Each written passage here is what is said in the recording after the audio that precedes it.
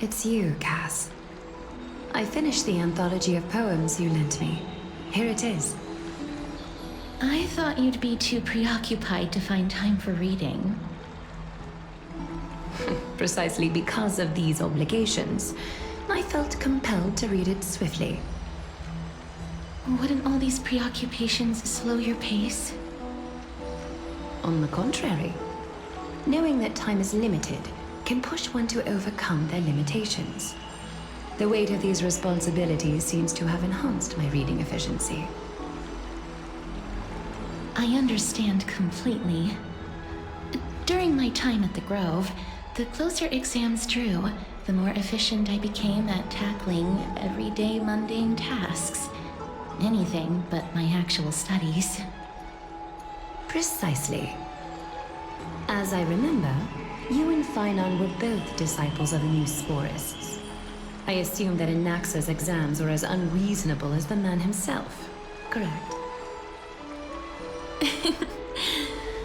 The courses Professor Anaxa taught were Introduction to Alchemy and History of Mythology.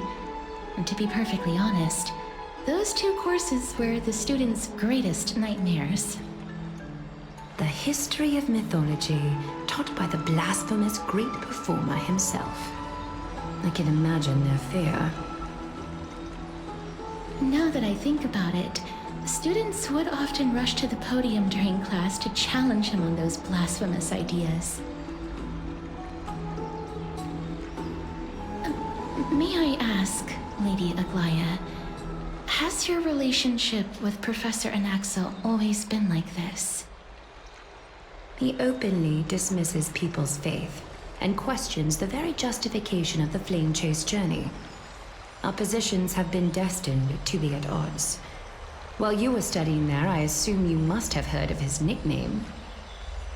A Dromus draped in finery? As I see it, this nickname is more of an insult to the Dromas. Despite his insufferable arrogance, I do hold a certain respect for his nature as a scholar. To remain true to his principles, he is unafraid to stand opposed to the world, and that requires considerable resolve. Anaxagoras' life is almost like a satire. As a Chrysos heir, he refuses to heed the prophecy, while he disrespects the gods. The gods have chosen him. He was indeed chosen by Circes. Is something weighing on you, Cass? The golden thread is quivering. I sense there's more to this exchange than idle chatter. With all due respect, I'd like to know what you plan to do with him. In light of his assistance in the battle against the Flame Reaver, I am willing to grant him some time to find a way to remove the cool flame. However, if Anaxa decides to make any move that places us in danger, I will not hesitate to take extreme measures. Just as I feared. The Flame Chase journey is the destined path for the Chrysos heirs. Yet he now seems more like an empty shell. Given his strong sense of self-respect, I trust that Anaxagoras will make the right decision. Still, I can't help but hope for another possibility. Perhaps Anaxa will also overcome his limitations, now that he knows time is limited. I understand your stance. Let's continue this discussion another time. But now, let's greet our guest. You're here. Does this mean you're ready to take on Orynyx's trial?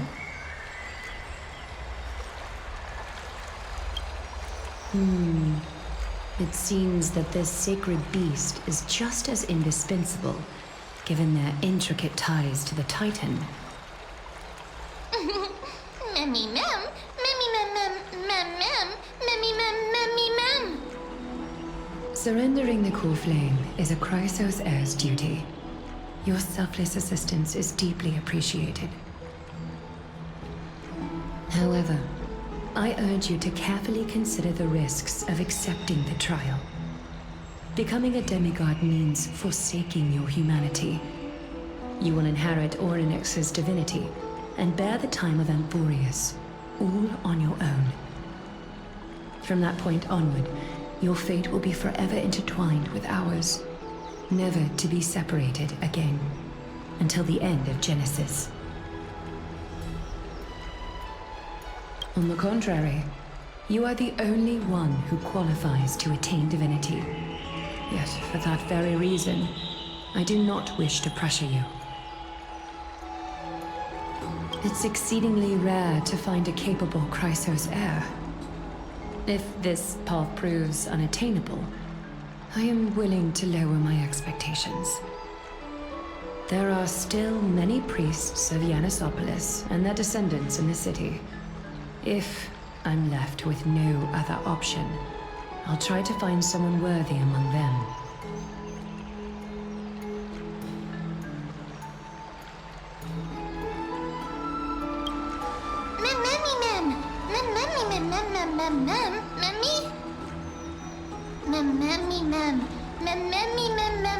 Hero.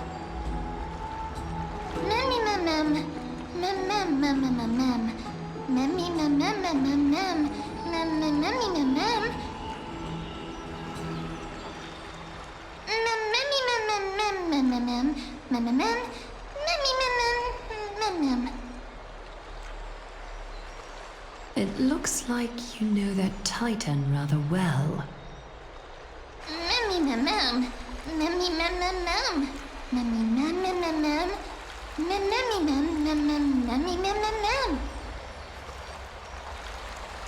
Memories that exist outside of your own experiences.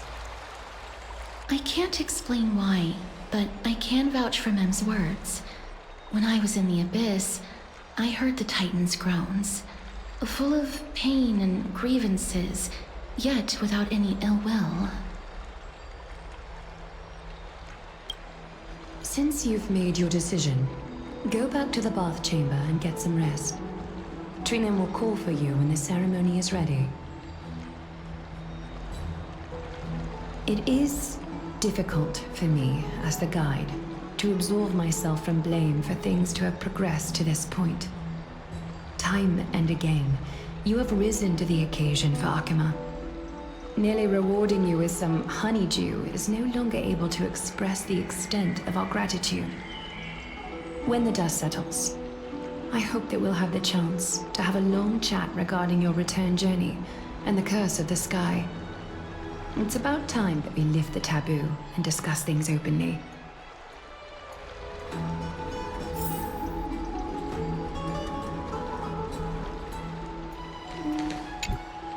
Miss, may everything go well for you and Mem.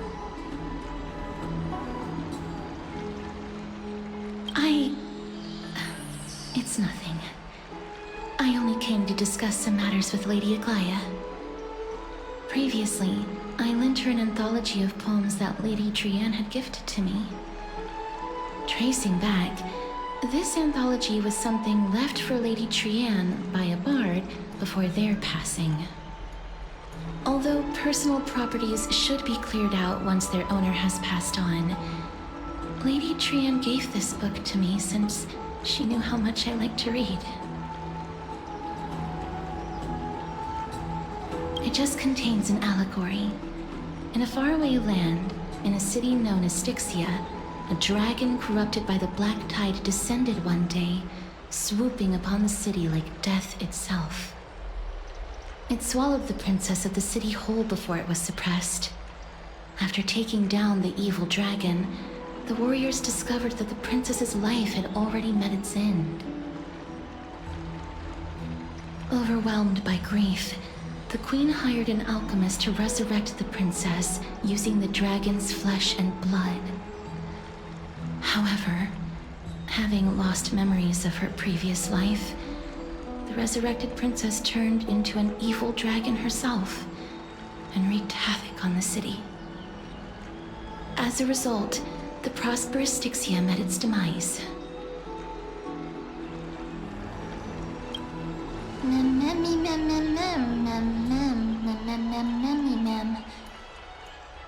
The author of this book is Archepia, a wandering bard who traveled to many cities. Among the things she left behind are poems, dictionaries, and many tragicomedy scripts. She even clearly underlined and took notes in books that covered myths with her elegant handwriting. While flipping through these books, I felt like I was afforded a glimpse into the life of Archepia. It felt just like I was traveling with someone that I'd never met before. It was as if she had yet to pass on and was still alive.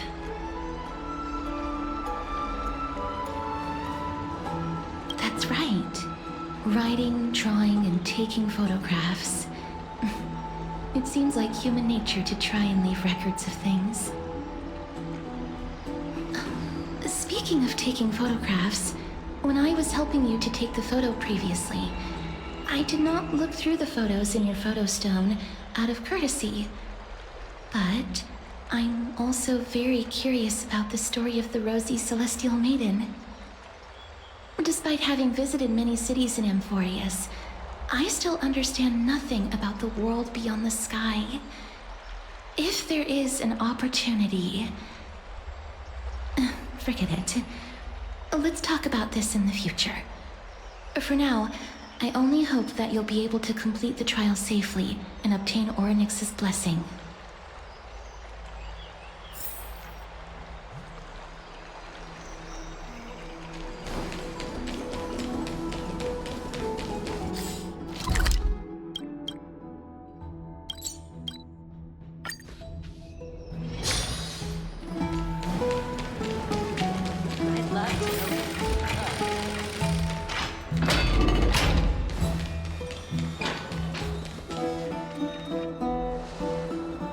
That's right.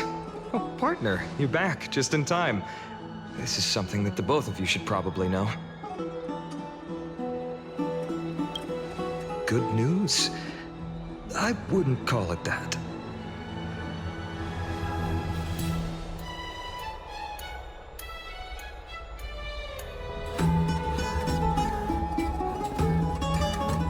Some background information for you. The Council of Elders is an authoritative body in Amphorius, made up of different city representatives. They hold legislative power over the Holy City, and are in charge of presiding over the Citizens' Assembly held once every few years. This is the most important social event of Akima. It is highly influential, and can even affect what happens to the Flame Chase journey.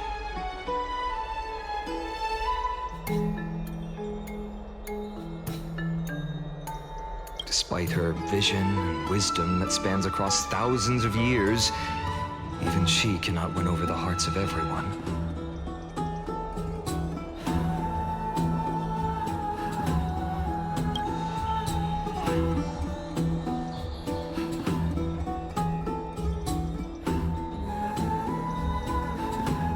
Every 5 to 10 years, the Council of Elders organizes a Citizens' Assembly at Dawncloud.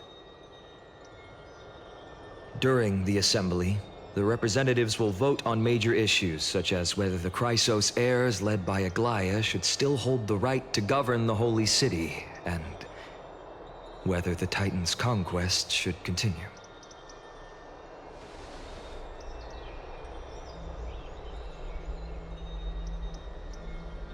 That is correct. However, the problem lies in the fact that there are ill-intentioned extremists in the Council of Elders. They view the Citizens' Assembly as a way to restrain the Chrysos heirs, and hope to take complete control over the Flame Chase journey. We can refer to them as the opposition. During the assemblies held in the past 100 years, the voices supporting the opposition have been growing stronger in the shadows. It's only thanks to Aglaia that the Flame Chase journey has been able to continue to this day. The Citizens' Assembly is just around the corner, but this time, there seems to be a new variable to the situation.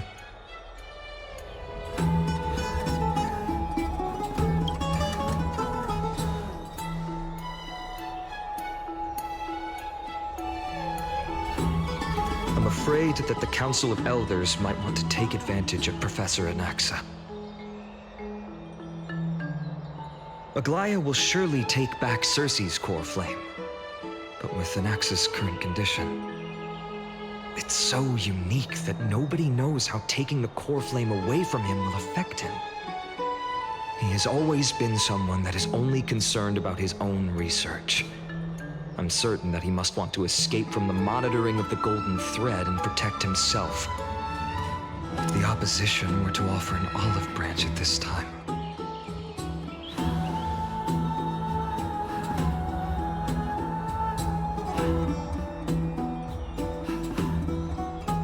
Anaxa has never believed in the prophecy, so technically it cannot be considered a betrayal. However, he has taught many Chrysos heirs, and has long been considered an important ally of Akuma. I truly do not wish to see comrades turning on one another.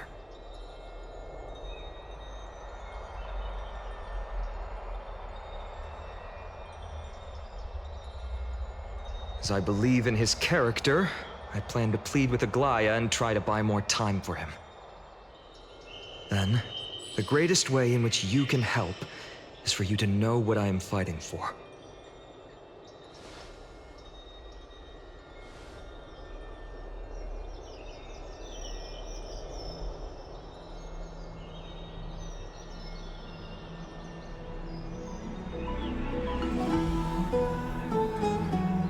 Allow me to apologize for the fact that we always seem to be troubling you.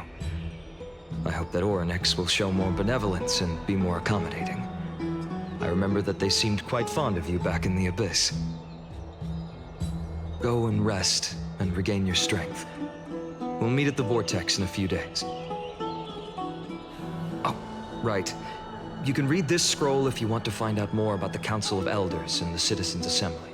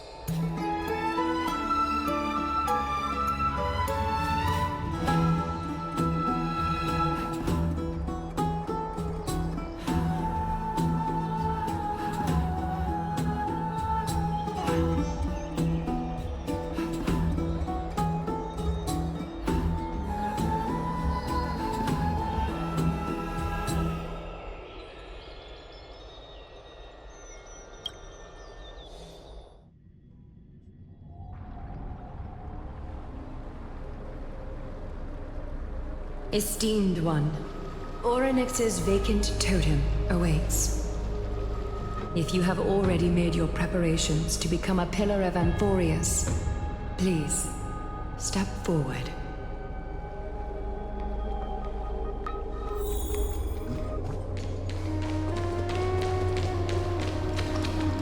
Little Gray and Mem, thank you. Your resolves cannot be questioned. We praise your pure selflessness and courage. May carefully light your path forward. Get ready to assume Orynyx's divinity, Trailblazer.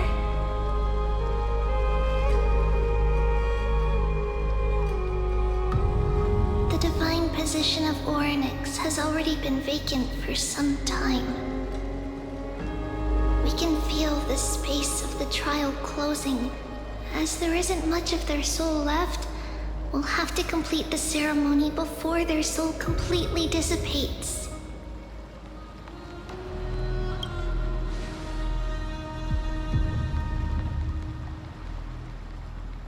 The 8th core flame coveted by the miracle that once belonged to the great Veil of Evernight, Orynyx. It shall now be returned by the 2 elected heroes of the Chrysos heirs. A traveler who is upright and courageous, and a sacred beast that invokes miracles. Who? Mem. Both of you, please, come forward.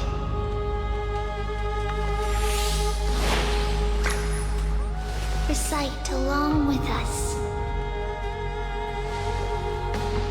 O Majesty of the 12 Titans, pillars of the world, we seek your divinity to mend the rifts of the world.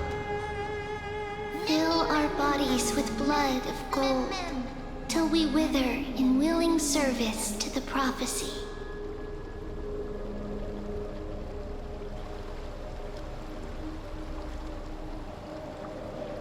These are just words meant to make the prayer seem more solemn. Please, focus.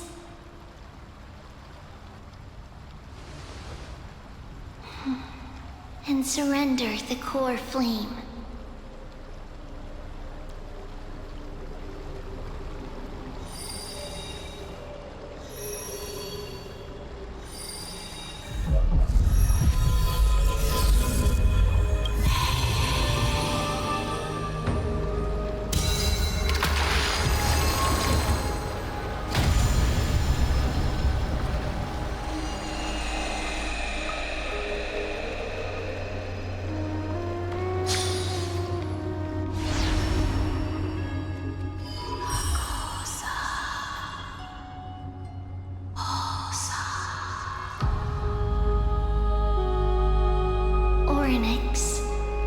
Their soul has been waiting for a long time. Perhaps they're also quietly waiting for the arrival of their successor.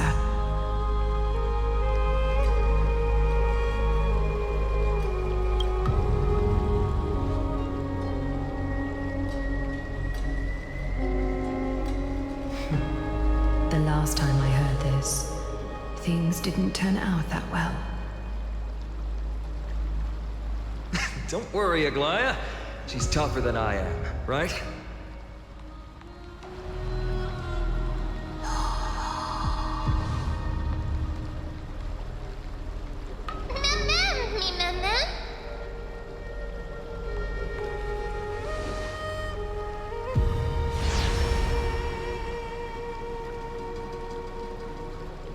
Traveler from beyond the sky, let us pray that the Titan acknowledges your worthiness. Although she loves cracking jokes at inopportune times, her determination is as strong as the Chrysos heirs. She will definitely succeed.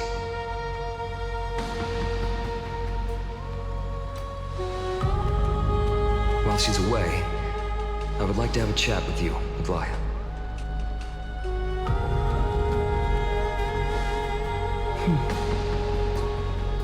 Speak. I'm listening.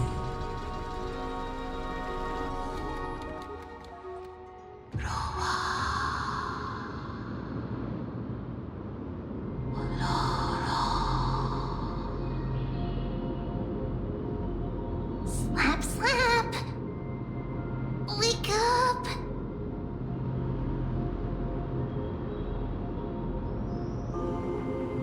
How is it? How do you feel? That's right! Look! I don't know what happened, but I'm able to talk! Testing, 1, 2, 3. Testing, 1, 2, 3. I have such a cute voice! It must be because of all the memories that I collected. They allowed me to grow beyond expectations. Also, listen. The words of the Titan are becoming clearer. Mother.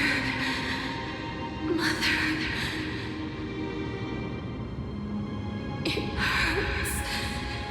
Have I finally reached the end? Or years of isolation coming to an end. Next. Oh, how heartbreaking. Ever since the figure draped in the black cloak robbed them of their core flame, they have been relegated to waiting in isolation in such a confined space. We are going to help alleviate their pain, right? Memories broken. Mother, where?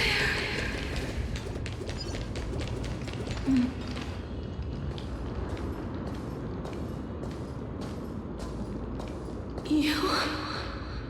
It's you. I remember you. Skyfather has gazed upon you. Mother is calling for you.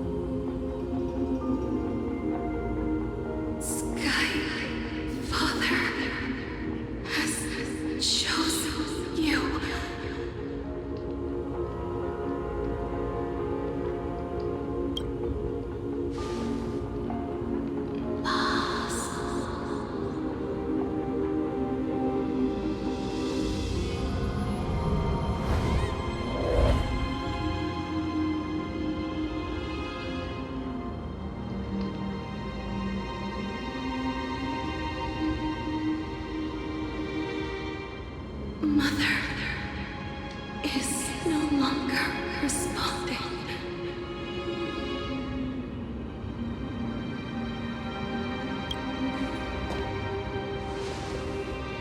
Something important. An important matter. Oryx, listen to me. Aren't you tired? Throughout the long years, you have always been protecting the fate of Amphorius. Each time people draw strength from within their memories, every single ripple falls onto your shoulders. There's no need for you to bear this any longer, Oryx. From today onwards, someone else will bear time on your behalf. This is why we have come. Freedom.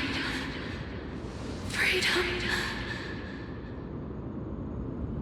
I want freedom. Oh, poor child. Everything will be fine. Let us help you. You can have a good rest now.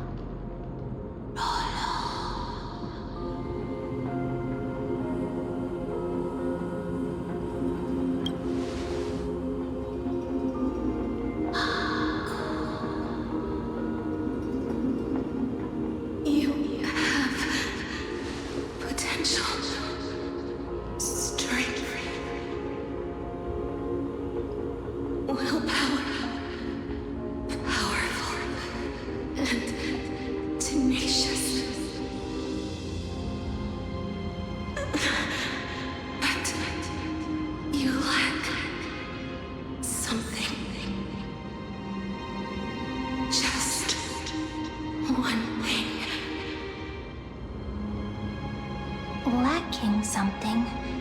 What is it?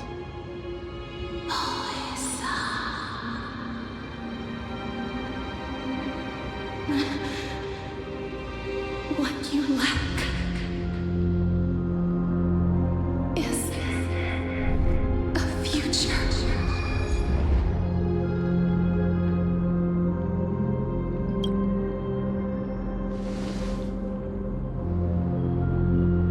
Future? Traveler from the sky. should have dissipated already. The gaze from the Sky Father stabilized your form. Because from the moment you crossed the sky, your life was cast away. Right now, you are simply a collection of walking memories. What? How is that possible?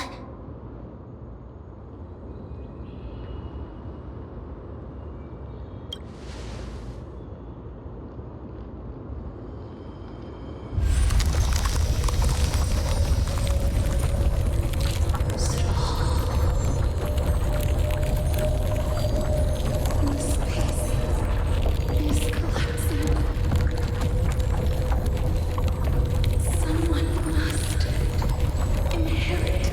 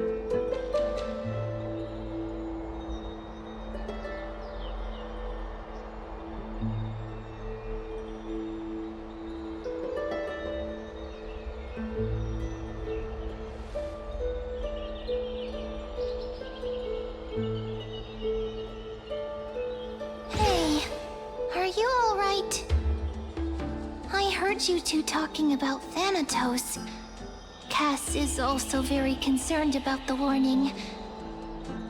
She has left the vortex and returned to the garden. Shall we go and look for her? Thanatos is the Titan that Cass has always been looking for. Regardless of whether there are any clues, there's probably no one else that understands death better than her.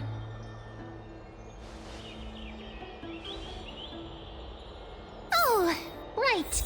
There's something that I have to tell you. The Chrysos heirs already know everything that has happened to you. I was too worried, so I told them everything. Please don't hate me, okay?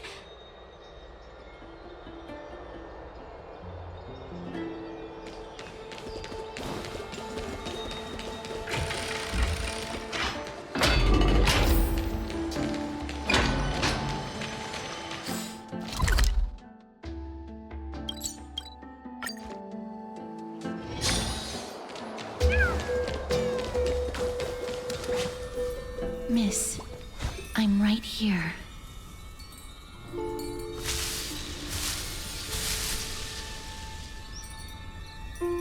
Please stay there and slowly turn around.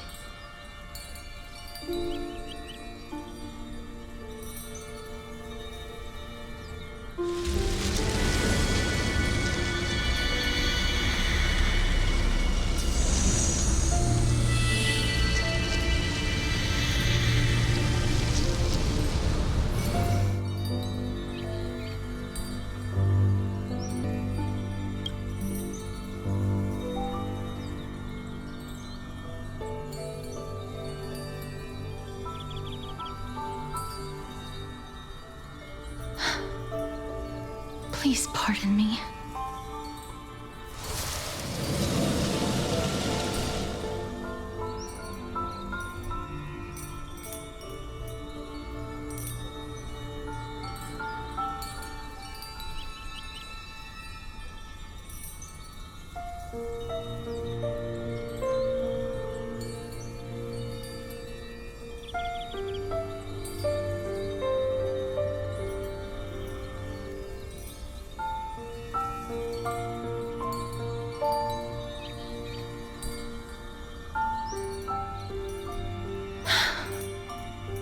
Just as I expected.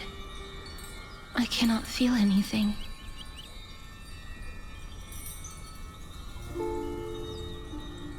Back at the Grove, I was puzzled as to why you were not affected by my curse.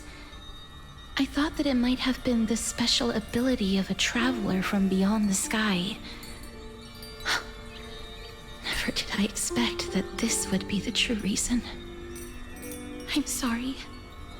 I should have noticed that something was amiss earlier.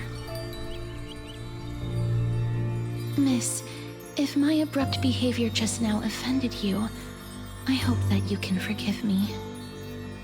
I'm just thinking, if your soul has really left your body, as a mortician, I might be able to trace where it has gone to. Cass, did you find anything? My apologies. Not as of yet. Perhaps I have overestimated my capabilities. But, Miss, would you be willing to let me try again? This time, I'll increase the area of contact slightly. Perhaps the result might be different this time.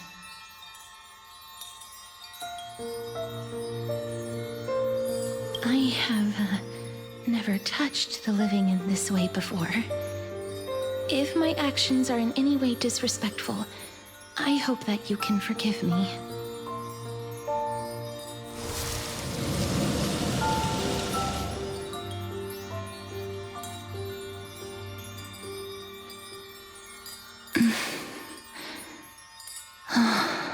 Yes.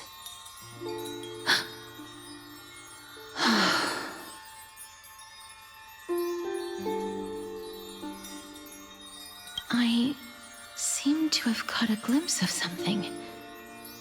Your soul is currently roaming someplace and cannot find a way to escape. But perhaps it might not be a bad thing. If your soul is still wandering around, it means that we still have time. We have a chance to find it before the fingers of Thanatos sweep everything away. Clues. Just a few more. I need more guidance. The connection has been severed. With my strength, I'm not able to trace it. It was me. I was a little too hasty. Don't worry, miss. Although we currently have no leads, I will do my best to search for the whereabouts of Thanatos, bring back their core flame, and personally return to you the life that you have lost too soon. I know that I'm lacking in confidence, but I hope that you can keep this promise of mine in mind. Before I manage to deliver on this promise, please do your best to hang on. Amphorius needs you.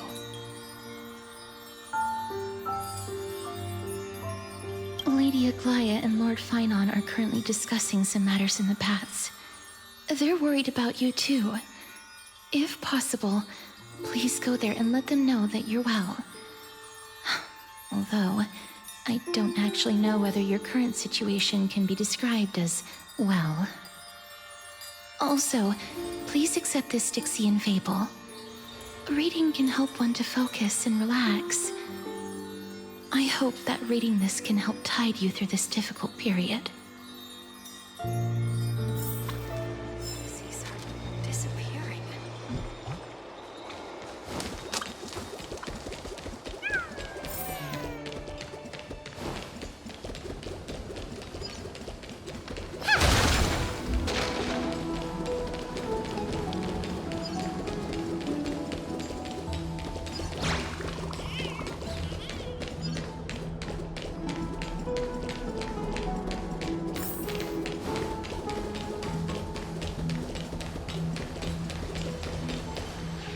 They're here.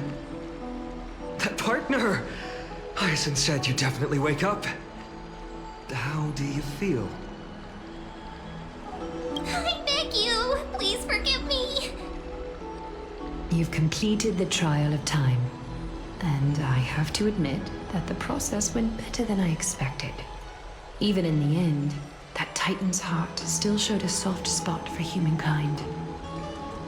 However, I never expected that two people who have cheated death would appear in Akima at the same time. That's what we have been talking about. Mighty has been in Akima for such a long time, but has no one thought to study his indestructible body? If there were even any minor breakthroughs, we wouldn't be as clueless as we are right now. Many have had this idea, but so far, there have been no results. If it were successful, Thanatos wouldn't have disappeared without a trace.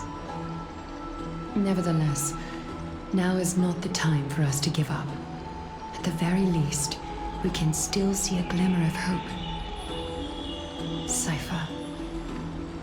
If anyone in this world knows the whereabouts of death, it would be her. I'll try and get her to return to Akima, but do be prepared for a less than ideal outcome. Please understand that throughout the history of Amphorius, no one has ever managed to escape the clutches of death.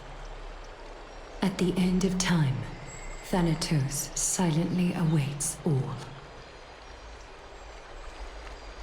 It is my duty. We too require you to bear the divine position of time.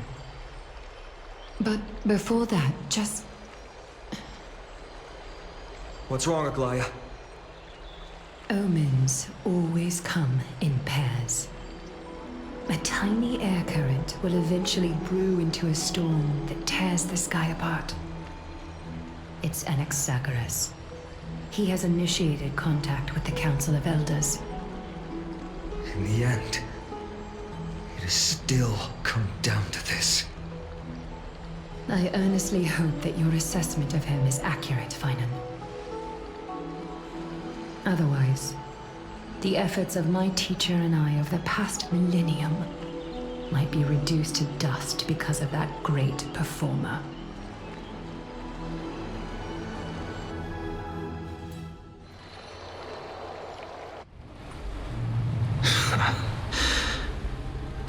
I'm back here again.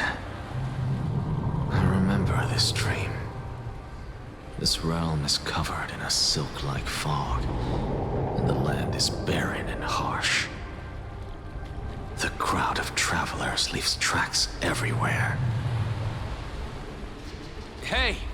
Excuse me! What is this place? Where in Anforius are we?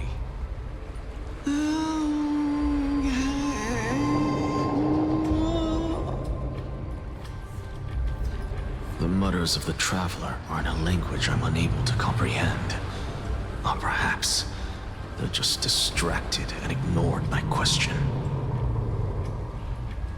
Tell me, which Titan reigns over this land? And how do I find them?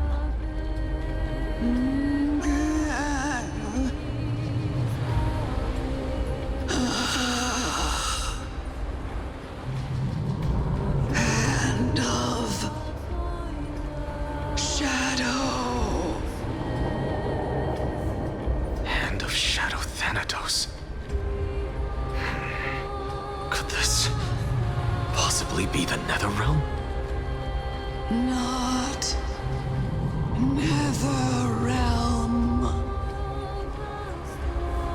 Then where is this? River of Souls? The outskirts of the Netherrealm? Are you heading downstream toward the Netherrealm? The Netherrealm. Nothing but an illusion. Titan rejects you, me.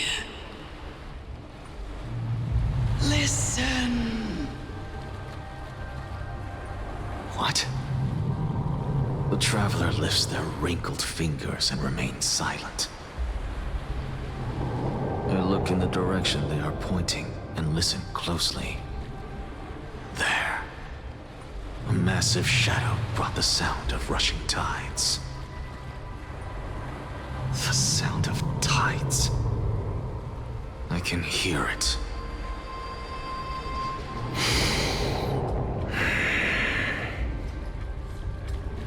I hear it deep within the tides, beyond the closed gates of the void world. A voice about to recount something. Child of humanity. Is it death's embrace you yearn for with such urgency?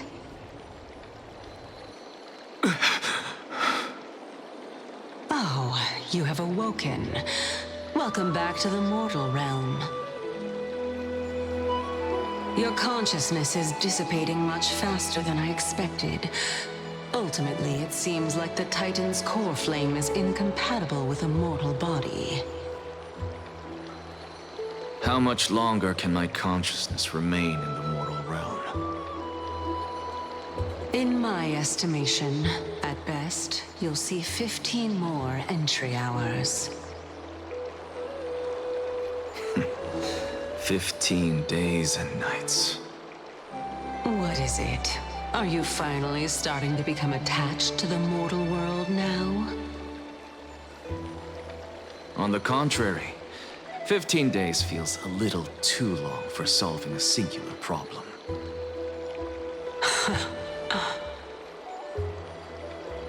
Stop giggling. It's time for us to go.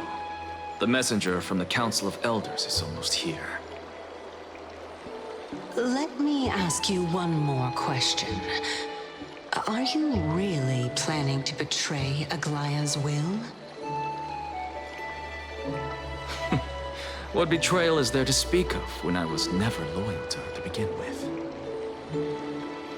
What about that white-haired student of yours?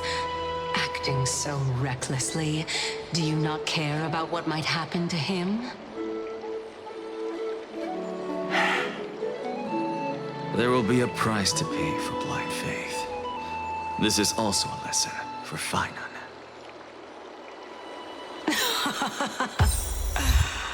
You truly are a strict teacher. Of course. This is how I've always been.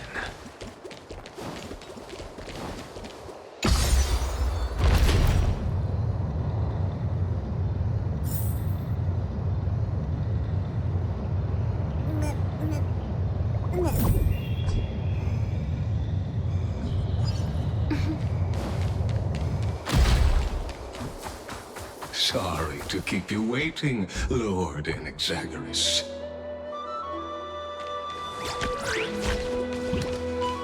It's been a while, Lord Enexagoras. I greet you on behalf of all the citizens of Akima and express my deepest regret about what happened at the Grove of Epiphany. It's you. I never expected that you would personally come and meet me. By carefully into Lantern above, I have come as a testament to the justice of the Council of Elders. There are Antikytherans here? They have been a rare sight ever since the Chrysos War. I extend to you my utmost respect, revered Titan. I am Lycurgus, though you may call me Linus, holding an honorary position within the Council of Elders in Akima, and as the Theoros, I stand to protect the right of all upright citizens to express themselves freely. You can see them too? You know about us. We Antikytherans perceive the world through the amplitude and frequency of souls. Just as I am conscious that Lady Aglaya is secretly listening in on our private meeting from afar, if necessary, Lord Enexagoras, I can sever the golden thread to protect your fundamental rights. The demigod should know better, for such is her station. Spare those poor threats, and just let her listen to my words. They shall serve only to unveil her own folly. May I interpret this as you having a countermeasure? I need not any plan, because she can do nothing other than petty espionage. As the Citizens' Assembly approaches, and with Orynyx's fall, any attempt to capture the core flame within me will only usher chaos and calamity. A truth she undoubtedly comprehends. While I, Enexagoras, serving as the Grove's special envoy to Akima's Citizens' Assembly, have long known the extent of your abilities. Let's forego the formality of asserting authority, Lord Lygus. Lead the way. Very well. Surely Lady Kindness would appreciate such assertiveness in an ally.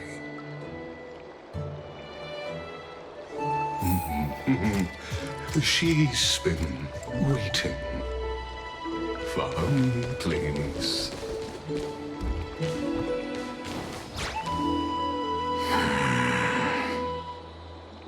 Is there something on your mind, Lord Enexagoras? Nothing, really. It's just a question that I contemplate every time before I ascend to Dawncloud. For the Titans, does the falling equate to death? Ah, a pondering truly deep. Time is on our side. Do you mind sharing your reflections with me? While all living beings must ultimately face their demise, Kefali has yet to meet theirs. Their journey continues unhurriedly along this long path. Are you suggesting that Kefali may not have truly passed? Yes. For dying implies an ongoing process, an action. Whereas death signifies a static state, a definitive termination. In contrast to mortals, Titans exist on a grander scale of space and time, thus elongating their passage into death. The notion of their fall is but a misinterpretation born of mortal ignorance. Ah, an intriguing concept, albeit challenging to substantiate. After all, Kefali has maintained a profound silence ever since the era Arasa, while scholars and priests alike have conveyed the message of the gods' imminent fall. Perhaps the gods, in their arrogance, deemed it beneath them to reveal their perspectives to mortals. Could you elaborate on your statement? Circes, the kin of the Sky Father as recounted in myths, now resides within my brain. Were I to inquire, Kefali would have no cause to refuse. Oh. That very well could be true. But what if the world-bearing Titan still chooses to remain silent? In that case, the myths crafted by the people of Amphorius are nothing more than pitiful jests. It's worth a try. I believe, and I'd love to witness the fruits of your theory and the change it may bring to this imperiled world. Because I completely concur with you on this aspect. If the Titan has indeed met their end, any response from them would be impossible.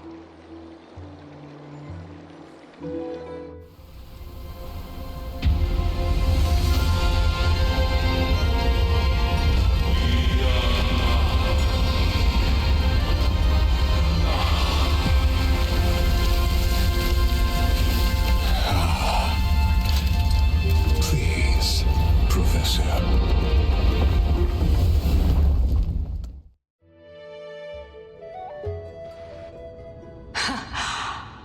Children of humanity have indeed created a spectacle. Welcome to Dawn Cloud. The atmosphere here carries a greater sense of solemnity than the mundane clamor of the Marmorial Palace, with entry permitted only to the invited. Only esteemed beings grace this place, and among them I've received priests, scholars, warriors, and now we even have the honor to be in the presence of a Titan. Oh, what a joyous occasion. Once deemed a blasphemer, now a surrogate for revered divinity. The honor should rightfully be mine, shouldn't it? I'll notify Kindness and the others of your arrival. Kindly wait for a moment. A soldier will be here to guide you shortly. In the meanwhile, you're welcome to explore the vicinity, but kindly remain within the guard's view. Delaying the crucial meeting is something none of us wish to see, I presume. I'm well aware of Kindness's methods. There's no need to emphasize that. As you wish. Your cooperation is much appreciated.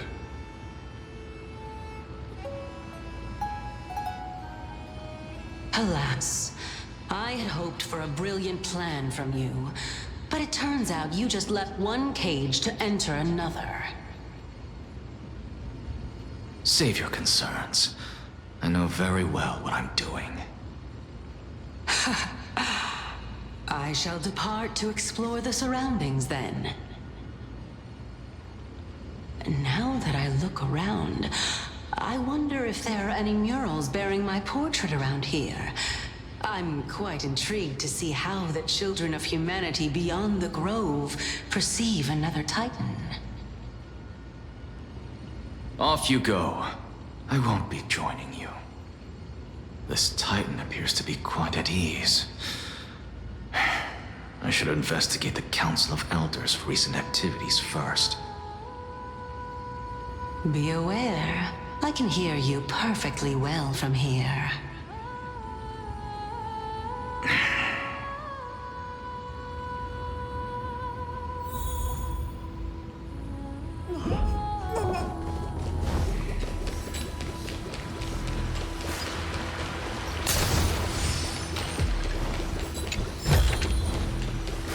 I didn't expect to find this here.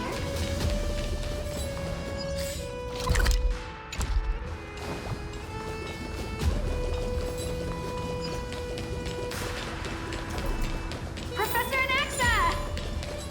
Over here! Professor Anaxa? Word has it that the scholars of the Grove valiantly perished resisting the Black Tide. To find you here safe and sound, thank the Fates. You could say it's the Fates toying with us.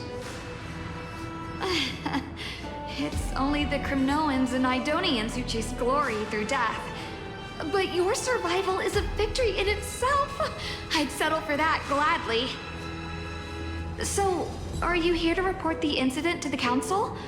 I heard that after the Black Tide devoured the Grove, Akuma would be next in line, even with the demigod of strife standing alongside humankind. Tell me, how much does the Council of Elders know about the Black Tide? Once Kindness and her followers learned of Circe's and Orynyx's fall, they proclaimed in the council that the Flame Chasers could no longer stand against the calamity alone. Yet, when the Crown Prince ascended to godhood and repelled the Black Tide, she immediately altered her tune, declaring that all was resolved beyond Akuma, with the only remaining menace now being Aglaya and her adherents. They might well make their move at the upcoming Citizens' Assembly. No surprises there, those shifty opportunists. Thank you for your honesty, virtuous student. Being an opportunist could very well be a facet of wisdom. Shouldn't you be searching for murals of yourself? I've had enough of your prattling. I was really curious to see how you would find the middle ground between both factions, so I came to listen in. But it seems as though this Kindness is much more ruthless than Aglaya. If so, why do you want to work with her? Could it be that perhaps you've decided to readily surrender this hollow shell of yours, just because you feel like death is fast approaching? I'm afraid you'll be sorely disappointed if that's what you truly think.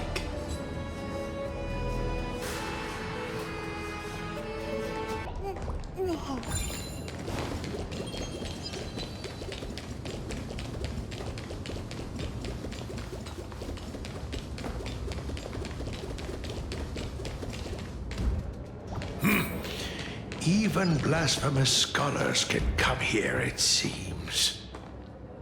Looks like my presence here is quite unwelcome.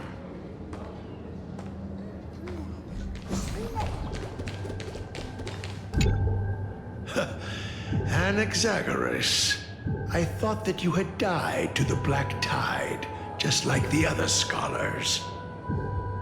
As Kefali's priest, are you not aware of the decorum of respecting the dead? Surely you jest. You blasphemous heretics are not worthy of respect from the Supreme Being. Let me remind you that you're currently in Dawn Cloud, so you'd better keep your deranged language to yourself.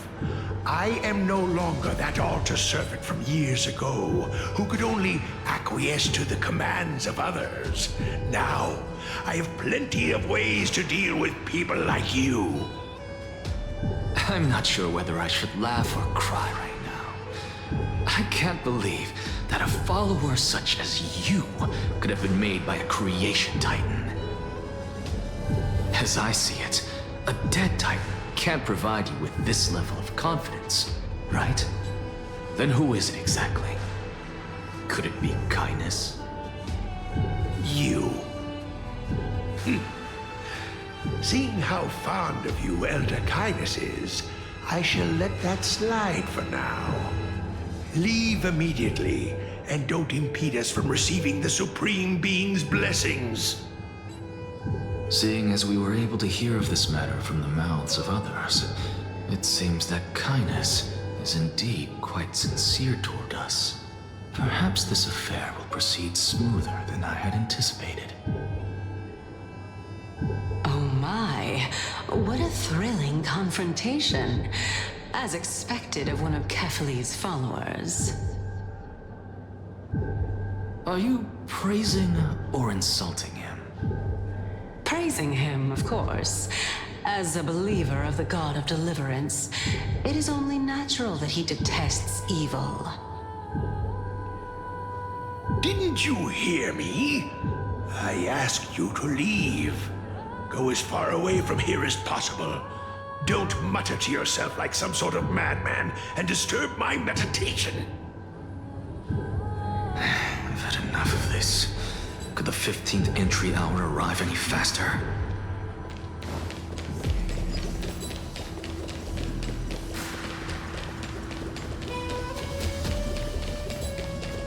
Oh, my.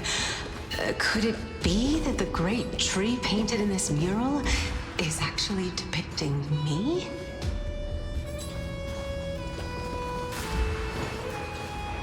Every plant, every tendril, no, even every leaf could be the embodiment of Circe's.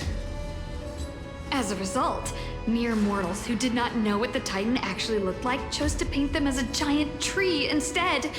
Their wisdom was portrayed as fruit, to symbolize how they shared their knowledge equally among the masses. Such exquisiteness indeed. This mural is quite abstract. I really can't tell whether you are praising or demeaning yourself. Now I'm quite curious whether the Reason Titan has studied figures of speech before. Of course I find such stylistic devices interesting. For all we know, this could be the answer to the question, what exactly are we? I, for one, am not willing to admit that I could look this ugly. Was this the reason why you failed in your attempt to refine my soul when you were ambushed at the Grove? Since you are aware of this, why did you save me back then? From my perspective, this point alone was enough to separate you from the average person. How do two lunatics coexist in the same brain? Therefore, it seems that your journey to Dawn-Cloud this time is not just to seek protection. What, then, is the intention behind your actions? The entire plan is stored in my memory, so why don't you look there? Then don't mind if I do. 1 year old, 2 years old.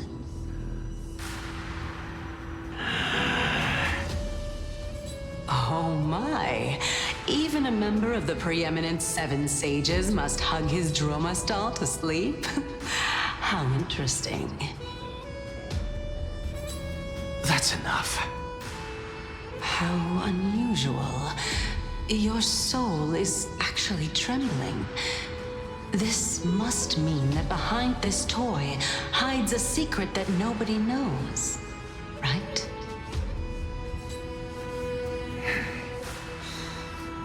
Since our days are both numbered, I don't mind telling you more about it. This is a present that my sister gave to me. It's a doll that was made to look like our family pet. So there are other members in your family, eh? Are they also living in Akama? Don't you just love to pick through my brain? Go on, continue flipping through my memories. It won't take long. You'll discover the answer when you reach the memories of when I was 5. Oh, the black tide is everywhere. I can't bear to look. When I was young, I couldn't accept this outcome either. Georios, Aquila, Kefali, and you, of course. Although I prayed to every titan that I could think of for help, my efforts were ultimately futile. This...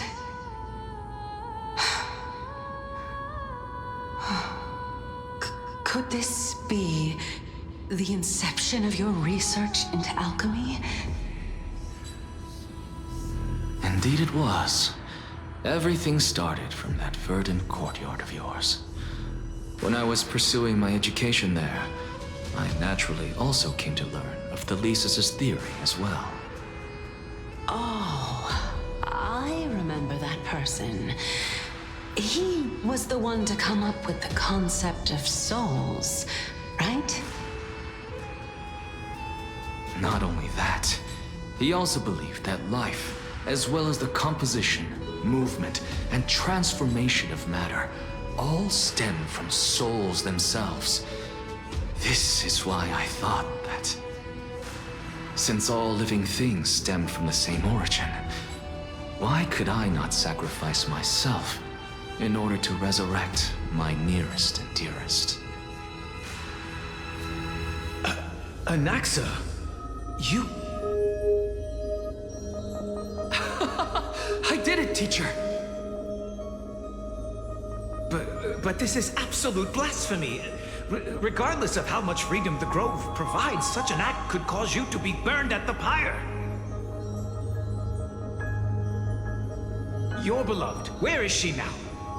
Send her away from the Grove at once, to a place where nobody will ever be able to find her. Otherwise, the both of us will be judged by the Council of the Seven Sages. Calm down, teacher. My sister, she's still not in the mortal realm, even to this day. What do you mean? It was naive of me to think that I could snatch the deceased from Thanatos' grip by merely sacrificing one eye. Equivalent exchange. All I received for that price was but an opportunity to see her for one final time. Nothing more.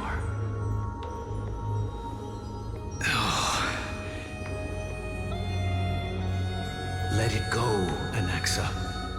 As one of my best students, I cannot watch you go down the wrong path without doing anything to stop it.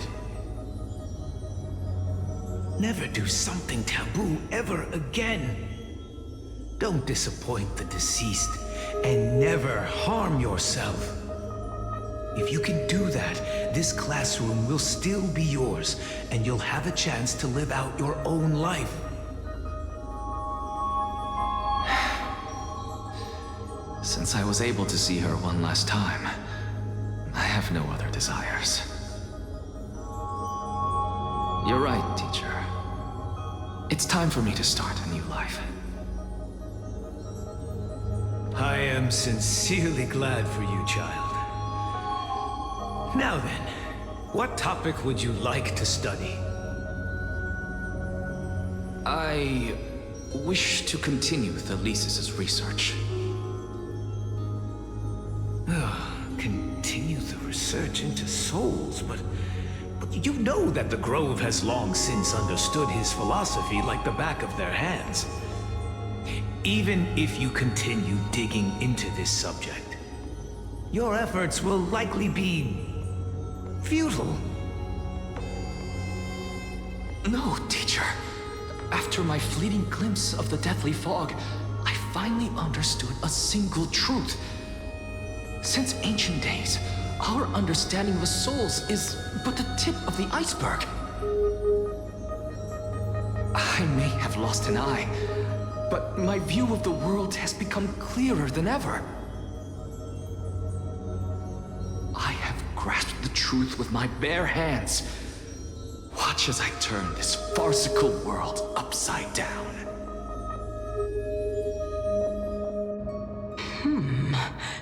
Who would have thought such a secret lay concealed beneath that hefty eye patch of yours? However, this story doesn't seem to be connected to your plan. In fact, I'd say that they aren't related at all. The answer lies within the tale. If even you cannot understand it, perhaps you should relinquish the divinity of reason to me. After all, it'd be a waste for you to hold on to it. My story ends here. Now it's time for you to tell me your secret. After all, this is what equivalent exchange means, correct? As expected, you laid a trap for me to step into. Unfortunately, even if I was willing to talk about my past, I may not know more about it than you do. Oh?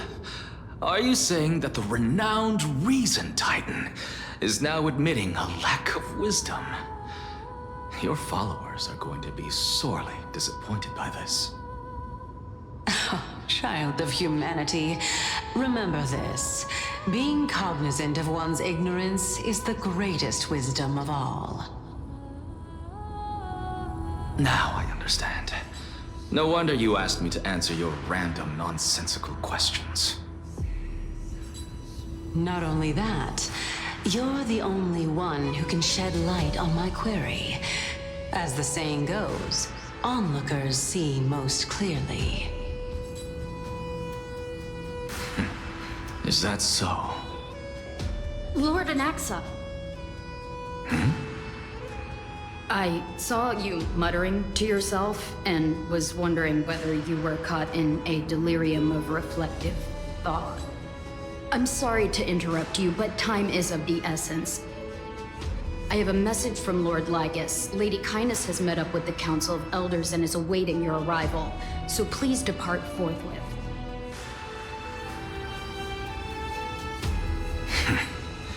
It's finally time. Carefully. The one who created the world, and the one who bears the world.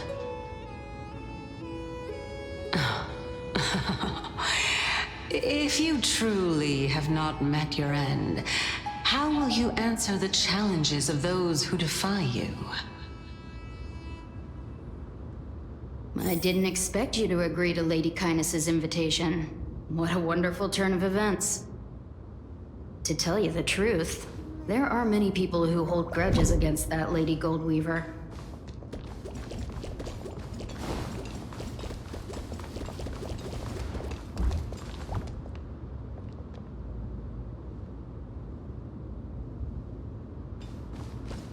Isn't that the dromas draped in finery?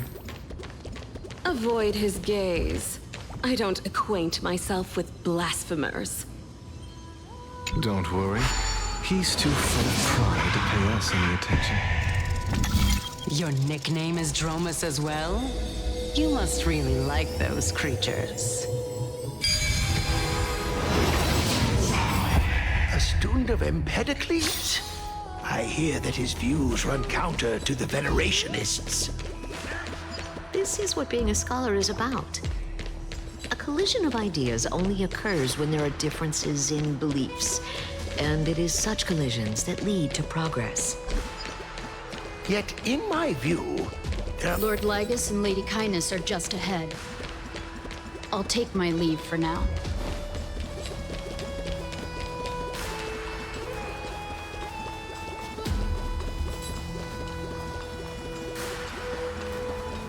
Welcome to the Demigod Council, esteemed guests.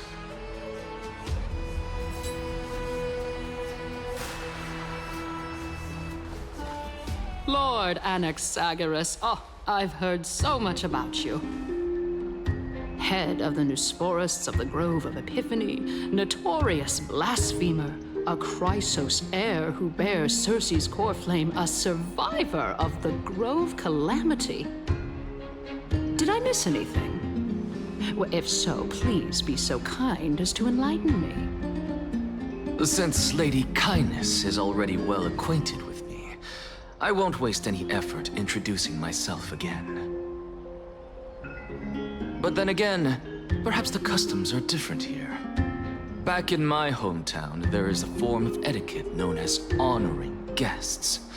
The host will welcome their guest with warm hospitality by treating them to fine wine and a cozy bed. And yet, ever since I arrived, I have not been welcomed with warm courtesy or ceremonial gifts. Instead, I met with intense scrutiny.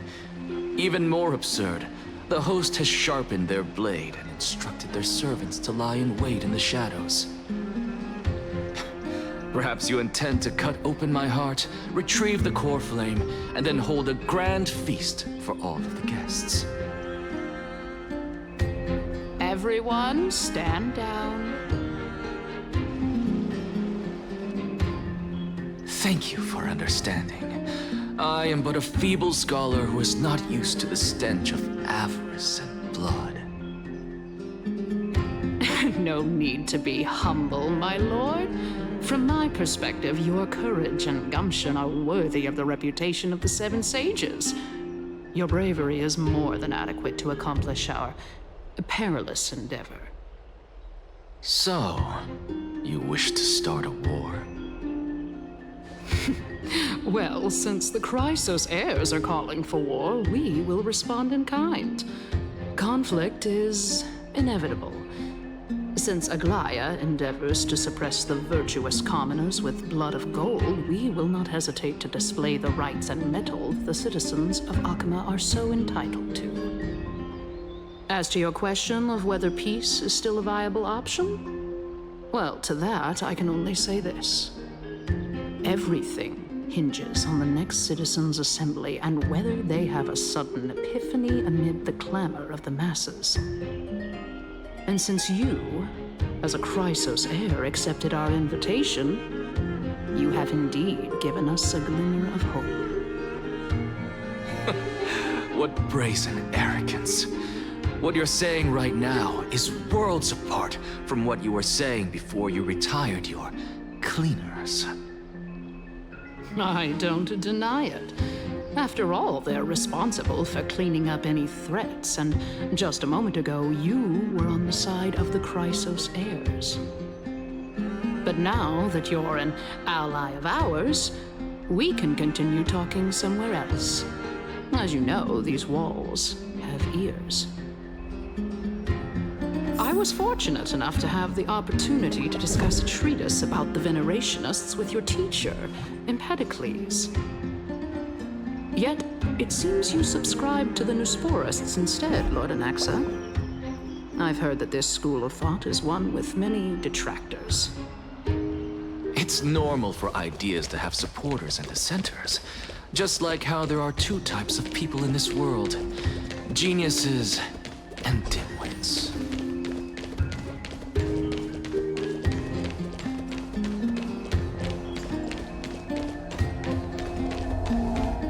Welcome back to the hub of the Demigod Council, Lord Anaxagoras. Surely you remember that countless eloquent orators have stood in this spot before and emerged victorious by stoking public sentiment with their words. And yet there have also been innumerable blasphemous philosophers who set themselves up for failure because they refused to defend their actions. This tiny stage is the most profound embodiment of Akama in centuries.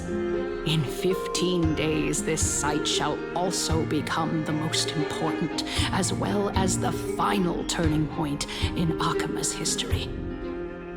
May the both of us carry out our duties with honor and lead the masses back toward the Era Chrysia, a golden age with no death, strife, or trickery. Oh my, 15 days and nights. That aligns perfectly with the date of your demise. Could such a coincidence truly exist? Using death to prove myself fits my intentions perfectly. What strong conviction you have, as expected of the hero who dared to stand up to the Gold Weaver. As expected, she misunderstands you. That's enough, Lady Kindness. Dispense with the niceties. I only accepted your invitation so that I can serve the commoners alongside the members of the Council of Elders. Don't test my patience with such superfluous formalities. Well, you say that now, but surely you also require my aid as well, so that you can stay alive even when being pursued by the Golden Thread? You worry too much. She won't show her hand too freely, as she still needs to garner support from the masses at the Citizens' Assembly. Even someone like me can tell that only a sliver of her humanity remains. Surely you're not asserting that she will definitely act in a rational manner. As you're no doubt aware, Aglaya covets the core flame that I possess, which makes it the bargaining chip that allows me and the rest of you to negotiate with her. However, in return, I'll need the Council of Elders to support me as much as possible. Naturally, this includes the guards as well. You're well aware how valuable Cersei's core flame will be in the Era Chrysia that you are desperately pursuing. Talk is cheap, so you'd better act prudently as well. I understand. After all, this battle of wits is just a means for each party to acquire what they need. As long as your request is reasonable, the Council of Elders never shortchanges its allies. Since we're both intent on mutual cooperation, let's not mince words and just speak plainly to each other. Let us decide how much we can secure for ourselves and how much we're willing to sacrifice like true philosophers, with our words and wisdom.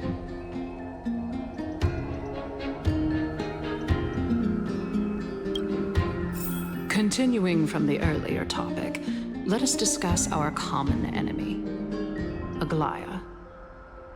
She is the second most experienced Chrysos heir across the whole of Akama, who has gradually lost her humanity to the ravages of time and the ablation of the core flame. A formidable opponent indeed. Admittedly, there is ample reason for her to take your life. Yet your previous reasoning is quite sound. As a seasoned political animal, it's unclear whether she will actually cross that irreversible boundary. Moreover, she still needs you alive so that the Titan's trial can be completed. Is there anyone present who can swear by the sacred vow of Kefali and guarantee that you weren't in league with that woman before coming here? Are you just trying to pull the wool over our eyes and aid her in her savagery?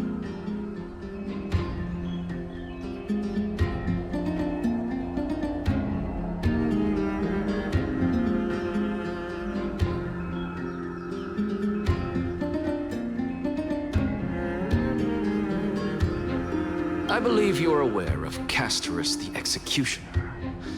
Long before I returned to Akama, Aglaya had already dispatched her to monitor me. If I weren't able to reach this place in time, I would have been forced to meet Thanatos first. As compared to a comprehensive plan with uncertain results, if you decide to cut open my chest and remove the core flame, wouldn't that settle her nerves even more? Everything is in place. She just needs the right timing. I understand what you mean. At the very least, the both of us agree that this tyrant who wallows in extravagance and greed is the greatest threat to achieving peace in Akama. The Council of Elders is willing to defend your right to live, just as we defend every oppressed citizen. However, I regret to say that sentiments in favor of the Chrysos heirs and Aglaya are only growing in magnitude. The peace that we are aspiring toward, as well as everything that we hold dear, will be destroyed completely. The city will be burned to ashes, and the citizens' blood will be shed. Tell me, what are you willing to do for our esteemed citizens so that they can vanquish the enemies of our fine city?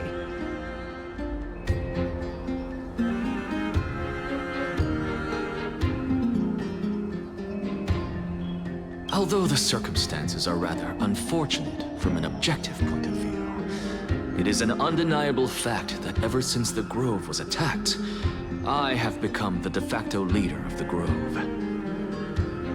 The Council of Elders needs more backing if it wishes to topple Aglaya, and it's evident that the Academy wields considerable influence. At the very least, I have served as the Grove's special envoy to Akama for a significant amount of time.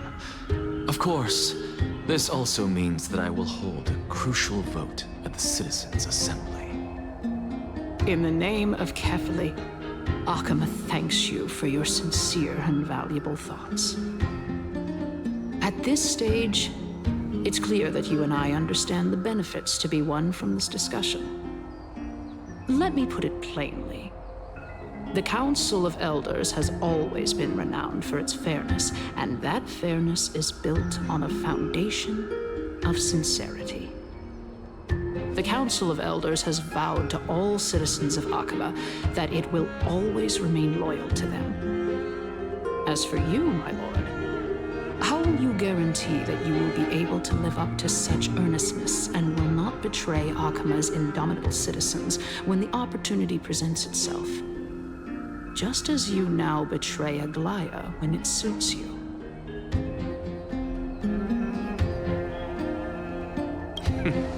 Surely you jest. My loyalty does not need to be proven. The fact that the Council of Elders is asking for proof of my loyalty is itself akin to a form of betrayal. I am incredibly honored to have witnessed the both of you bury the hatchet in a civilized manner. However, I am afraid that I must interrupt for a brief moment. As the Theoros, I have observed the following. Lady Aglaya, the Goldweaver, is currently on her way to Dawncloud. Oh. Well, I do believe that we might have a slight overabundance of guests today. Feeling dissatisfied, Lady Kindness? Despite the Council of Elders' lofty residence on Dawncloud, it must still tolerate the whims of the Chrysos heirs. So you were holding back just now. Seems like you are better at playing this game than I. In any case, I'm glad that she's arriving here. So tell me, Anaxagoras, now that you're an ally of mine, if Aglaya were to demand that I hand you over, what should I do? You can do as she says. Tell her that the Council of Elders merely wished to chat with me and had no intention of offending her. However, By doing so, the authority of the Council of Elders will be as thin as papyrus that has been soaked in blood. Not only can it be destroyed at the slightest touch, but the Council will also lose possession of a valuable core flame. No, more like 2 core flames. After all, at the next Citizens' Assembly, that young lady who is synonymous with death will also be standing on our side. Oh? How can you be sure of that? Is that of importance to you?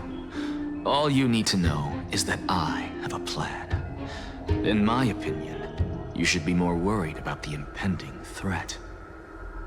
If Aglaya can seize me in full view of the masses today, she could also dismiss the entire Council of Elders in one fell swoop tomorrow. If that happens, the discussion that we've just had will turn into an utter joke instead. Is this the outcome that you wish to see, Lady Kindness? Fine. I will handle this matter appropriately. But you do best to remember this. Fool the people and karma will be on your tail. I'll overlook it this time, but don't count on there being a next time. Unless, of course, you crave cruel punishment and consider suffering the perfect state to ponder the true nature of souls.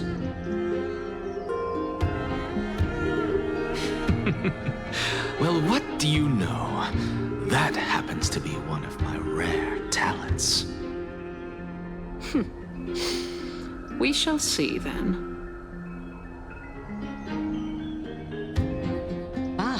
I've got to say that you've managed to really impress me again.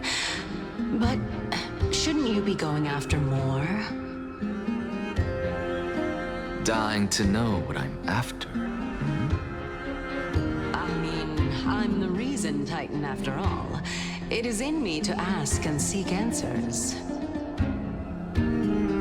Easy there. You'll learn the answers soon enough. I didn't bring it up with her purely because she doesn't have the means to give me what I truly want.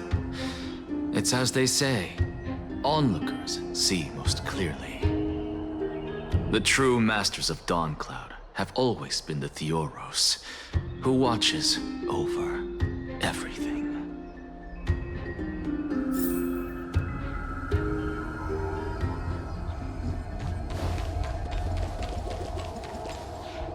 An expected visitor.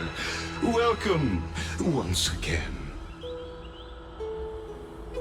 You know, you could actually skip all the pointless debate and come straight to me to seek an audience with Kefali. I have no reason to refuse you, do I? You may not, but Kindness has. Whoever gets hold of Kefali's core flame will get to rule over Akama. She's wary of me, so naturally I had to gain her trust. I would say that debate was not at all pointless. Very true. In my view, this individual has gone to great lengths to get close to Kefali. He might very well be plotting something nefarious against the Titan. Are you still willing to let him pass, knowing this? Yes, very much so. All living creations are always free to visit Kefali's transcendent vessel. This comes with being the World-Bearer. How convenient it is to be able to hear what they say. It is truly my honor to speak to a venerated Titan in person. Please, go ahead. Let me join you both on this journey. Oh, a bygone myth tells of an occasion where Kefali once answered their followers' questions on the peak of the Holy Mountain.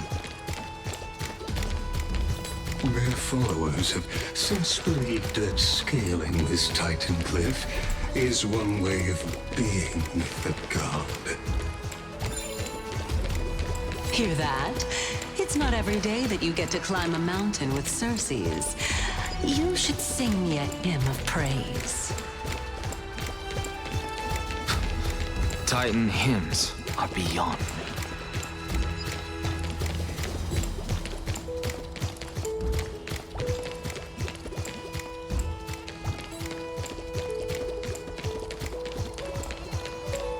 Go on ahead. Take this Yanis shortcut, and the long pilgrimage stairway will be waiting for you at its end. I have to admit, I never expected you to not ask me anything. Not even my motive. Because I know very well what it is you are after.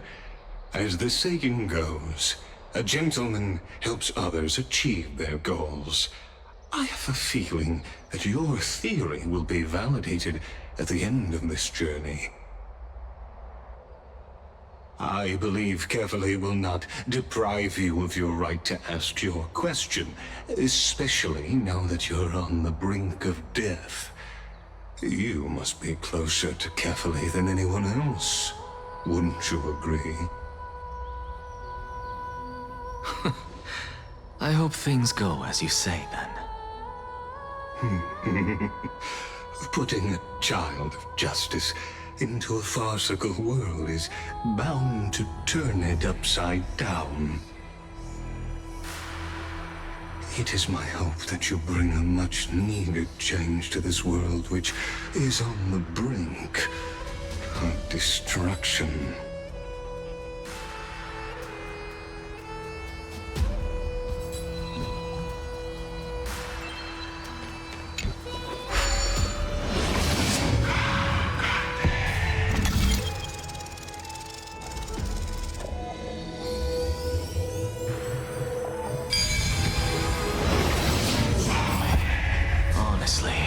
This is my first time going up to Dawn Cloud's peak. What a splendid view. Isn't it about time you recognize the magnificence of us Titans? Well, I don't see how this place is different from those temples in the city. All they have are magnificent facades. And even though I've come this far, I'm still doubtful about getting useful clues from him. I must be getting ahead of myself to be expecting to hear something nice from you.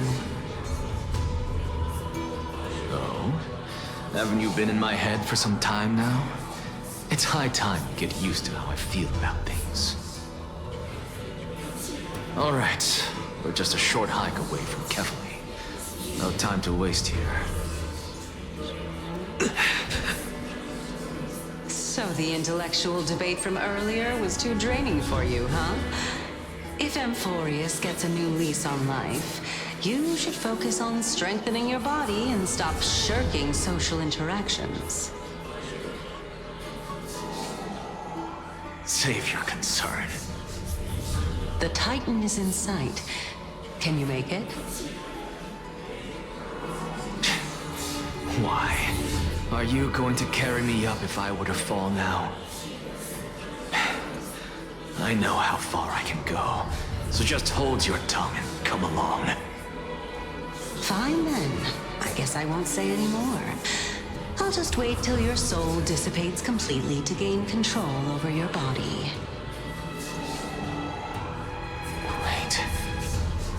Is that... Circes? Hey, look at that. Huh?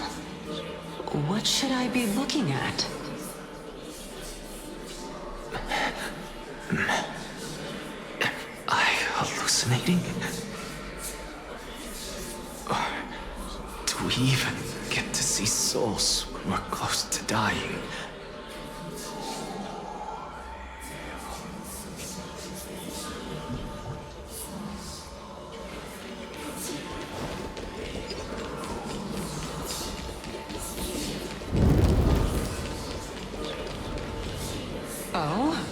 Why didn't you bring your favorite spear with you on this trip, Nias? Nias. I know I've heard this name somewhere. It's unfortunate. The Black Tide destroyed every last inch of my calyx. How could that be? Even a creation of Georios, from their prized ores and molten fire, couldn't escape the fate of destruction? Hey, Sarces. Do you know a certain Nias? Nias? No, not that I remember. How did you even think up such a strange name? I just saw him. Nias. A warrior-like figure who was just chatting with you here. No, I have no such memory. Could you be hallucinating?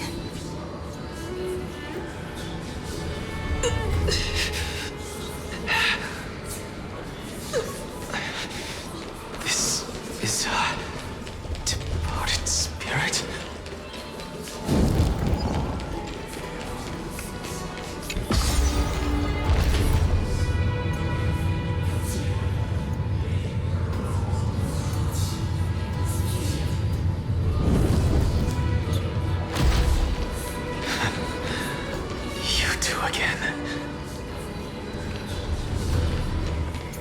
Enough about me. Did Kaos ever reply to you? Well, regrettably.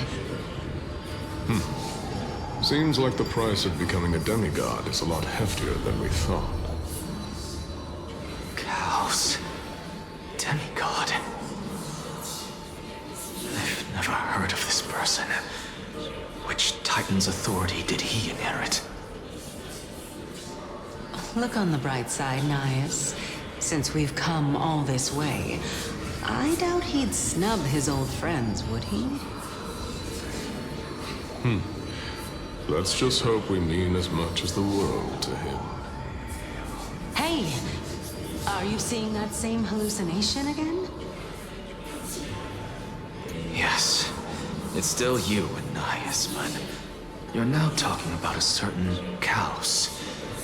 I'm guessing he's one of your companions? Kaos? This name sounds just as strange to me. Never mind.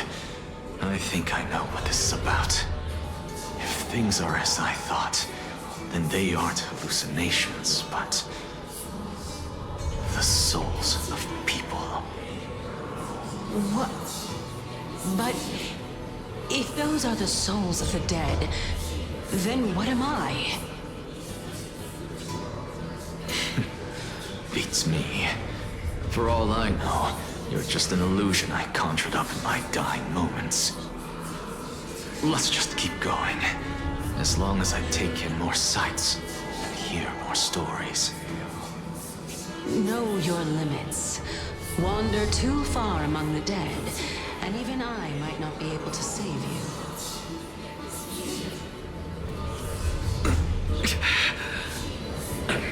Fine. If this is indeed as I thought, then this will be very amusing.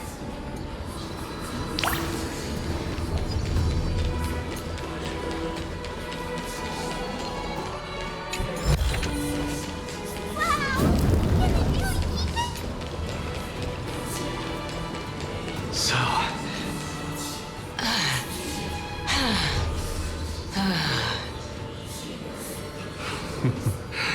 Can you keep going? Of course. I'm just... If I knew we had to climb a mountain, I wouldn't have come along with you. I guess this also counts as one aspect of the world-bearing burden. If Amphorius does have a next life, you may want to get your body in shape. Keep your sarcasm to yourself. I'm not getting anything of value from them. Would sooner throw myself off this cliff and hit rock bottom than exercise even a little. I am Calypso of the eminent Seven Sages, after all. Training would make me no different from those Helcalithist barbarians. Calypso. She's one of the Seven Sages. A member of the Grove? No, she can't be. I would know her name if she really were one of the Seven Sages. Hey, Circes. Does the name Calypso ring a bell? Circes? They're gone. Doesn't matter. I can do this myself. Looks like I'm nearly there. Oh, beautiful old world. Where are you now? Oh, legendary era Chrysia, return to the mortal realm. Splendid gods once walked the paths we walk. Alas, all that's left of that warmth is a hazy mirage. Why are you chanting that too?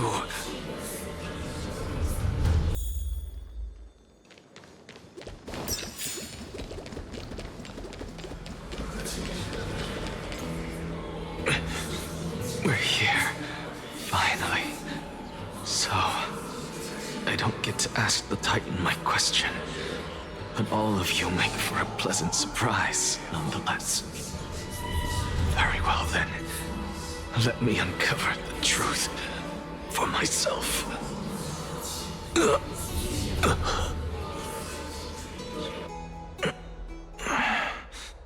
Did I still fail to make it in time? Huh? So, I'm back here again. This is... I can hear it. I hear it from the depths of the tides, behind the closed doors of the void world. A voice ready to tell me something. This time, the voice is a lot clearer than before.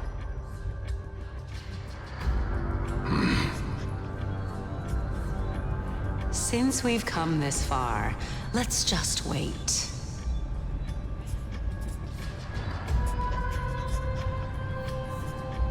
Lord Nias and Miss Calypso, are you both here to visit Chaos too? Yes, and we've been waiting for quite some time now.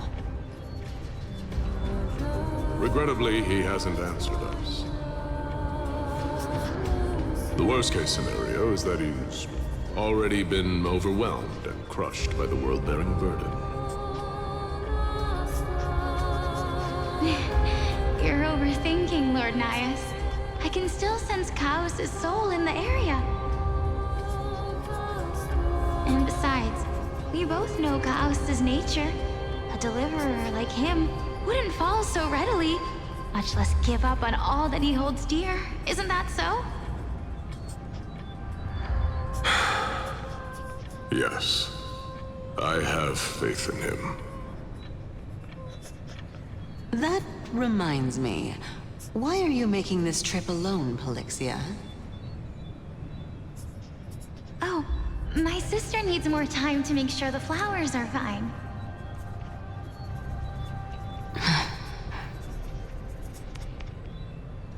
Such a pity.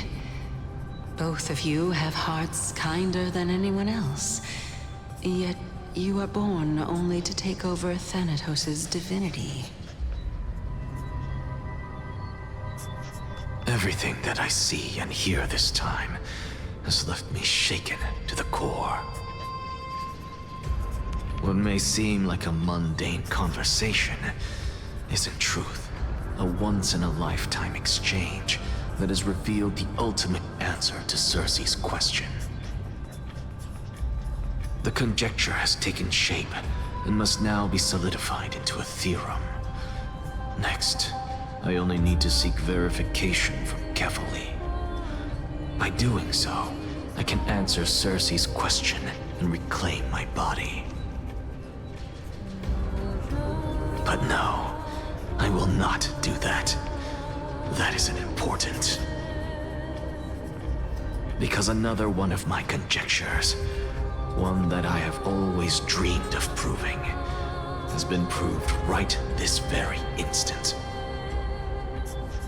Fusing a mortal soul with that of a Titan to replace said Titan is not a ludicrous idea after all.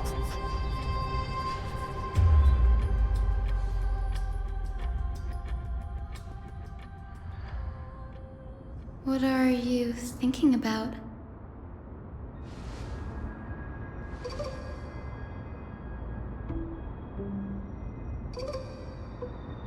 Is that so? You don't look the slightest bit amazed, though. Plus, you seem to be strangely familiar with the city around the Great Tree.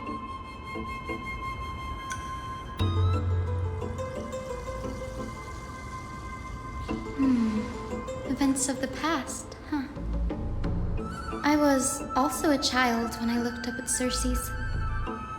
Their leaves and branches reflected the sparkling stars, and their trunk was like a pillar that supported the sky and ground. I stood at this very spot back then, imagining the day when I could climb to the top of this tree, because I would be the closest I can be to the sky at that spot.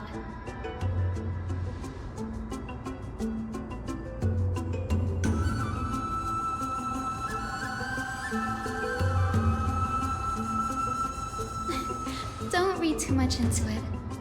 I mean, can mortals even hope to reach Aquala's realm? They're a strict and draconian god. Nothing like Cersei's. Reason is willing to share what is theirs with others, but Sky only expects people to revere them. You get what I'm saying, right, Denny?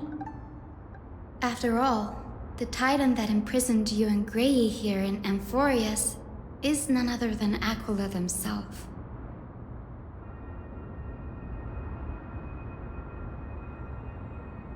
But there will always be people who dream of soaring towards the sky.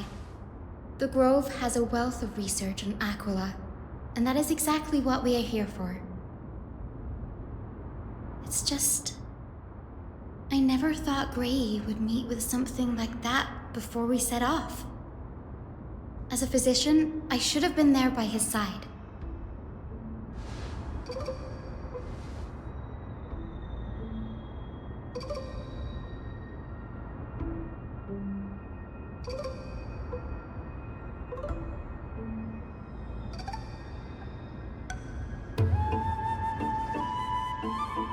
Yeah, there's no rest for the weary, huh? In any case, what we're looking for could be anywhere in this enormous grove. Let's split up to cover more ground. Danny, with your skills, I'm sure those monsters born with Black Tide will pose no threat to you anyway.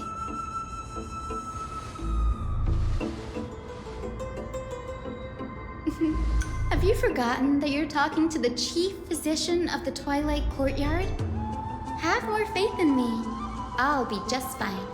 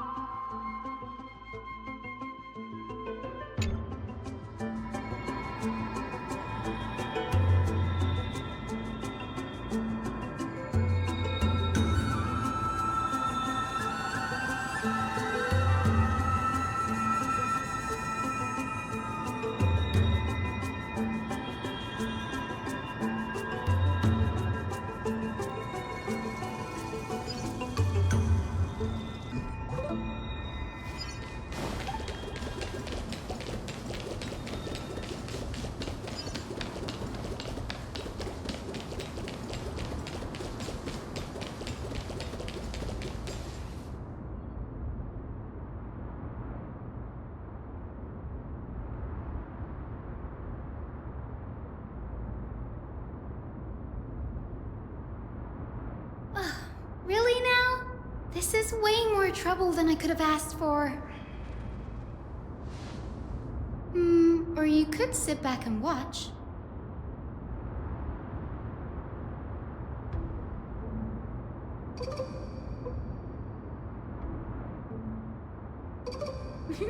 I'm kidding, Danny. lend me a hand, pretty please? All right, now let's get him!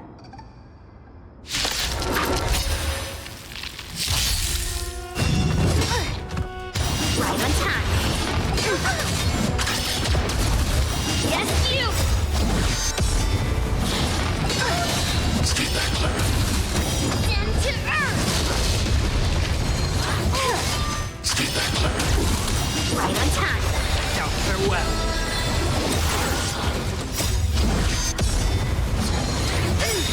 Stay back, Clara. Through clouds!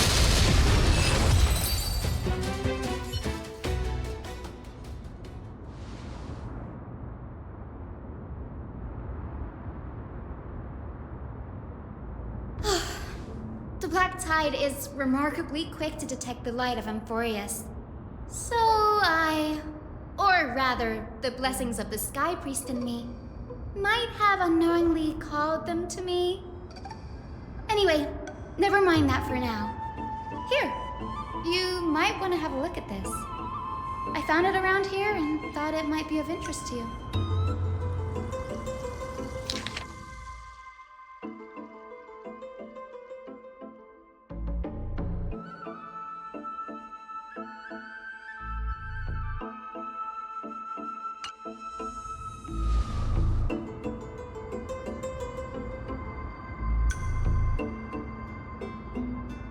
This is new.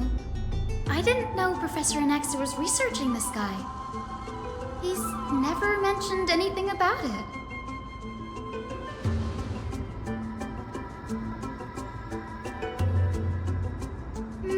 Might is an understatement. Anaxa has never been one to venerate the gods, nor has he ever found it within himself to put any faith in the prophecy. People have come to think of him as a heretic, even in a place as liberal as the Grove. Yet, it is also this very blasphemer that Cersei's favors. Fate sure works in mysterious ways.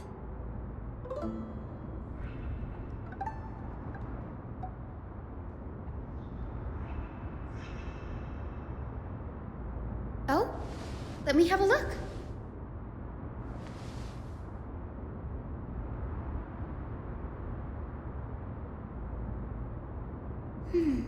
By the looks of them, these scrolls are records of two conversations that took place in the same setting, one after the other.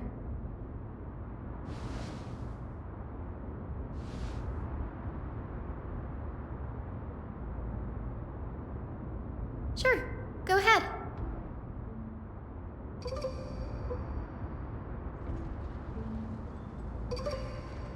The Grove of Epiphany is home to 7 schools of thought.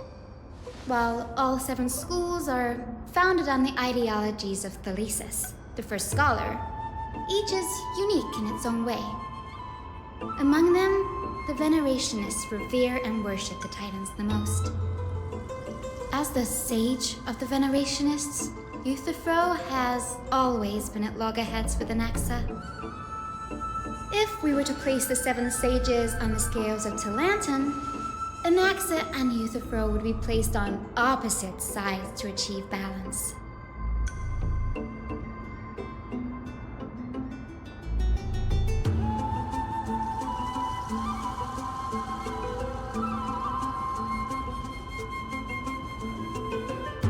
Nearly everyone in Amphorius has heard the story of the skyships by now.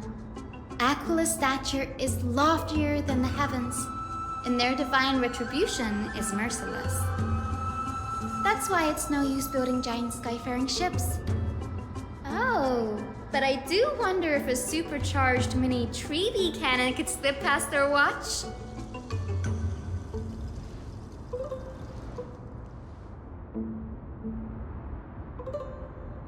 Newsporists primarily study the application of alchemy in soul repair.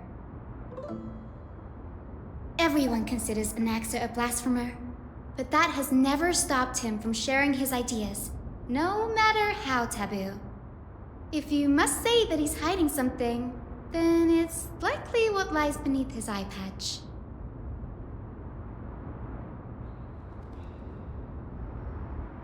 Anaxa often says that every failure brings us one step closer to the truth. Perhaps, to him, the crash of the skyship carries a different interpretation. The firmament is not impenetrable. On the contrary, it was precisely because the skyship represented the first step toward breaking free from the shackles of the Earth that it provoked the wrath of the Sky Titan and brought divine punishment upon itself. It's a shame that the majority of the Grove's research on Aquila was headed by the Venerationists, with sacrificial rituals making up a predominant part of their findings. Discourse about more esoteric subject matters in relation to Aquila dwindled even further after the skyship incident.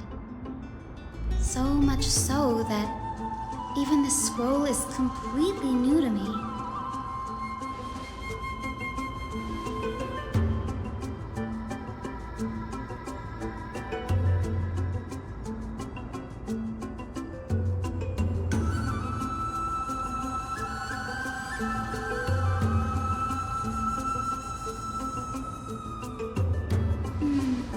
That's what I'd like to know. What are these experiments he's involved in? Even I, the assistant lecturer, know next to nothing about them.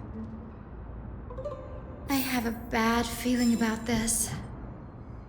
Could there be more to what happened at the Grove?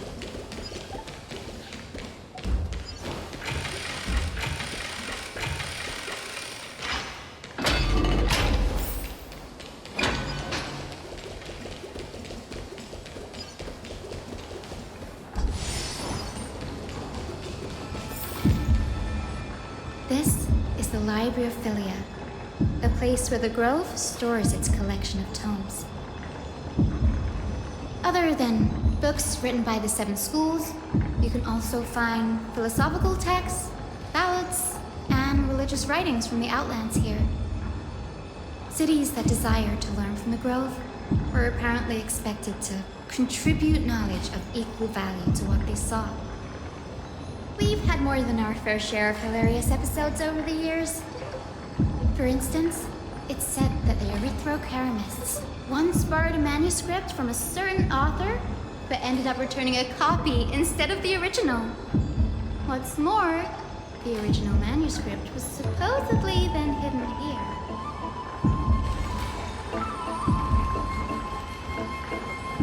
Nice? No need to hold yourself back, Danny. You can just tell it like it is. Their behavior was no different from bandits.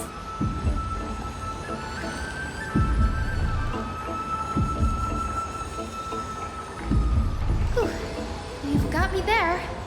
Some said you couldn't even find a dictionary in Castrum Kremnos, so I guess they were spared. There are too many books in the Library of Philia.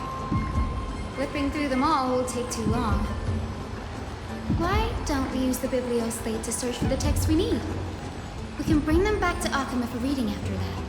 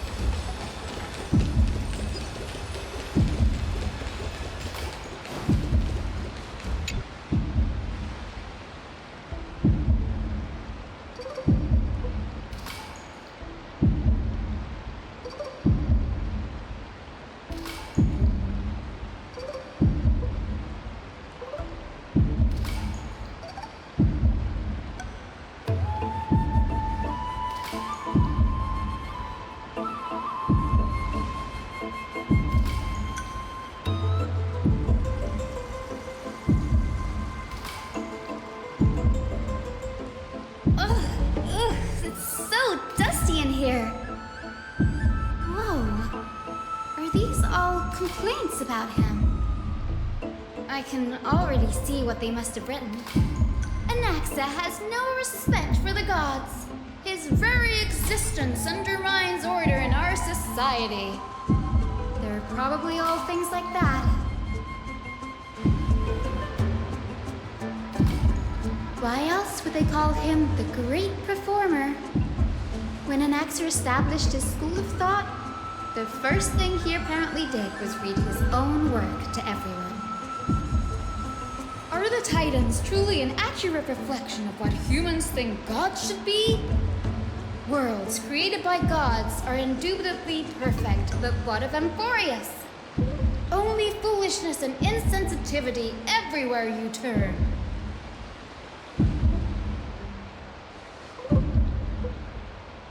They marched him straight to the seat of judgment before he could finish. Though what he took on in the end was more of a debate than an actual trial. He had to address every one of the scholar's allegations, or face expulsion from the Grove. The first allegation was... Do you agree that since the Titans created the heavens and earth, so the mountains, rivers, and seas must likewise be their creations?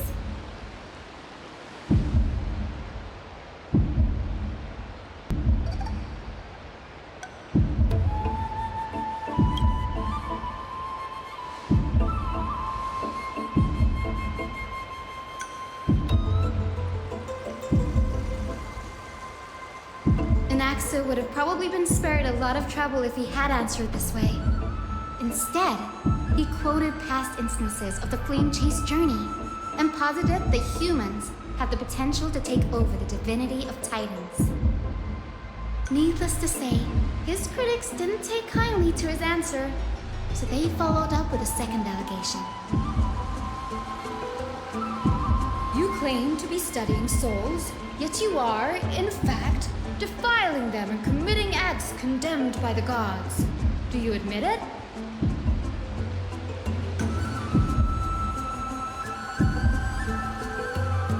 Anaxa always wears an eye patch, never removing it, even when alone.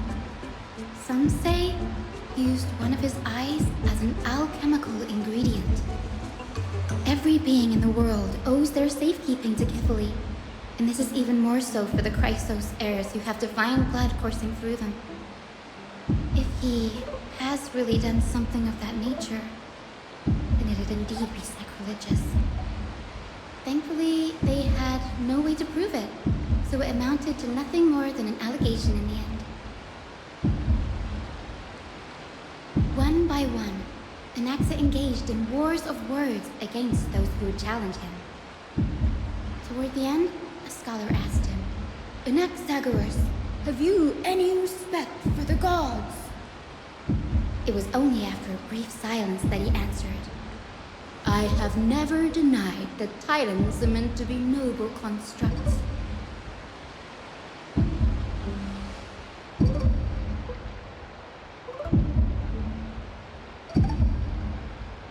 Yes, I'm not sure how that controversy was eventually resolved, but what's for certain at least is that Anaxa was allowed to stay in the grove where he continued his research, despite being regarded as a heretic. By the way, this stack of complaint letters has reminded me of a place in the grove.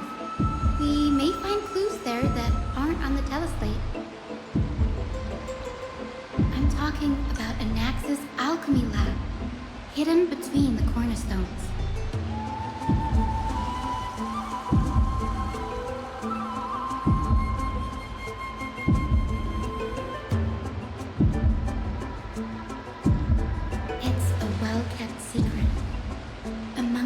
Sages, excluding the nominal chief sage. Each has a private sanctuary where they can conduct research undisturbed in their free time. Even the administrators of the Library of Philia are restricted from accessing those places and documenting the sage's research. But with the grove in this state, I'm sure Anaxa won't be mad even if we sneak into the lab for a short while. Right?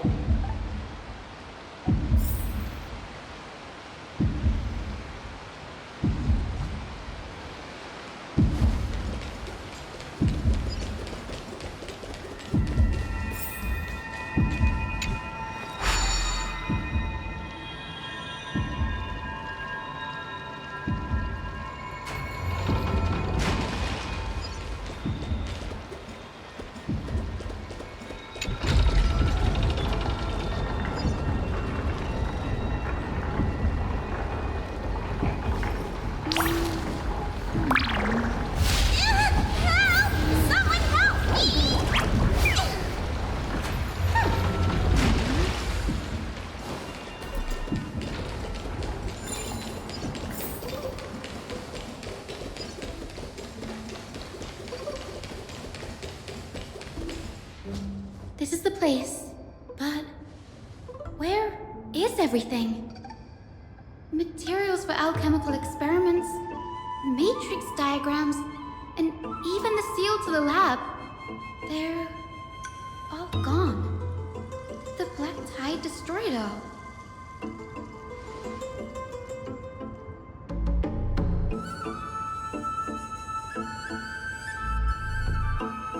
No, not even close. Not only are alchemy experiments high-risk activities, but Professor Anaxa also has a penchant for using bizarre materials. Students often saw him walk in looking bright as rain, but come out covered in soot with his hair singed. Naturally, no one dared to come near this place.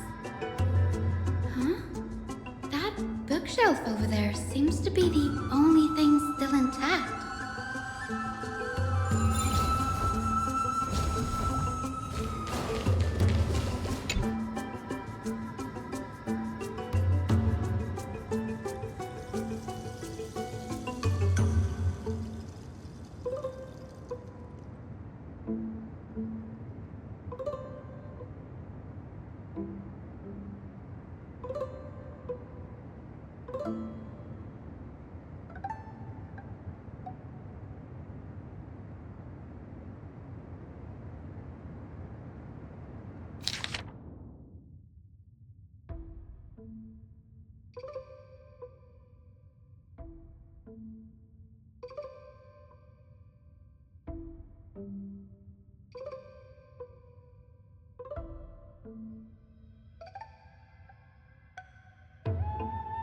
What's going on? Anaxa is conducting research on our friends in Alchema and me?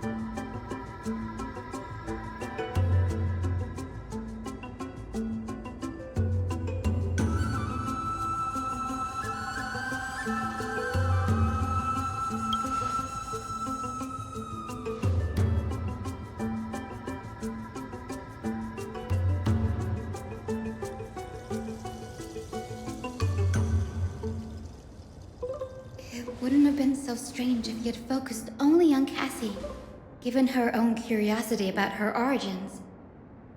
Plus, considering that the new sporists have crafted omnipotent medicines capable of curing diseases, it also makes sense that he would conduct research on immortal Chrysos heirs.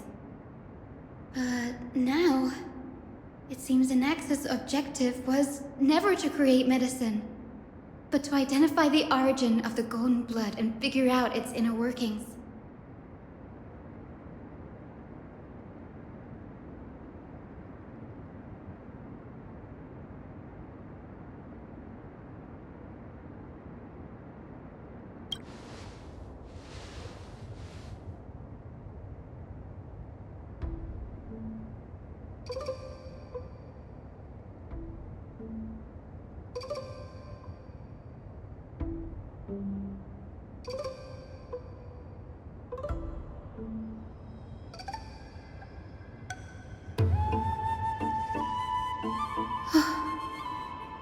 Danny, look at this. I have a bad feeling about this.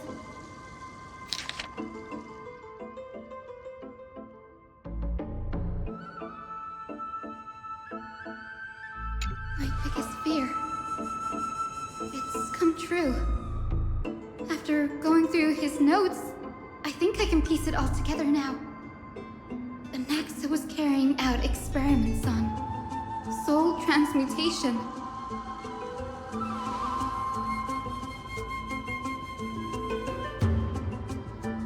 Yes, this is what he was secretly conducting research on. Something he had to keep hidden from others. Compared to his public speeches, This is the real blasphemy. Oh, I just thought of something. Do you remember when the Black Tide was approaching? The Grove had planned to send Cersei's core flame to a safe place. But an accident happened along the way, and Anaxa lost his life in the process.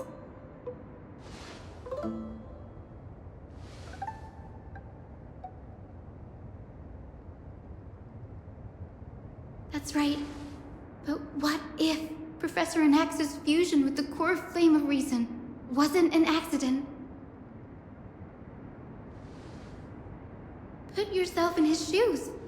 Knowing that the Black Tide was closing in and your time was running out, what would you have done?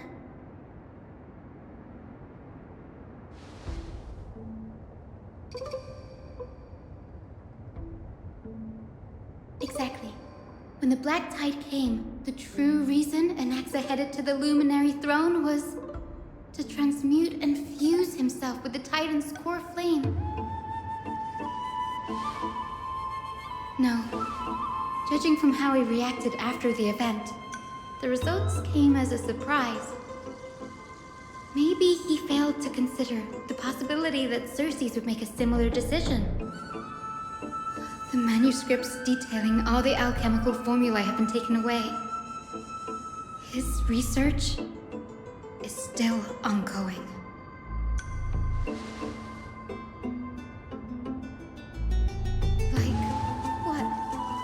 There's only one Titan left in the world now. No. No way.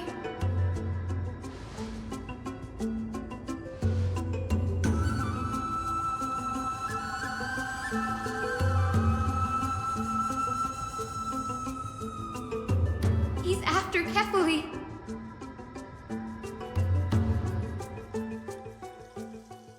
Sir, this sky above us, it's not real, is it? Of course not. This is just an image from a projection device used for educational purposes. A simple trick. The day-night cycle has been lost to this world. So that students like you may still learn about the night sky, astronomers have harnessed the Titan's miraculous power to manipulate the light, projecting the nights of the past here for you. Much like how the sky above the Holy City is also illuminated by Kefali's dawn device. So, the skies of Akama are fake too. You mustn't conclude that, Anaxa. You should know that only a child would expose a trick and be proud of it. Often people know more than they let on. They simply choose to feign ignorance because they have no other choice. Then they're just deluding themselves. People believe in Kefali's tale of Genesis, accepting wholesale whatever the priests preach. But we're different. We've already walked out of the firelit cave of ignorance. We have already realized that we live in a world where Titans make the rules. Even when we look at the sky, we're only seeing what they allow us to see, rather than gazing at this mockery of a night sky fabricated by them for the rest of my life. Why shouldn't I be the one to take control of the projection device instead? So much time has passed since you sowed the seeds of doubt in my heart, child. Many a night, I find myself penning down all my theories and wild ideas, only to burn them to ashes when I open my eyes in the day. Why? Because we'll face death by burning if word gets out? As a sage of the Venerationists, my soul has already become inextricably linked to the great tree. Every word I say and every move I make is certain to influence every leaf. every branch, even the tree itself. But above all else, my days are numbered. Instinctively, I have my doubts about the golden blood and the human soul, yet I have no means of verifying them. The golden blood in my veins is woefully thin, and I am loath to waste what little time I have left obsessing over a hypothesis that cannot even be proven in the first place. But I can, sir. I can do it for us. The time is right. Give me all that I need, and I shall accomplish this grand feat on your behalf.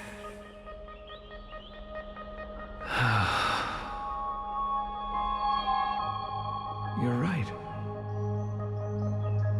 I shall do just that.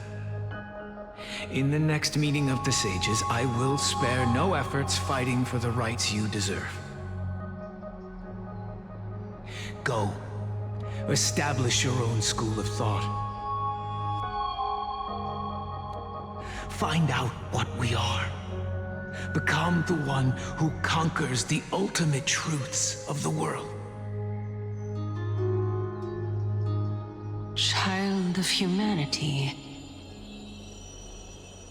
You didn't go to such lengths for an audience with Kefali. Just ask him a few questions, did you?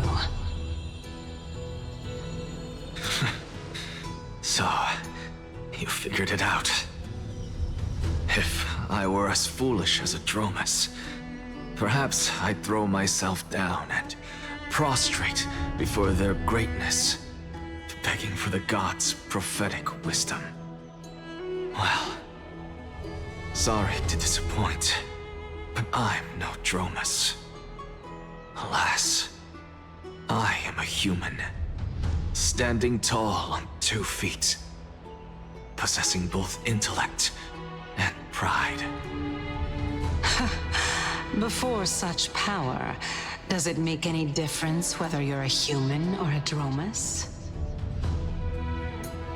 I'm sure you're familiar with the story of the Styxians. When the raging waves threatened to swallow them, they didn't just give up and become sitting ducks. No. They constructed a dam that kept the roaring tide at bay, chaining down the mad Fagusa. They call me a blasphemer, Xerxes. But that doesn't mean I deny the existence of gods. It's just, as I see it, Titans are simply a force that mankind has yet to find a way to tame. Oh? If power that rivals the Titans is what you crave, why not conform to the prophecy and brave the trial?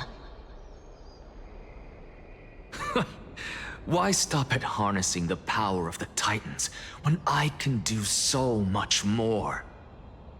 The source of life is what I wish to grasp, to understand what makes up the soul, and to learn what we really are. Thanks to you, I've had the chance to personally verify, in more ways than one, that the soul indeed ceases to exist in death. But where there is death, there is life. And where there is an end, there must also be a beginning. How then is a soul born? That was the only unknown variable left in my calculations. And by the sound of it, you have already formed a conjecture. No, I have already drawn a conclusion. In my journey unto death just now, I finally saw the answer with my own eyes. Professor Anaxa, I'm here. Her life hangs by a thread. I must ask you to refrain from taking any unnecessary steps. Of course. I'll bring this to a conclusive end, and give you the answer you so desire. However, in accordance with the principle of equivalent exchange, I must also demand from you what I need. As you wish. Don't you care to know what the price might be? It's a matter of uncovering the truth about the Death Titan and her survival. This may be the only time I can ever save someone's life. There is no need for me to think twice. I see. In that case, let the show begin. Indulge me. Am I correct to say that you intend to prove Thanatos' whereabouts and prove the nature of our existence now? Before I begin, I must confess I had been stuck in a cognitive trap all this time. As unrelated as these two propositions may seem at first glance, they are in fact logical equivalents. They are merely two different ways of telling us about what the soul is at its core. The reason I say this is, as I've mentioned earlier, the answer was hidden in my journey unto death. Anaxa, you were in the Netherrealm? Yes, I am but a living dead man now, but that's not important. What truly matters is, I overheard a conversation between heroes. That's not all. Remember how I said you were a part of that conversation too, Circes? And I've told you that I have no recollection of such an event. That was likely just an illusion conjured up by the mind of a dying man. Of course you wouldn't remember. Because that wasn't you. That was Calypso, one of the 7 sages of the Grove. Calypso? Huh? Oh, that's the name I made up on a whim when speaking to this girl. How do you know of it? And surely you jest. Don't you think I, of all people, would know if that were the name of one of the 7 sages under the shade of my tree? Don't you claim to know the Grove's past like the back of your hand? It seems you've lost even the memories seared into your soul. Use your head, Circes. Since all of this took place in the realm of the dead, it stands to reason their likenesses are of souls from the past. The living cannot step foot into that world, so who could they be? Think about Calypso. Why does she share your likeness, yet you have no idea who she is? The answer is evident, is it not? Those fallen heroes are the mortal incarnations of the Titans before their ascensions to godhood. The gods aren't master creators born out of thin air, and they are no different from humans, because they all evolved from one.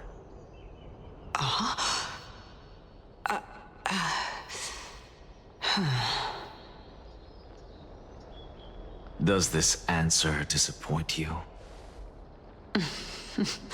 Yes, because you've answered nothing. If I truly was once human, as you claim, then where do the children of humanity come from? Even on the off chance that you speak the truth, this brings us no closer to grasping Thanatos' whereabouts. How are we to find them? I knew you would say that. But it matters not. I know what I'm doing. Actually, why don't we have this supreme being standing before us tell us everything? You can revive a Titan? Humans cannot return from the dead. Neither can gods. But all we need to do is look at this from a different perspective, and the problem will resolve itself. The solution is simple. Just like what you did to me. If I'm reborn as Kefali, I can rebuild the world and all within it as they once did. Simple, is it not?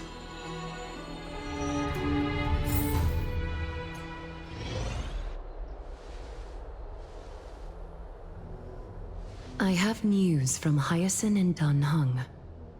Anaxa might be trying to do something with Kefali's divine body. Kefali? But what could Anaxa want? Is the Council of Elders going to sit around and let such a sacrilegious act unfold? That is not possible. He is indeed the great performer, capable of fooling anyone and everyone with his tricks. I'm sorry. No need for guilt, for this is good news to us. The Council of Elders has found themselves a traitorous ally. Anaxa's ambitious desires will be something we can exploit. What we should be doing now is to keep our eyes peeled for whichever trickery Kynus is up to, and react accordingly to thwart her plans. Being Akima's political center, the Demigod Council holds just as much significance as the Vortex of Genesis. Someday, after my duty is over, this site will take the place of the battlefield where you hunt gods. Become the next challenge you ought to overcome. Till then, it's best to get used to this place as soon as possible.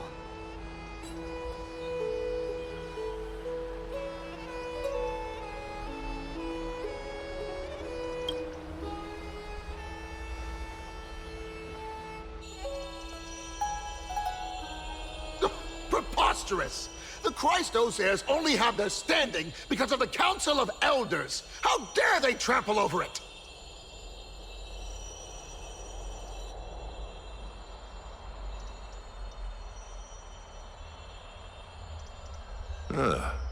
It's been a while.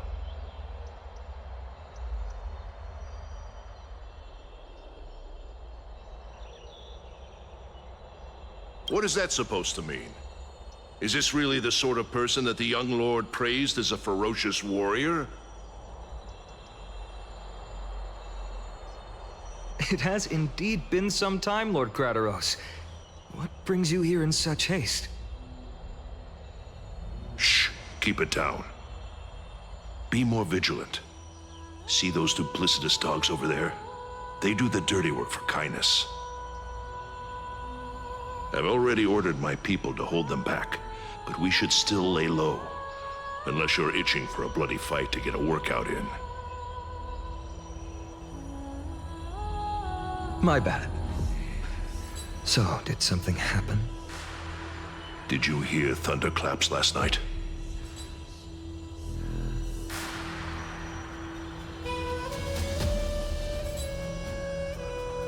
Thunderclaps are beacon signals of strife. They are a message from the young lord. He threw a spear bearing several words at Akama. Watch out. The Flame Reaver is back. I guessed as much. We didn't actually kill them back at the Kremnos Arena. I figured this is something you would want to know. We Kremnoans never back down from a fight. So if you plan to take that thing down in a battle, reach out to me anytime. You have my gratitude. I will let Aglaya know about this right away. Remind her to be on her toes while you're at it. That vicious Kynus has been unusually active lately. Those lackeys she keeps undercover have been going in and out of the city a lot more frequently these days. Some even seem to be getting Kremnoans to defect to the Council.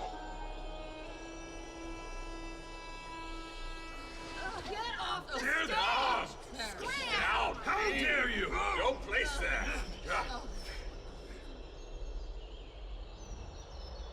That's her. Looks like you can see it for yourself. We should get back. Thank you for the intel, Lord Krateros.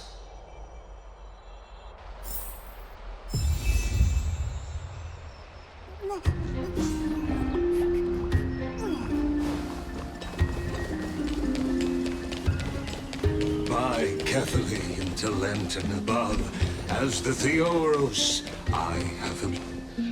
Aglaya, what happened here?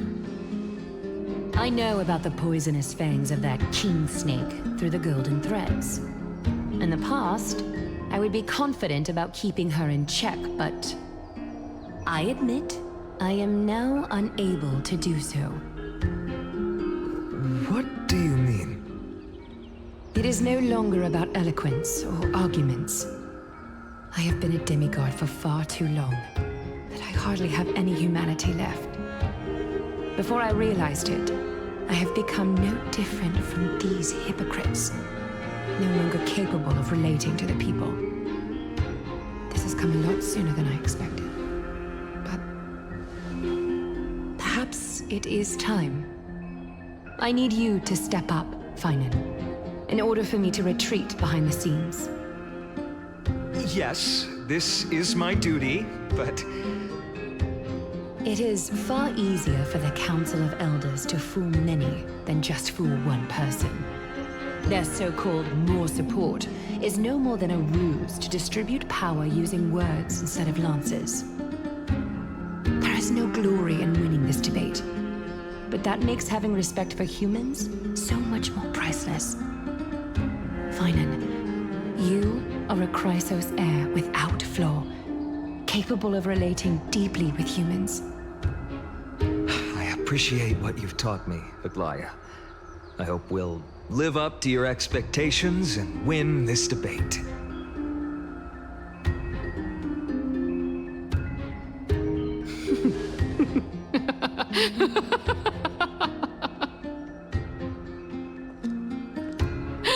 Oh, you've done well, Lord Calictus.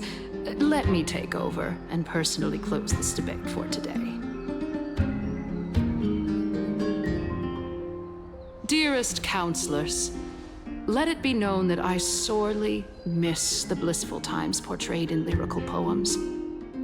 Back then, Amphorius was home to nearly 1,000 cities, each with their own local faith, while gods walked the earth and shared close bonds with humans. Yet, in the present, people from all over are forced to leave their homeland to seek refuge in the holy city, where they hope to rest under Kefali's protection. All of us have long been in the same boat, with no way out of this plight. We didn't have a choice in the past, but now, the Council of Elders brings to the table a new possibility. All I have left is one question for you. Would you rather strive toward the unheard of Era Nova, or return to the prosperous Era Chrysia of our past? Make your choice. Now, which of the two would lead mortals to an ideal future?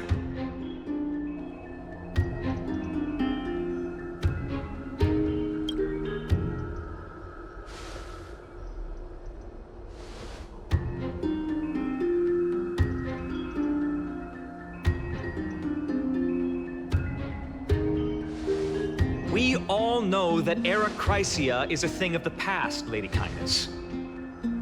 Please, enlighten me. How does the Council of Elders plan to turn back time?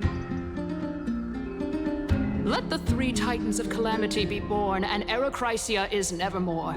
But bring demise to those Titans, and Era Chrysia will descend upon us again.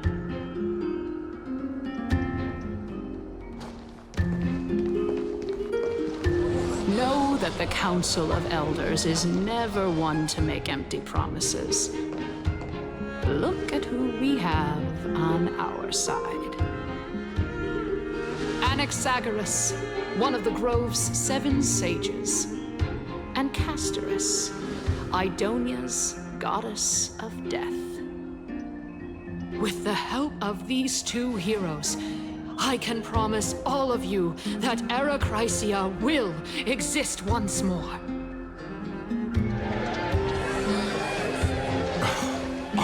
Chrysos heirs. They're supporting the Council of Elders instead? It's clear from the start that these heroes do not get along well in their group. All the more proof that Aglaya isn't fit to speak on behalf of every Chrysos heir. I am in favor of Era Chrysia. Era Chrysia! Era Chrysia!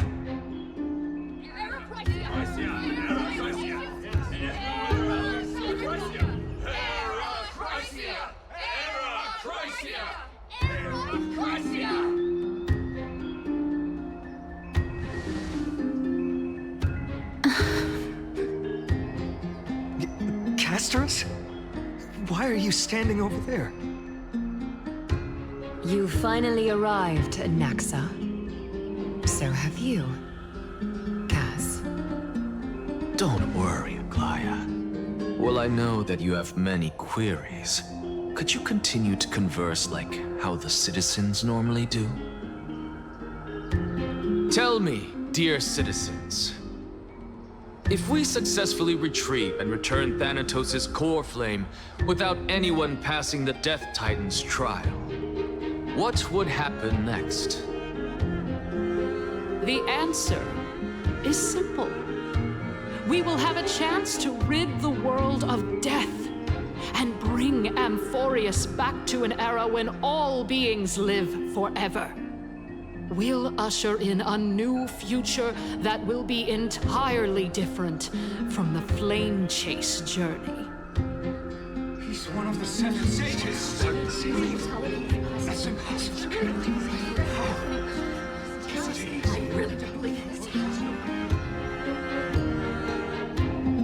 Your proposal is much too idealistic. As long as the Black Tide still exists, how can we go back to the old days? Remember what I previously said? Kefali's core flame is guarded by the secret power of the Council of Elders. Plus, Pagusa's water curtain will be able to block out any external perceptions. Tell me, dear citizens, have any of you ever seen even a glimpse of the threat that this person is talking about anywhere within the walls of this majestic holy city?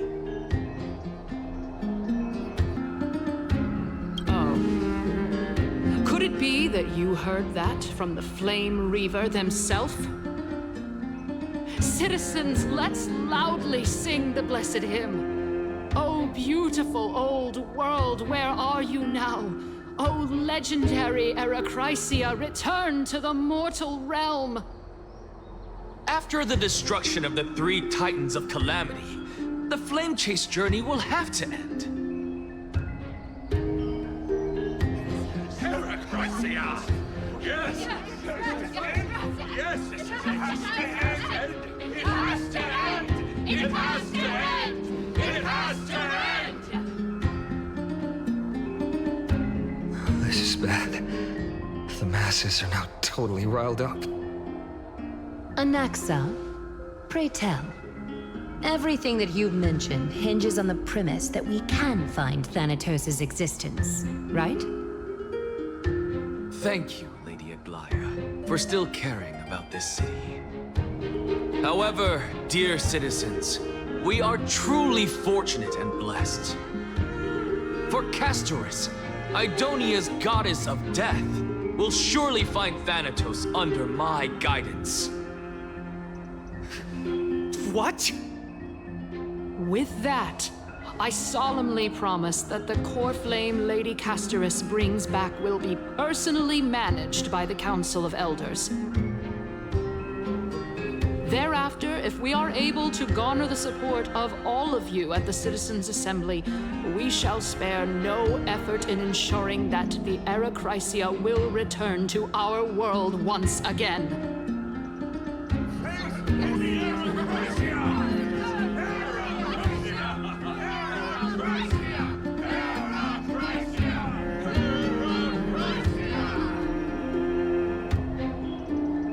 With the balance shattered, the result is clear. By Kefali and Talentin above, as the Theoros I have observed. Akama has chosen her destiny. The issue up for discussion at this Citizens' Assembly shall be modified to the suspension of the Flame Chase journey. This resolution shall be put up on the Wall of Heroes, such that all citizens are aware of the city's way forward.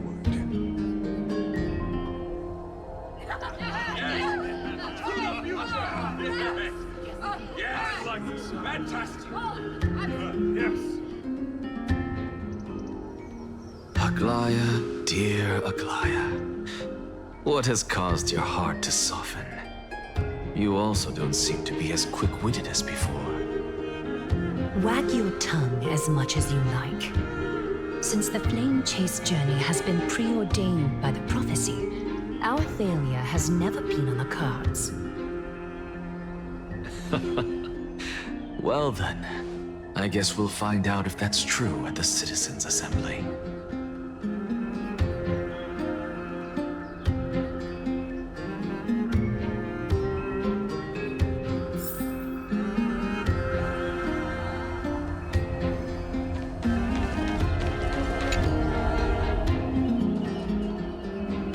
Well, it seems that when I sent you to look for Anaxa, I unintentionally facilitated your partnership with him instead.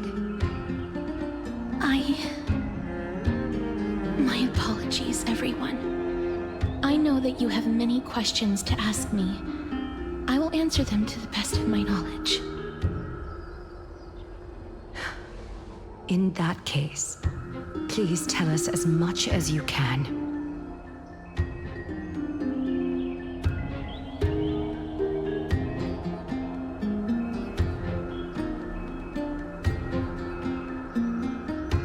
In actuality, he showed me a past that was both long and heavy. The reason I say this is as I've mentioned earlier. The answer was hidden in my journey unto death. Anaxa, you were in the Netherrealm? Yes, I am but a living dead man now, but that's not important. What truly matters is, I overheard a conversation between heroes.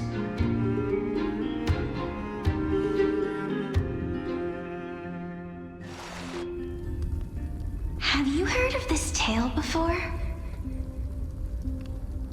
A tale about the ocean god's treasured pearl, our hometown. It was a seaside town which enjoyed the ocean breeze and glorious, peaceful times, thanks to the wisdom of its ruling queen. Until one day, an evil dragon descended upon the town. Its wings were large enough to blot out the sun, while its claws were sharp enough to rip the waves apart. It barged into the tall tower and devoured the queen's beloved daughter. It even settled itself in her bedroom, like a tyrant king. The queen assembled 300 warriors who managed to subdue the evil dragon by chaining it up. However, when the queen slit open the dragon's belly, she realized that the princess had long since been digested, and all that was left of her was a pile of bones. Devastated, the queen wept for several days. It was then that a devious, smooth-talking scholar arrived at the palace and suggested that the princess could be revived through the use of dragon bone and dragon blood. That liar called this process the secret art of alchemy. The princess was reborn! The queen was overjoyed, blissfully unaware that the evil dragon's soul still lurked within the princess's body. As revenge, the evil dragon swallowed the poor queen, the glib liar, the courageous warriors, and all of the town's innocent civilians in a single gulp. Worse still, the souls of the deceased were refused entry to the Netherrealm because they were filled with regret. forced to roam the mortal realm. These resentful souls ultimately converged into a river of souls that would not retreat for a long time. The terrifying death had consumed all. Thereafter, our hometown fell into ruin as well. Until...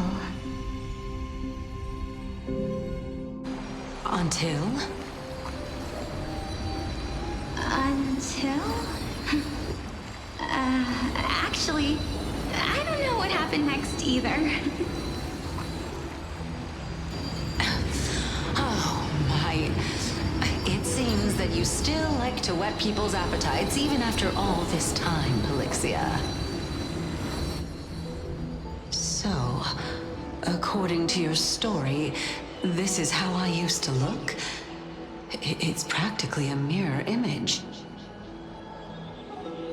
And yet, what exactly is this? A miracle that I created with alchemy. As for what it is and how I was able to accomplish it, I'll keep the answers to myself for now. Oh, my goodness. Is this cliffhanger really necessary?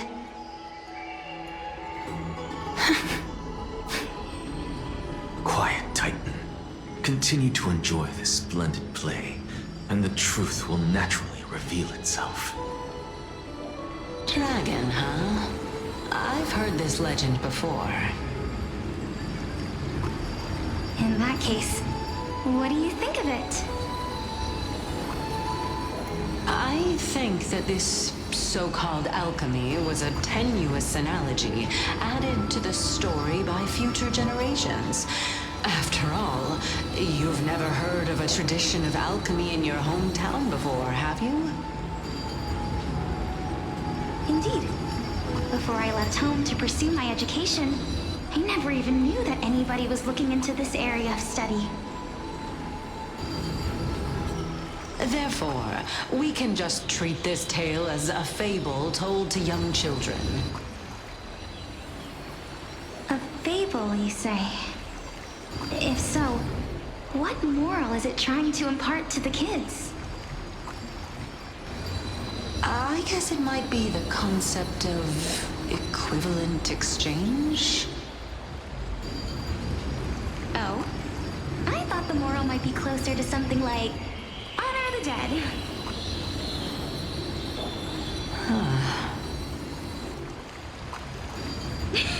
What? At a loss for words? No, I merely realized that we're both thinking of the same principle. If life is priceless, then there is hardly anything else in this world that is of equal weight to it, right? Indeed. As expected of the wisest scholar in the land. You flatter me. Why don't I ask you a question as well, as a form of equivalent exchange? Of course. What is your question? If I imparted my knowledge of the art of alchemy to you, would you use it to resurrect someone you loved? What? What kind of strange question is this? I got it. You're just trying to get me to tell you whether I like anyone, right? Let's just leave it at that. That was rude of me. Yes, I would.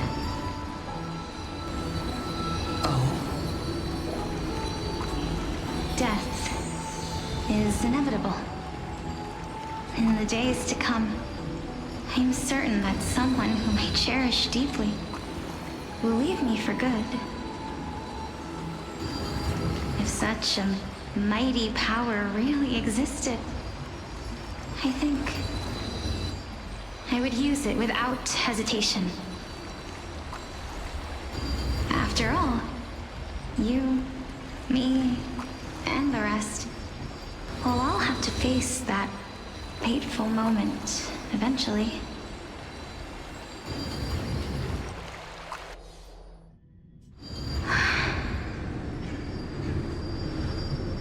My time is finally here. However, perhaps because of my firm belief in the immeasurable value of life,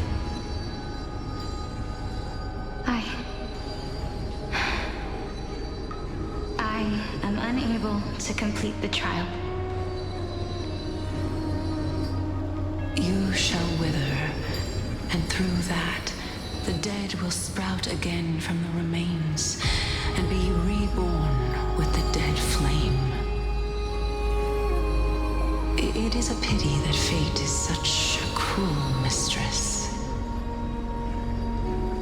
Is there no other way of interpreting those words? I'm afraid that the meaning is clear. Between my sister and me, one must pay the price. Our trial can only be completed when the one chosen sacrifices her life.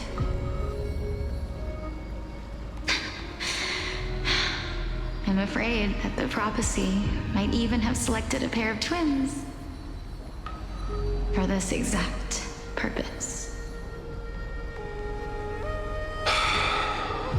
Fortune makes fools of us all. My sister is prepared to sacrifice herself. And yet, I can't do the same. How absurd. My time is almost up, but I'm still afraid to welcome death. What should we do? If I'm ultimately not able to make up my mind... Since Chaos is willing to guide all of us and leave this trial to the end, there is still plenty of time for you to ponder. That's right. Don't allow the fog of an uncertain future to cloud your mind. Trial, prophecy, the topics that they're discussing seem familiar. But these three people must not have left their names in the epics. Otherwise, I would have some recollection of this. Amphorius's history before the Titans were born was complete chaos. Is that not strange by itself? I have long held three hypotheses about this. However, let's continue watching for now. Calypso, Polixia, and this warrior. I seem to have met him somewhere before. Regarding this matter, Nias, are you confident that you'll complete your trial? Of course. Though, I am worried about what will happen once I've emerged victorious.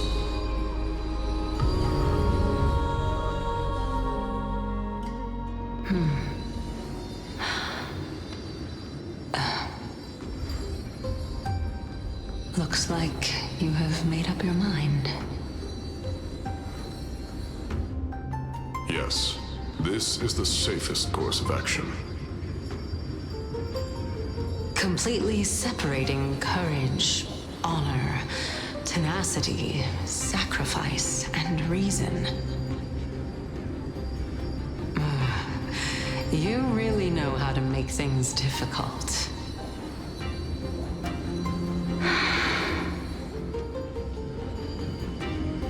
Please, young lady, witness my fall and demise. Lady Calypso, you shall host the soul-rending ceremony. I do not understand. Why would you dare to sacrifice yourself for a future that you won't get to witness? Because because this is our destiny. The power that resides within me is so intense that I will one day be engulfed by it. Furthermore, a valorous death before glorious return has always been the path I chose to walk. A journey I began long ago. If your sister or Chaos were in my position, I believe they would make the same choice as well.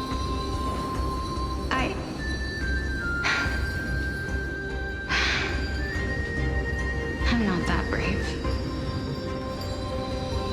I don't know how I'm supposed to face such a serious affair.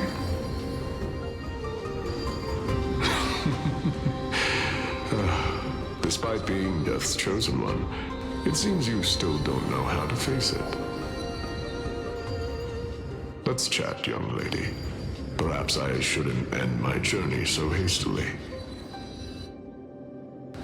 Since there's still time, I'm not worried about letting fate wait a little longer. Of course. This warrior is Lord Anias. As the embodiment of Nikador's divinity, he entrusted his life to us and allowed humankind to end his madness. That means that what I'm currently seeing before my eyes is, in fact... Looks like one hypothesis of mine has already been proven true. These heroes are the true forms of the Titans, before they attain their divinity. If so, the chosen one of death that he speaks of is actually... Polixia? Is the previous form of Thanatos? But her appearance... If this is true, as long as we can find out where she went, we'll naturally be able to figure out the location of the Death Titan.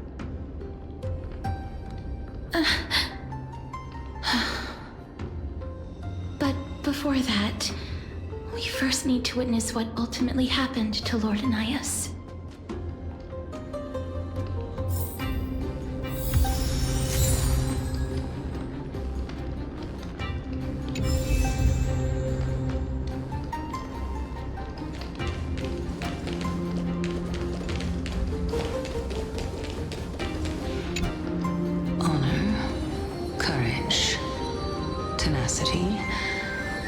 Sacrifice. And finally, the only thing that remains, his reason. Cheer up, young lady. There is no need to shed tears over a glorious death. All farewells in this world are sorrowful, Lord Anias. No, young lady. As a warrior, I have witnessed too many bitter deaths. But now, all I feel is peace. I did not know until this moment that mortals could live their lives in such a way. Although only a sliver of your soul remains, you remain so optimistic. Or maybe the truth is that you aren't able to feel sorrow anymore. To be honest, I don't know either. But I am certain of one thing. This is not an acceptance of death nor apathy toward it. It's not even a feeling of despair. I am just enjoying what remains of my life to the fullest. Enjoying? Indeed. Along this journey that we've taken together, not only have I changed the world, I myself have also changed in the process. And now I have reached the journey's end. When I look back and see the grand epic that I've personally written, how could I not revel in that fact? But when you depart the mortal realm, won't all of your accomplishments be reduced to nothing? Separation and death are two sides of the same coin. Reconciling this doesn't come easily for a mortal.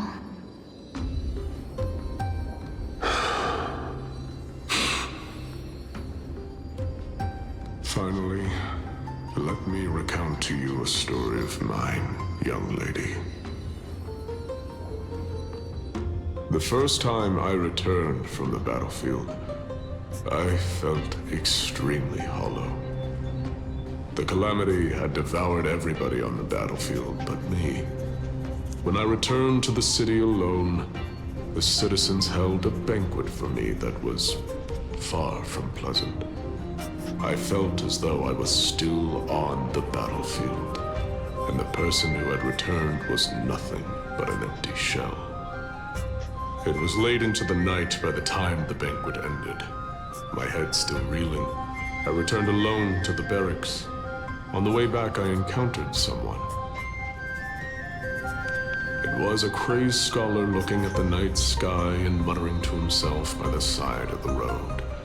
Although I tripped over him and fell, I wasn't angry in the slightest. And maybe because I saw myself in him, I inexplicably asked him a question. Do you think that it'd be better if we just died on the roadside like a couple of stray dogs? To my surprise, he shrugged his shoulders and sighed. How does someone who is currently experiencing death, dying and living, afford the same amount of bliss? Now please go away and don't block my starlight. Are you trying to say that there is no difference between living and dying? For they are both journeys that lead toward death? That's exactly what life is.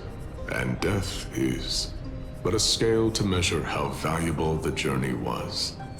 Journeys and epics are only glorious and magnificent because all things eventually fade to dust. Therefore, young lady, don't detest your fate. Instead, willingly and respectfully embrace it. The embodiment of strife telling me about the majesty of the world. Indeed. I believe that when the fated moment eventually arrives, you will be able to understand my words. It is time for me to knock on death's door. I will set up a long table at the end of the road and humbly await your arrival. When that moment finally comes, let us drink and be merry then.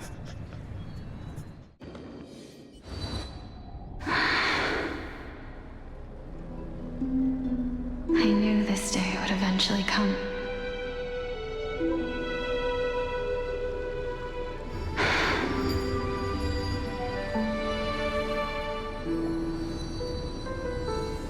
Are the both of you ready? Calixia. I'm here.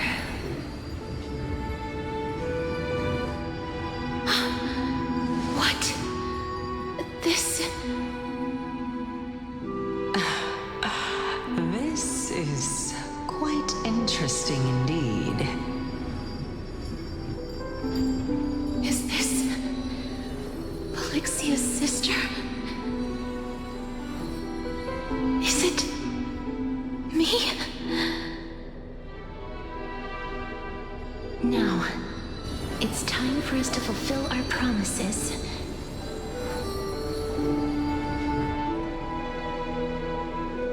Are you afraid?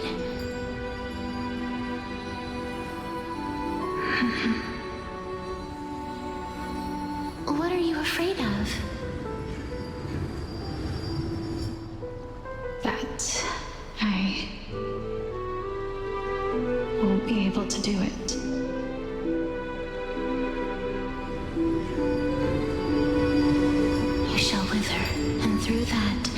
dead will sprout again from the remains and be reborn with the dead flame.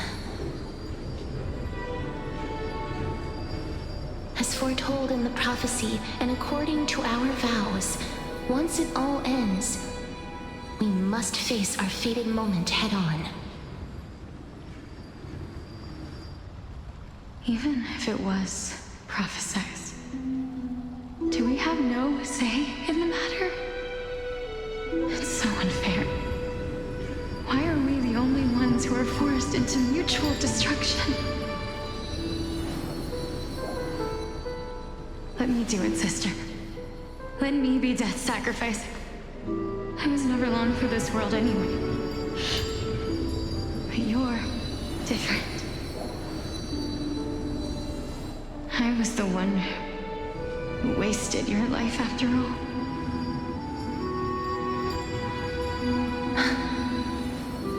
You're wrong, Polixia.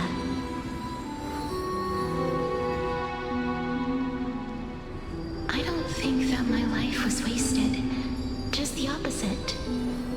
When I finally arrived at this destination and looked back at the journey I took, I discovered that flowers had long since bloomed along the path I walked. It was you who sowed the seeds for this sea of flowers, one that is more beautiful than the promised land at the end of the world. Besides, I have lived a fulfilling life.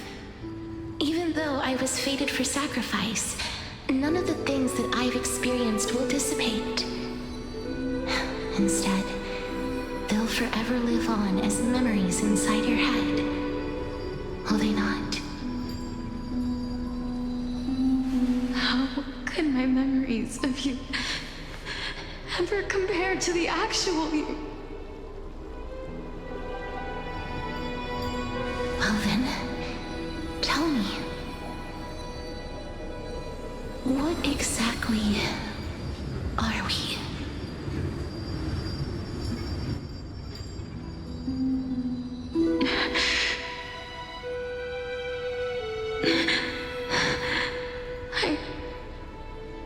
I don't know. I don't know either. But regardless of what the answer is, regardless of how we're shaped by others, or even by this world,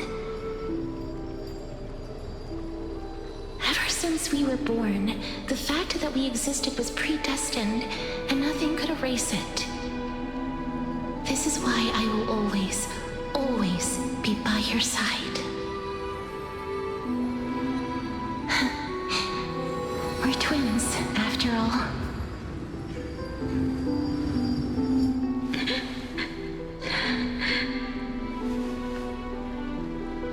All right, my dear Polixia.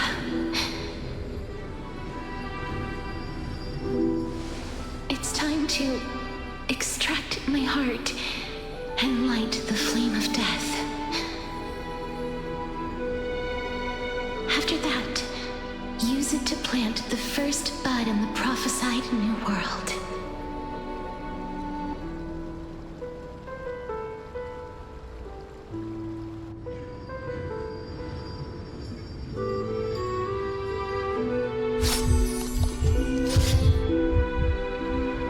If I imparted my knowledge of the art of alchemy to you,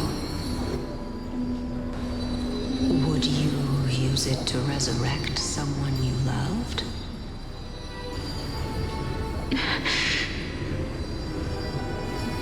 Death is inevitable. In the days to come, I am certain that someone whom I cherish deeply will leave me for good. If such a mighty power really existed, I think I would use it without hesitation. Even now, my answer remains the same. This is why, sister, I promise you, in the prophesied new world, I shall plant the first bud on your behalf. Go now. Return to the Ocean God's treasured pearl, our hometown. I shall open wide the entrance to the Netherrealm and grant you a second life. The living beings on this earth shall respond to my call and lead you to the sacred daylight. Remember, do not look back on the land of the dead. Do not stop moving. In the new world promised by the prophecy, march toward your new life. As for the price of our equivalent exchange, let me be the one to pay it.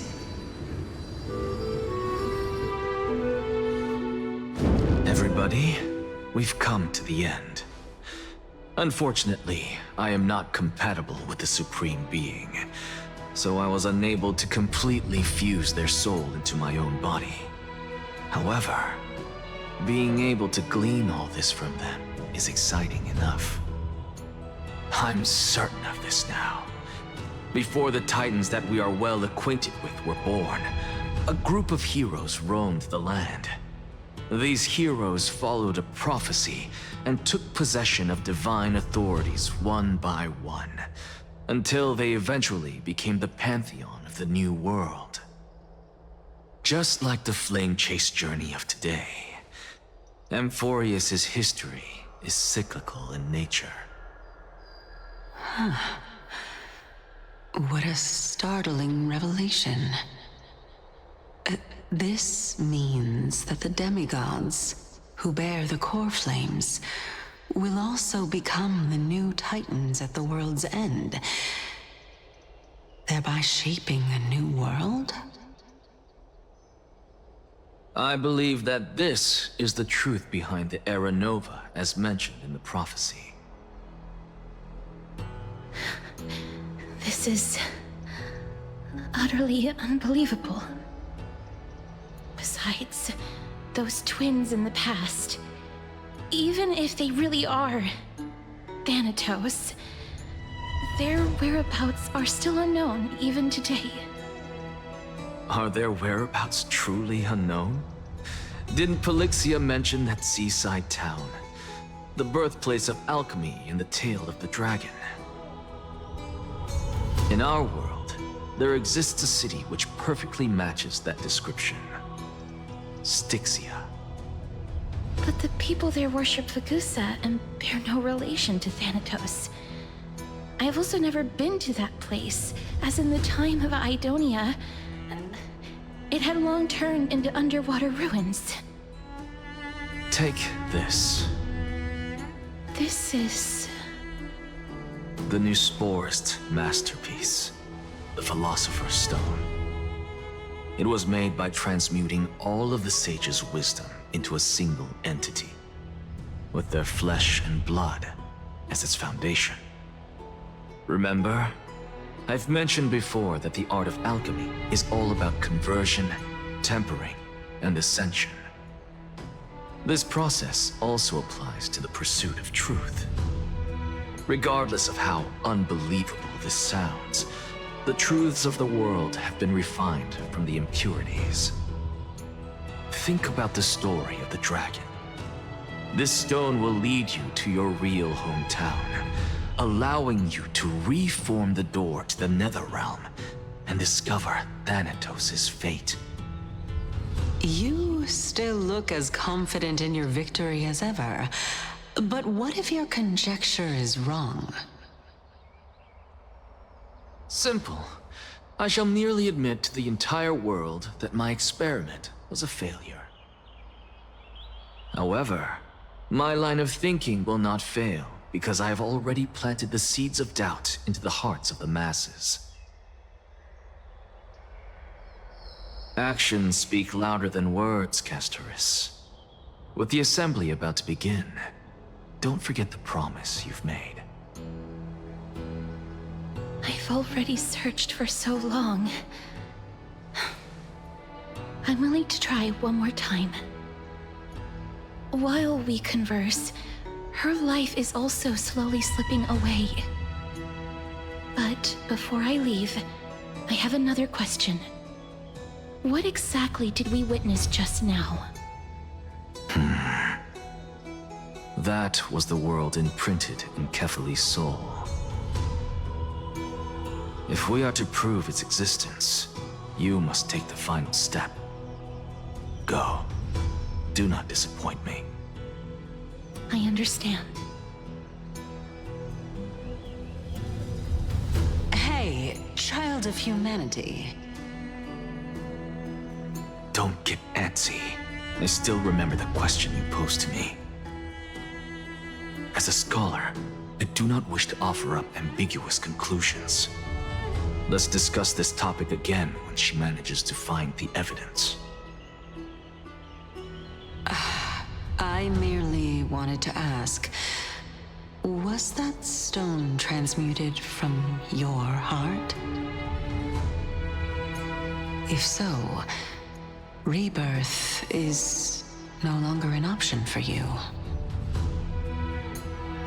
Why not? When I was a child, I lost someone dear to me. When I was a teenager, I lost my faith. A while back, although you saved my life, I also lost my soul in the process. Now I'm merely forsaking my body. What's the big deal? Why are you always finding ways to die? Isn't it good to be alive? This is but a necessary sacrifice on my path to transform into the purest of them all. Can someone who's dead even claim to be the purest of them all? Furthermore, if your hypothesis is proven correct, does it not just confirm that the myths are true, and thereby invalidate all your theories? No, it's just the opposite. If my hypothesis is correct, it means that I can actually ascend to godhood and reshape this absurd world that you all have created.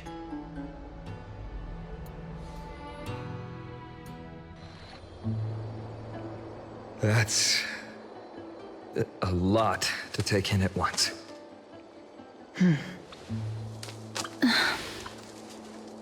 Lady Aglaya, please, let me explain. Go on. You know that the core flame of death has always been the greatest unknown regarding the Era Nova, which is why both you and Kindness desire to gain the power to control that core flame in the approaching Citizens' Assembly. Professor Anaxa has come to a consensus with Kindness. They want to suspend the trial once Thanatos' core flame is reclaimed, hoping thus to eradicate death from this world. If they're successful, then the flame chase journey will cease, and Akama can enjoy everlasting peace. But I know this runs counter to your wishes. So long as we do not usher in Era Nova, the Black Tide will never be eradicated. Even with Lord Mighty on the front line, and the Black Tide not posing an immediate risk, the danger nevertheless remains. Honestly, it's difficult for me to assess the pros and cons in this decision. But someone must bring the core flame before we can begin negotiations over it. The Titan could be very near. I cannot let this chance slip by. Besides, someone has to make this trip to bring back Mrs. Soul. Well said. You already had every reason to seek an audience with Thanatos. It's that great performer who has weaponized your wishes and placed us in this difficult situation.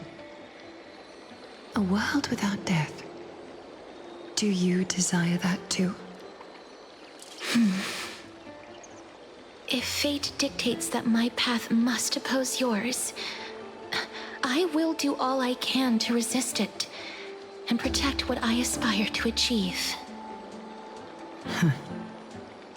Lord Mighty showed me that without taking the first step, all talk of what follows is moot.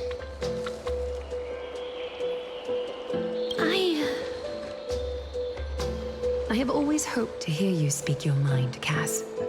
And I am glad to have heard your true thoughts. Styxia. I visited that place in the past. Though it is now an island surrounded by the river of Soul's torrents, it's not hard to see its former splendor. Go.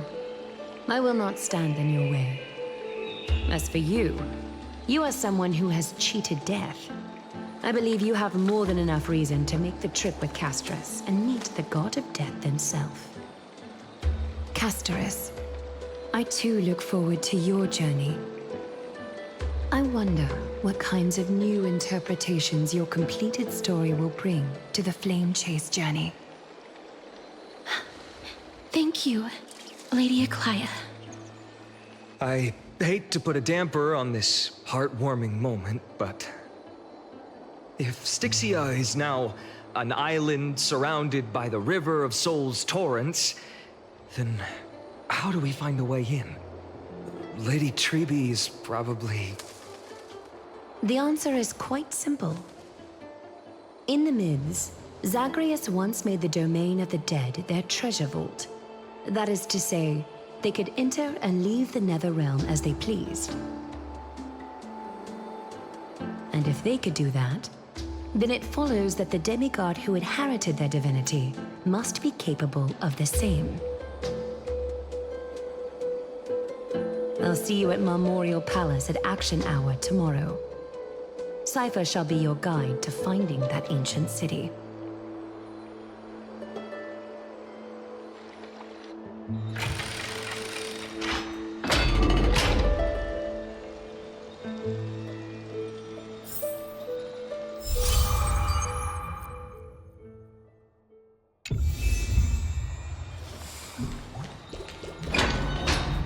Hey, friend!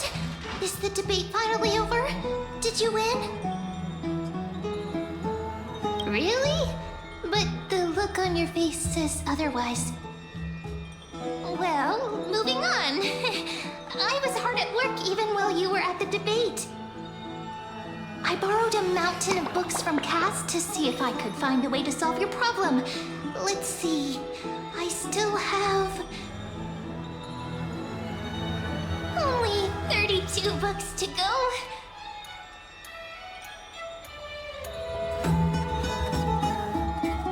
Really? Oh, that's fantastic news. I knew it. Hard work always pays off.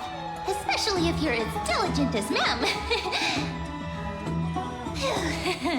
I feel like a huge burden has finally been lifted off my shoulders.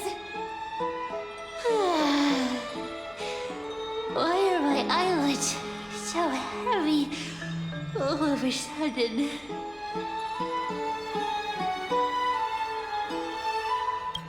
You're right. Then I'll go back to...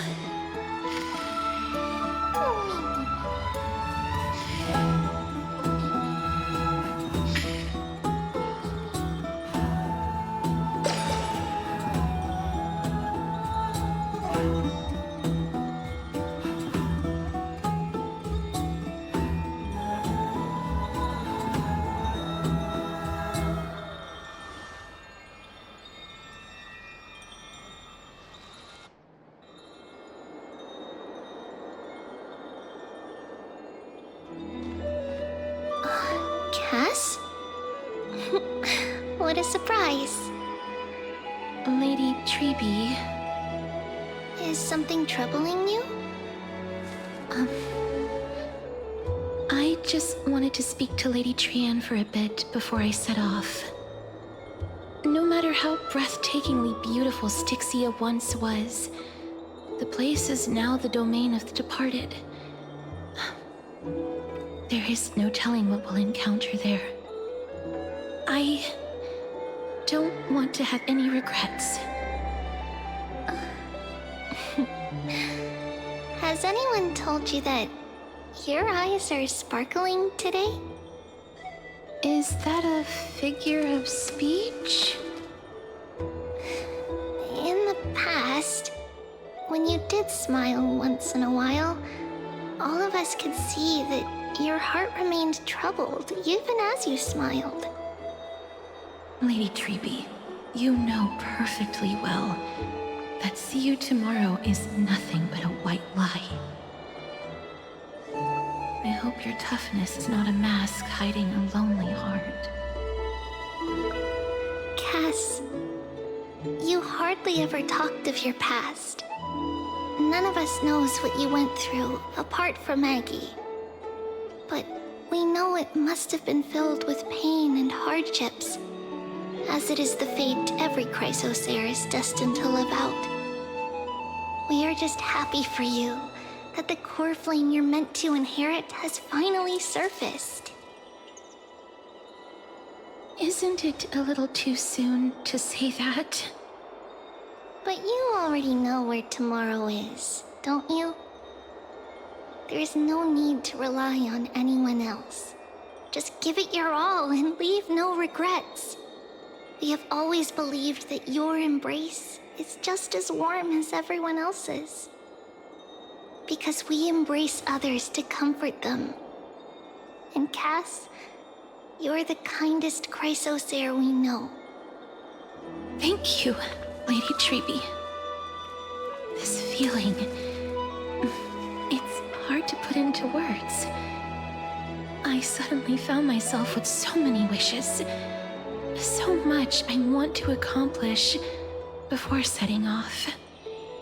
Then go do it, Cass. Trian was actually working on a surprise gift for you. It's a pity she didn't get to finish it. But now Trinan and I are working on it, and we'll make sure to give it to you. So, let's meet back here when you return from Styxia. Safe travels. See you tomorrow!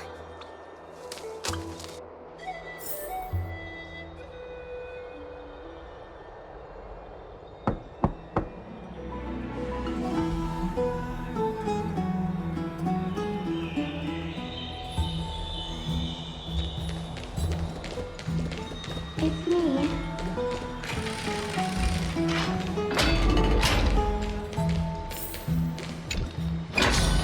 I hope I didn't wake you. Huh? No. No. I'm here because of private matters, actually. If it isn't too much to ask, I'd really like it if you could come along with me to retrieve something.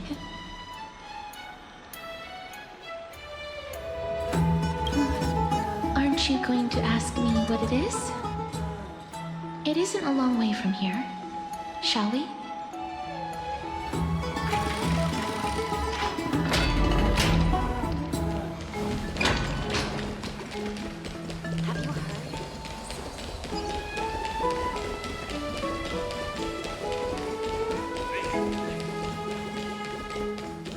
The streets are packed. I want to vote! Tell me how I can vote! Take your ceramic shard engraved with the Kephili rune, select the Council of Elders in your heart, and pray silently until the shard registers your choice. Then toss it into the Dolium. The Council of Elders? More like the Council of Buffoons! The Black Tide took my hometown long ago! Or were they kidding with bringing back Erechrysia? It's all a sham to create their own Erechrysia in Akama! The Titans are just. So long as we do not overstep our bounds again, we will not incur divine wrath. Oh, please. The time when these deranged Titans should have vacated their spot to the demigods is long overdue. You'll see soon enough, you old bogey.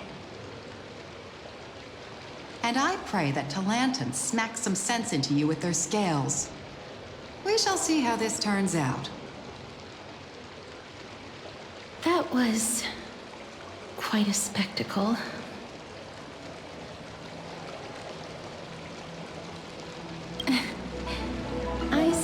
Since peaceful is technically correct if no actual violence happened, to this day, I still find it almost unreal that Akama is the only place illuminated by light amidst the crumbling ruins of Amphorius. And its people are even holding votes to reconcile differing opinions. This peaceful sight is making me forget that this is the end times.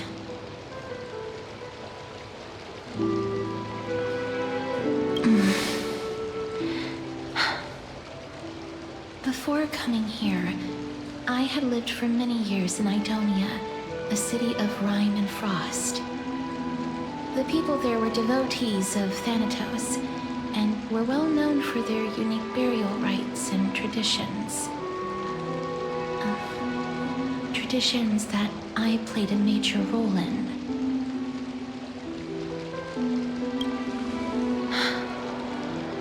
Yes. You now know me as the Mortician of Akama. But back in those days, I was Idonia's Maiden of War. I was trudging across the frosty plains on my own when the Idonians found me. They saw the curse in me as a blessing from Thanatos, and believed that my hands could correct the Eracrisia's mistake and lead them to meet the great god of death. They provided me shelter, but in return, I was expected to grant merciful deaths to war captives, prisoners bound for execution, and heroes alike.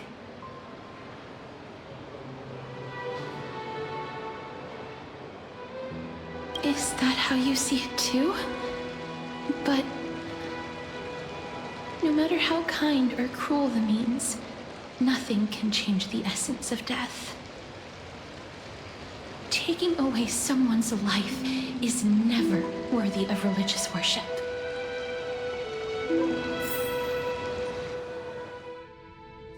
I can't do it. Their voices, they pierce my ears. The pleading, the thanks.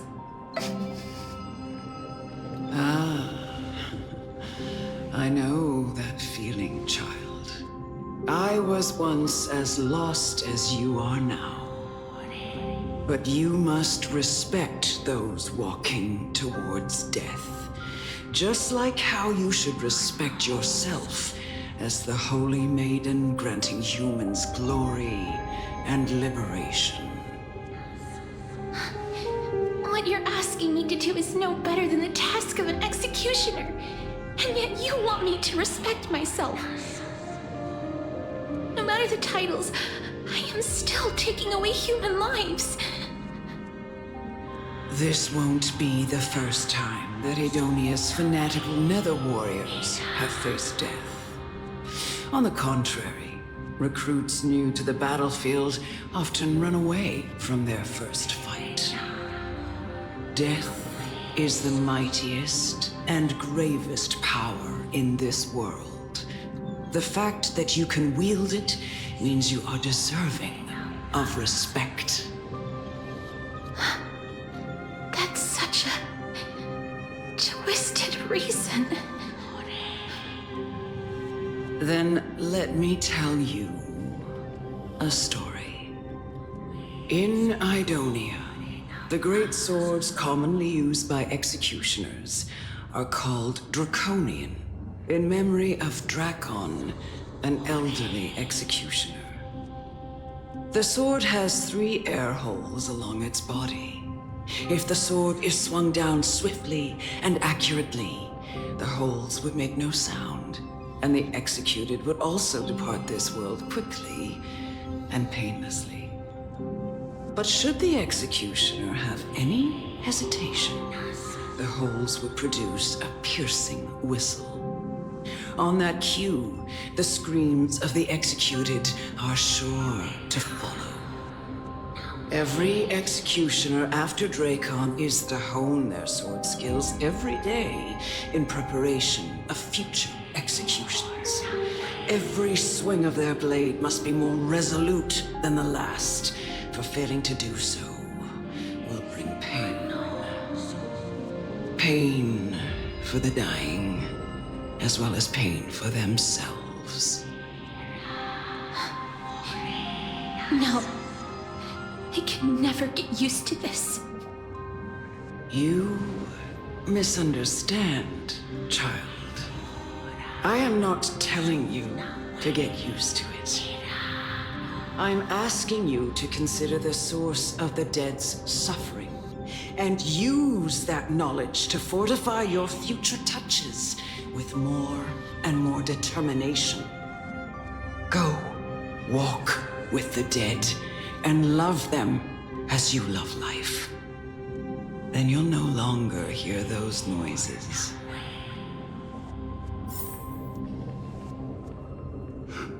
Please, don't kill me.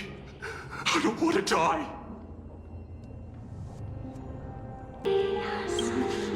No!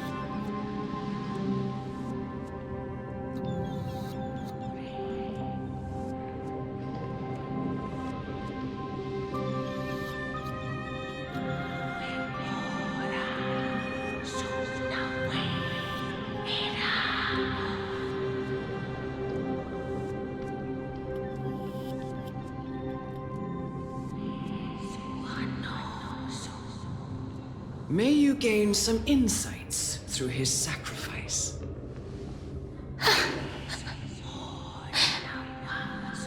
Is this all? No. Come with me. This is just the beginning of your life as the Maiden of War. You executioner!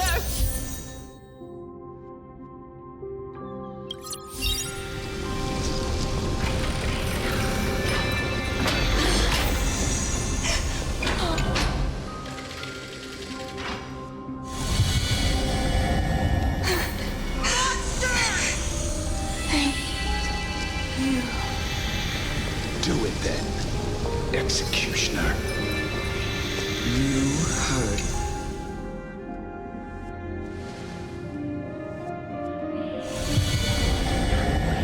I curse you to live in eternal pain. Please, grant me release.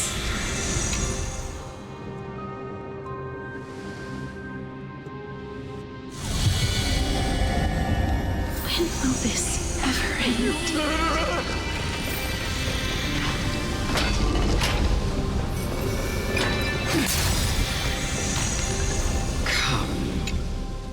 What are you trying to do with me?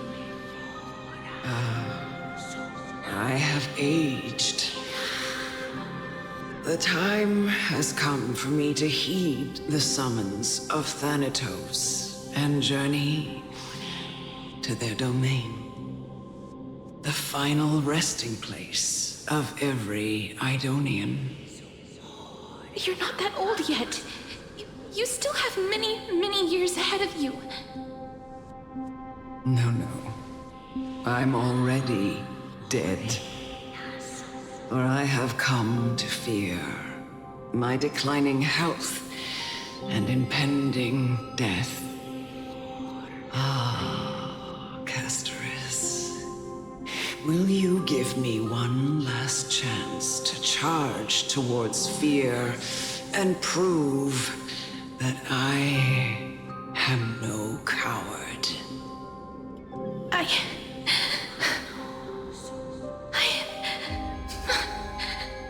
can't take this anymore! Child, it was I who brought you here from the frosty plains and set your farcical fate in motion. It was also I, Chief Executioner of Idonia, who forced the heavy duty of executing others onto you. I've always known that you have doubts and even anger about my faith and about me. I never had a choice. Indeed. We essentially abducted you. Yet you can end any sinful life with just a touch of your fingers. Shouldn't it be easy for you to escape from here? I'll never do that. It doesn't matter how lightly the Idonians take death, or how readily they accept it. I simply can't do it. I knew I was right about you. What do you mean?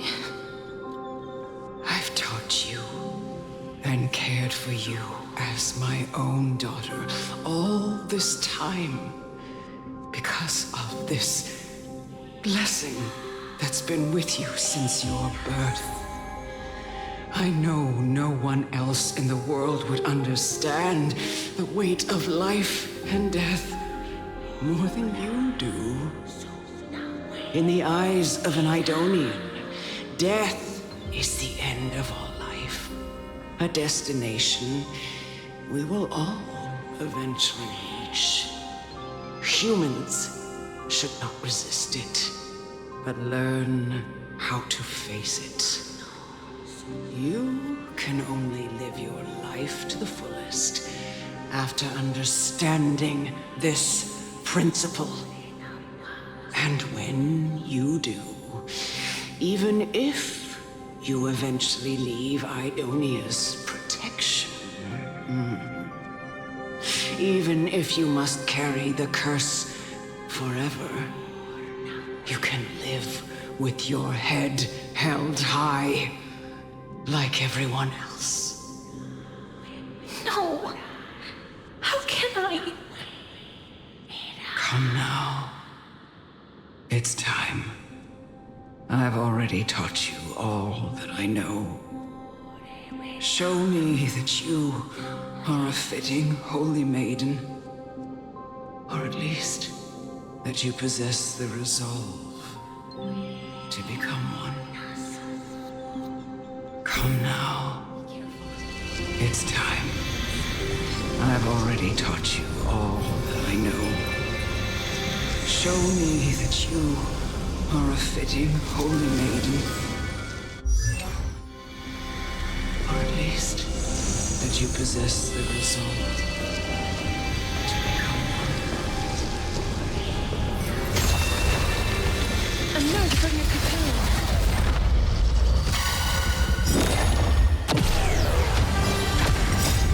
Holy Mother Sora!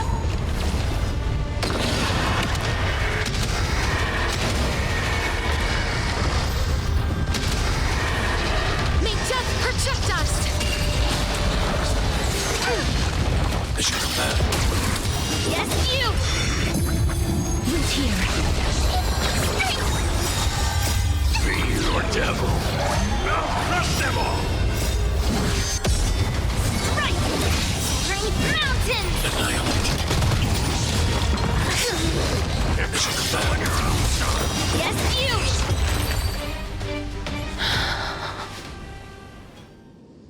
This was the last time I followed her command.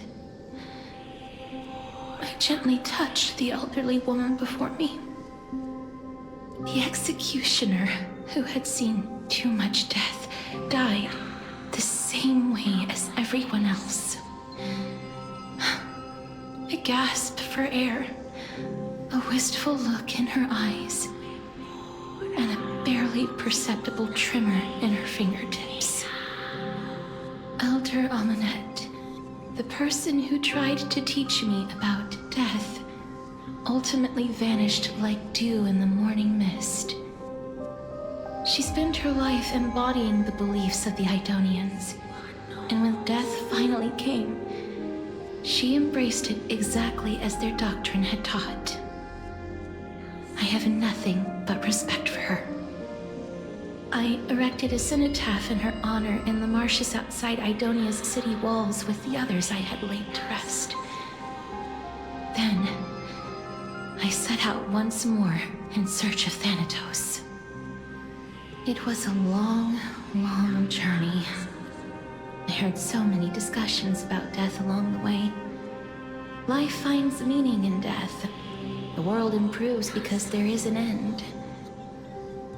It seems the most terrible darkness in this world. Everyone talks about its heavy weight. Some resist it, some worship it, and some even revere it. How did a disappeared titan become the deepest fear of humankind? And why do they haunt my dreams? I continued my travels to seek an answer. Initially, I was running away. Then, I started searching for it.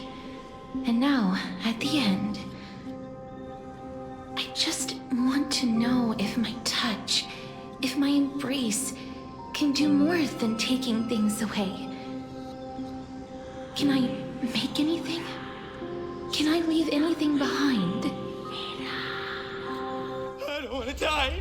Please, I fucking you just let me go. I don't want to die, please. I don't want mercy like this. Just let me go. I need it. I don't...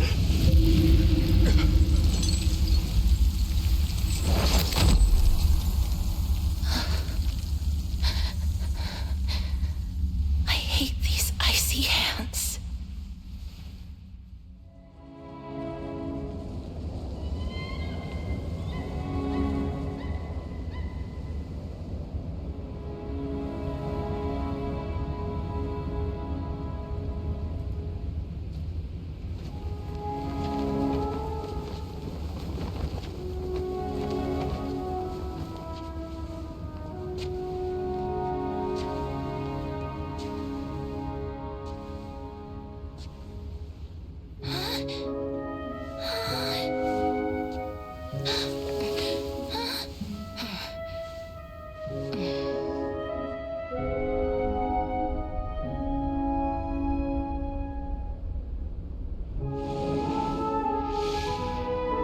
Get it over with. End its suffering.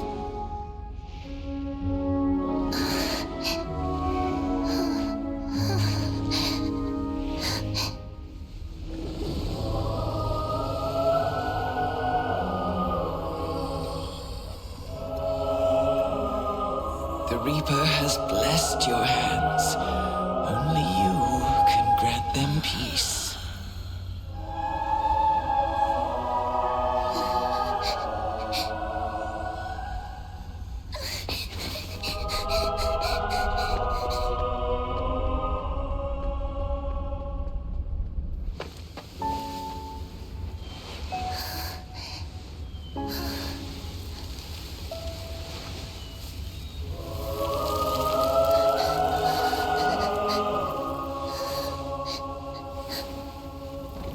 Embrace death.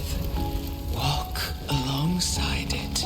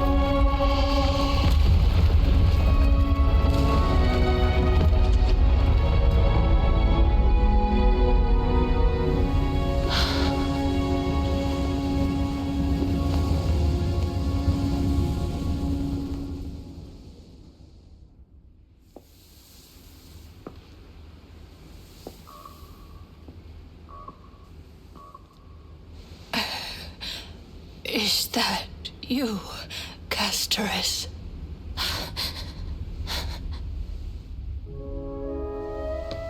All of them have gone, heeding death's summon, crossing into their domain. I must go too. I don't fear it, just I have some regrets. Watching people leave this world again and again, it must be lonely for you. You must want to desperately embrace them before they go. I can't. These hands, they're too cold.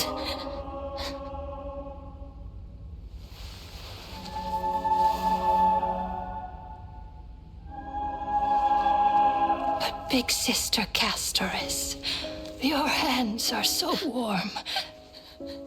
Just like anyone else's. So go on. Don't hold back. Give me a warm hug.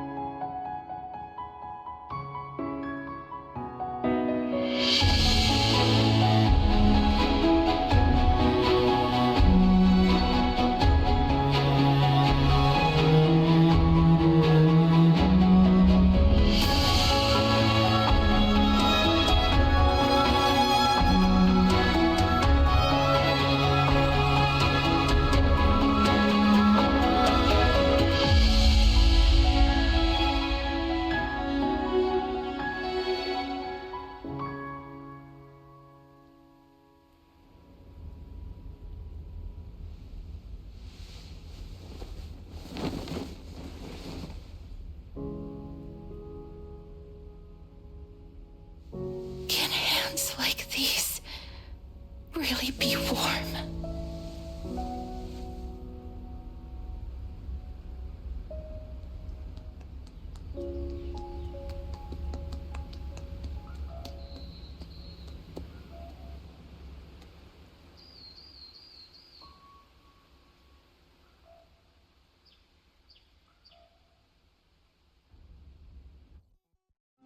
On the day that Ornyx's trial ended, you must have had many questions. I felt just as confused. Why, as someone from beyond the sky, were you so cruelly dragged into Amphorius's fate? I wished I could take action, but no matter how hard I try, I cannot simply interact with the living as ordinary people do. Even when we brushed against each other unintentionally in the grove. And it was obvious that nothing had happened. When an almost unattainable hope finally welled up in my heart. When I thought that perhaps my touch would no longer bring sorrow, fate declared to me, it wasn't that the curse of death had finally been lifted, but that your soul no longer belonged to this world. And there was nothing left for my hands to take. Nothing. And did I really think this time would be any different? It's not that I don't understand this reality, just that I'm unwilling to accept it. Having walked such a long road, I am still unable to find the answer to life and death. I am resigned to eternal despair. Anything I wish to hold on to, death will inevitably wrest from my grasp. From that moment on, I lacked the courage to confirm it again. Until Ornyx laid bare the cruel truth before us.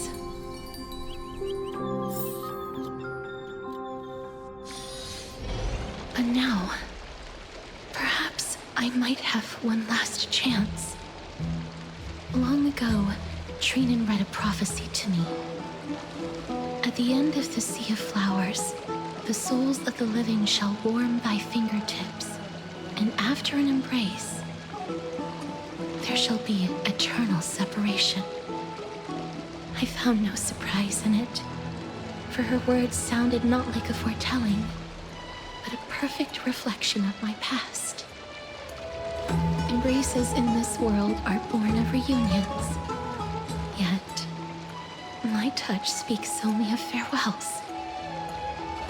In that moment, I had no doubt that this destiny would weave itself through the entirety of my life. And yet, things have taken a turn for the better. Now that I can finally have an audience with Thanatos, perhaps I can rewrite the meaning of that fated prophecy. I have no reason not to give it my all. For your sake, and for my own. With that, I won't have any regrets.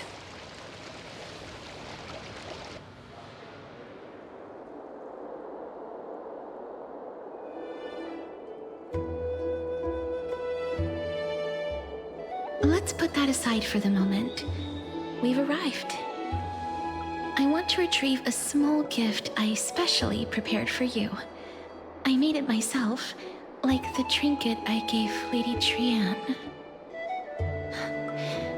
I want to leave something for everyone, if possible.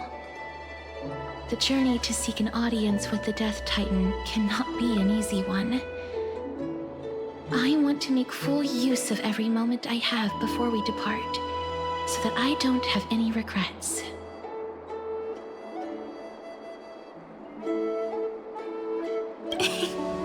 No, it isn't. You'll know when you see it. Look, it's right there. Huh? Where did it go? What's going on? This is the coin of Zagreus and a slate. So it's her.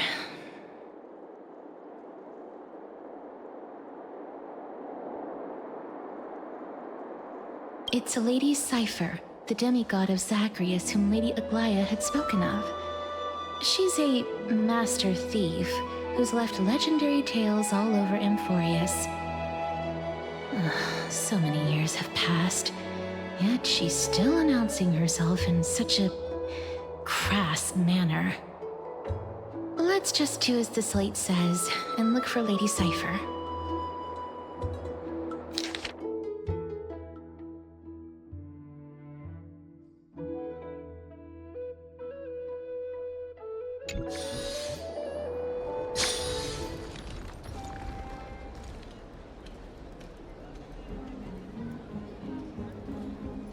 Look, it's right there.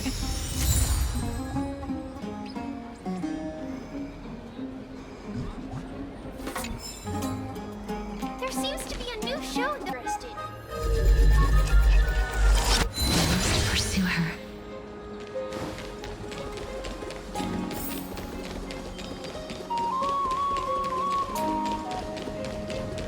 Huh?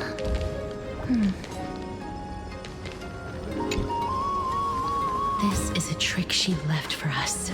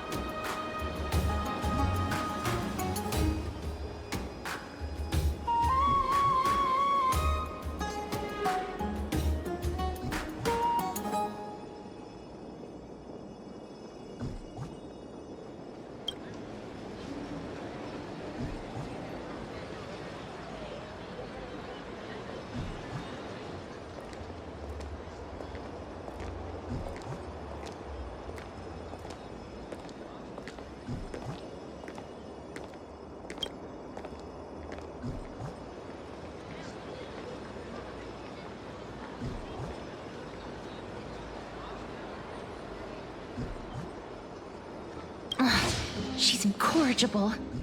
Follow me.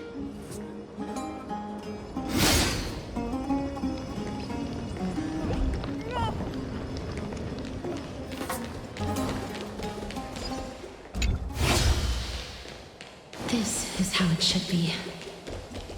We must pursue her.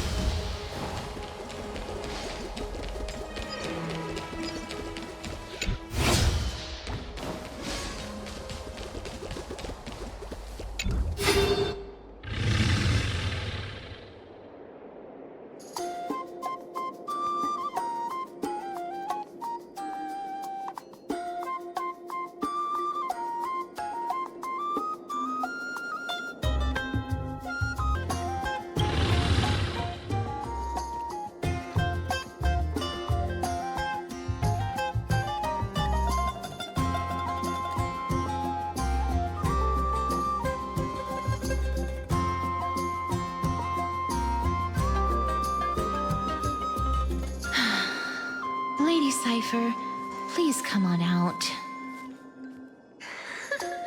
You're still careless as ever. Shouldn't you keep such a precious gift near your bosom? Since you know it's a gift for someone else, please give it back to me. Stop hiding among the people and letting the wind carry your voice. Now, since I know it's a gift, that just means I need to milk its worth. The children of the wind never stay for long in one place. Unless your offer is tempting enough to steal the wind. What say you? Name your price. I'll give you however much you want. What's wrong?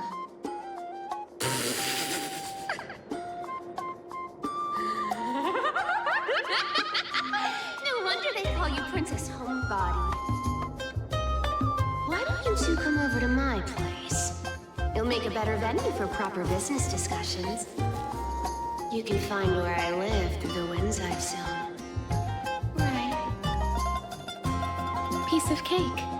I can do that even if I can only sense your soul. All right, I'll see you there.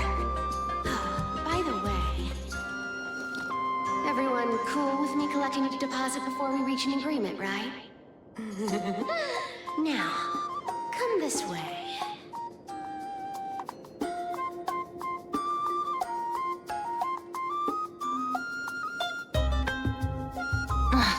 She's incorrigible. Follow me.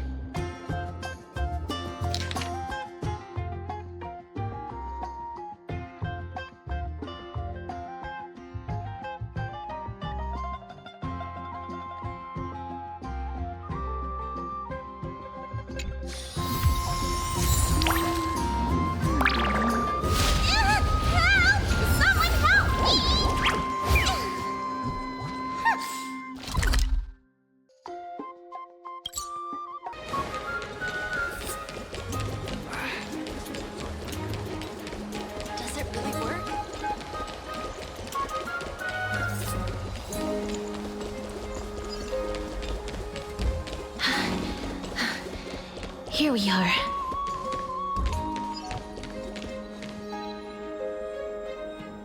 Over here! Over here! No, not that way! This way! Come on. If I really wanted to hide, you'd never find me.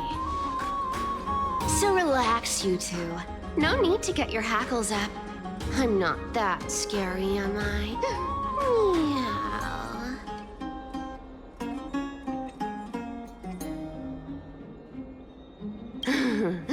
No way.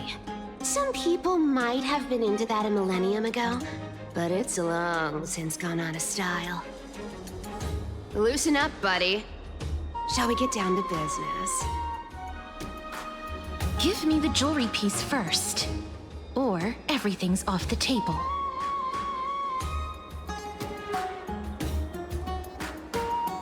Oh, come now. Don't be so upset. Relax. Relax. Look, isn't the view here just great? You can see what everyone is doing and where they're going, and they won't even know you're here. Now that we've broken the ice, let's get to the point. Everything I've said so far has been a joke. I'm inviting you two here for 3 things. 1. The seamstress found me and wants me to take you to Styxia to look for the Death Titan.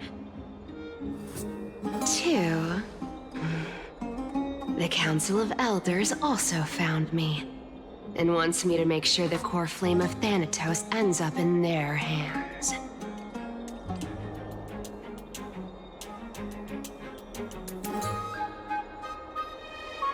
And last, but not least, I'm telling you that I'm not interested in doing either of those things. Don't go look for the Death Titan. The end.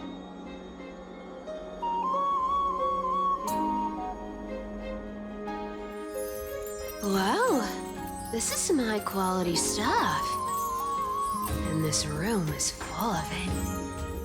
How much are these worth, Did you get all this through that Aranova gimmick? Some of it is family fortune, while the rest came from my business as a dressmaster. Don't liken the flame chase work to your shady dealings. Wow.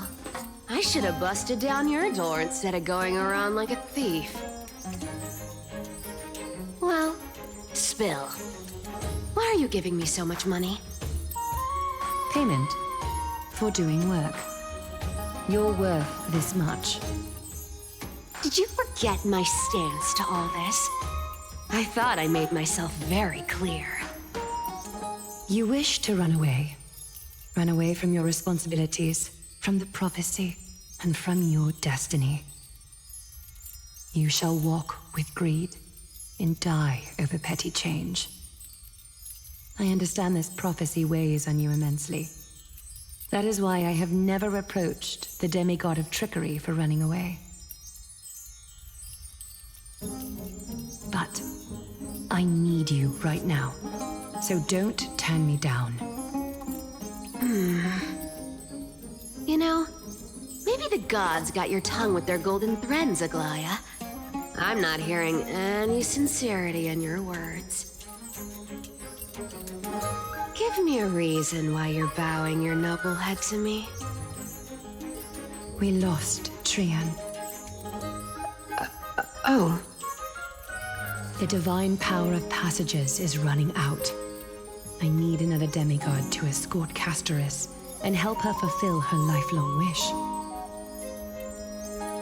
Oh, I get it now. You're sending Castoris to her death. And you want me to die with her. This is Castoris' own request. I have never seen her so determined. She brought this up herself? You're not pulling my leg. She's also made up her mind to leave her confused past behind. As will you, Cypher, when you finally make up your mind. Don't be so sure. Time is hard in the likes of you and I. But Castoris remains pure as driven snow.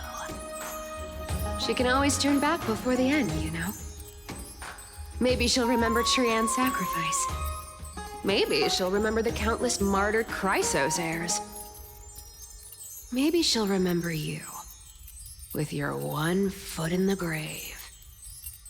I ain't as optimistic as you about what she'll want to do. Tell you what. Why don't I take this room of treasures as a security deposit, and we make a bet? Go on. I bet she'll change her mind and turn back. Now, if I lose, I'll do what you want me to do. Return this deposit to you, plus giving you another room full of treasures. How does that sound? You sound like you have all the confidence in the world. In that case, let's make a pact with those conditions.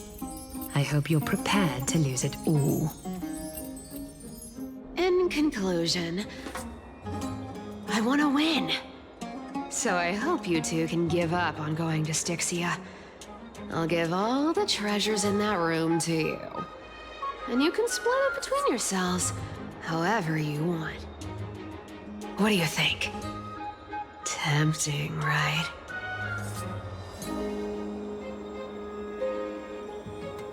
I decline. If we don't find the Death Titan, her soul will... Oh? I can't go into the details, but we have to go to Styxia. I really don't get how. Princess, homebuddy, you keep talking about needing to find Thanatos, about getting rid of your curse, and you don't care about anything else. But did you ever live for your own pleasure? Even for just one day? What are you trying to say? I'm saying, contrary to your beliefs, Aglaia didn't take you in just so you can die for her Aranova. The flame chase journey walks hand in hand with sacrifices. Isn't that why you're always running away from Lady Aglaia? Fine. Never mind. We all have our own problems. I ain't gonna say anything anymore. It's not like I was gonna honor that bet anyway. But listen to me. Styxia is no tourist destination. Sure, the treasures buried in there are 10, no, 50 times richer than Aglaia's vault. Yet, I've never been there. And I never plan to. Because even a demigod can't be sure they can walk out of that place alive. And now I'm supposed to escort you to Styxia. Sure. Pay up.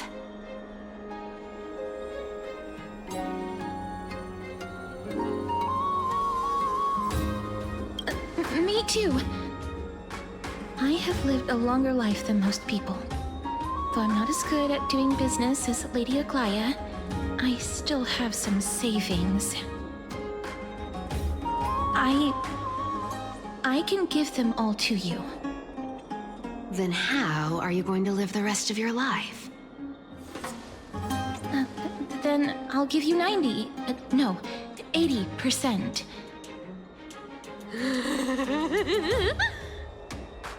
Well, don't mind if I do. 80% of Castrus's savings and a bottle of dew of divine blood. Not a bad trade.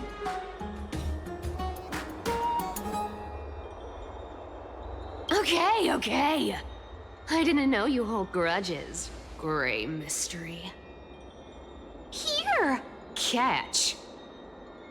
Be careful with that! A minor change in plans, though. Don't go to the bath tomorrow. Come look for me at Akama's city gates instead. So, why are you changing the meeting place? Oh, nothing, really. Just a bit scared of the seamstress's frosty face. I wouldn't stay a second longer in Akama if it were up to me.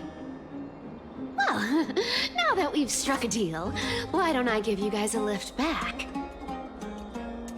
It's gonna be a long ride. So have a good rest.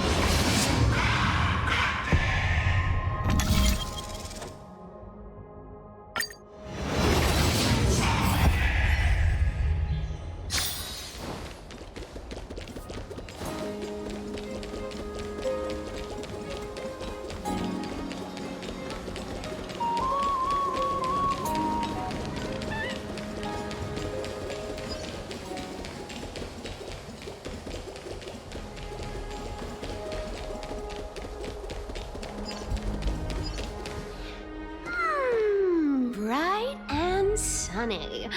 Just the weather for farewells. You're here. Totally. The trio team is the best set up to reach the finals. No need, I already told her. She's fine with it. You sure know how to put me in a spot, Casterus. I need to travel with you, but I can't touch you. What a bother. Sorry. Aw, I was just teasing. Don't take it to heart. Did you know that the legends say you have to put an obol into the mouth of the dead or over their eyes if you want them to successfully cross the River of Souls and enter the Nether Realm? That's the fairy fare for entering the Nether Realm. However, I honestly won't ask you to pay this time. I'll pay. And then we'll just have to go through the motions.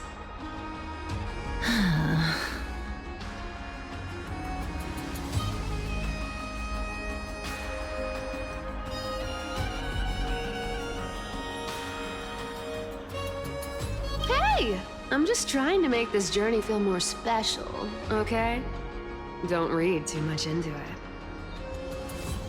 All right, pass me the coin.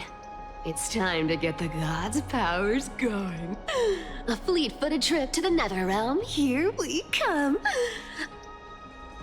Oh, one last thing before we go. I gotta give you this piece of advice. Especially to you, Princess Homebody. You can't catch the wind by waiting. You only live once. So make the most of every moment you have. Get ready. Be steady. Hi, your turn. Don't be nervous. After all, it'll be gone in the blink of an eye.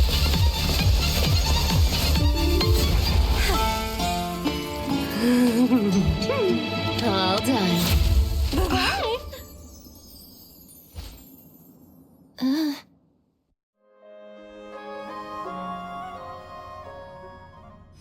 Are you feeling all right?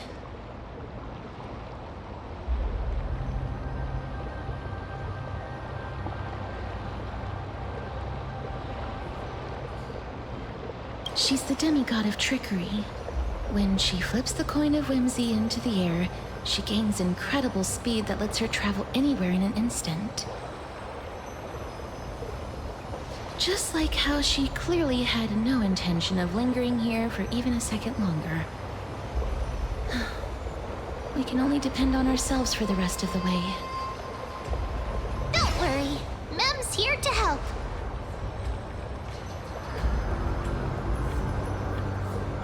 Being cute isn't my only forte. I'm strong, too. This is Styxia, the city of dragons and waves. Anaxa hypothesizes that the missing Thanatos is somewhere in these ruins. This is the land of their birth. Or perhaps of their death.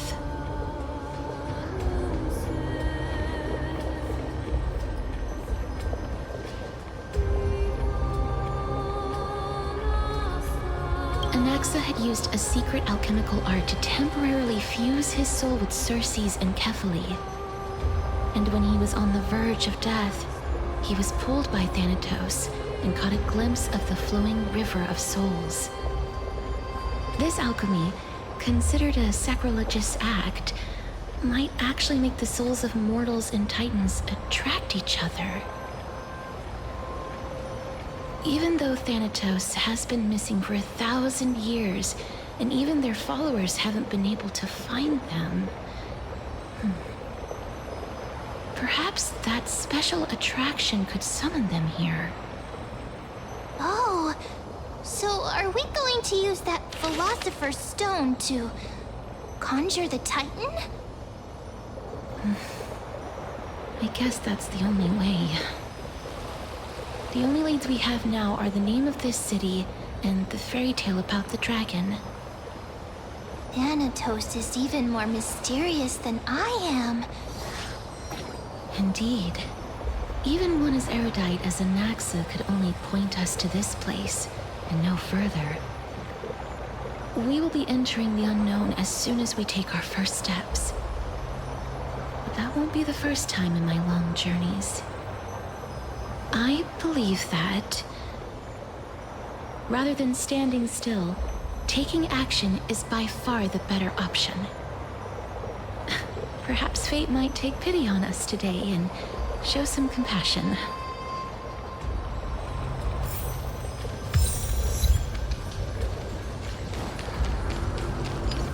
Go back whence you came. Go back. Ahead lies the realm of the dead.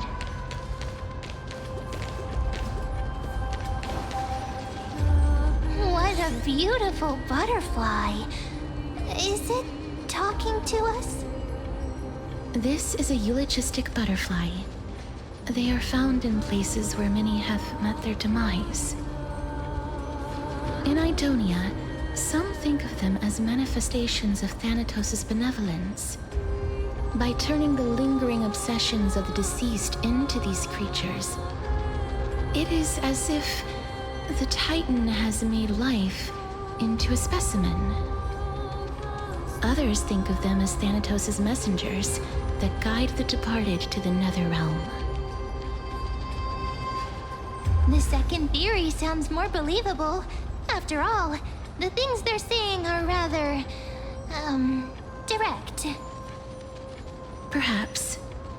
But the fact that we're able to hear their whispers proves that we're fast approaching the realm of the dead.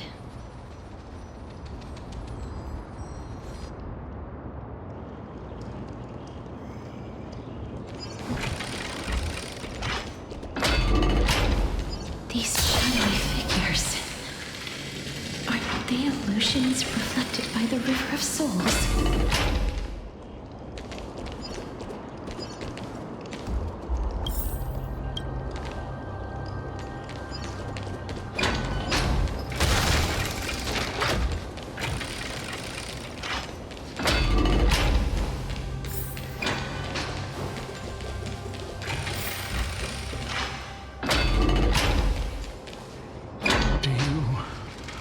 To buy any fish?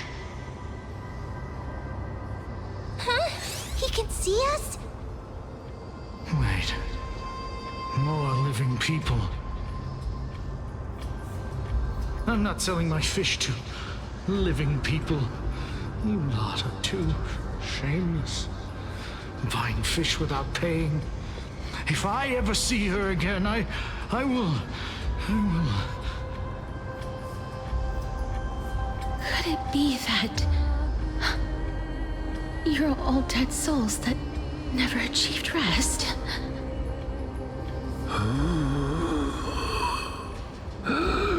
The nether realm does not exist.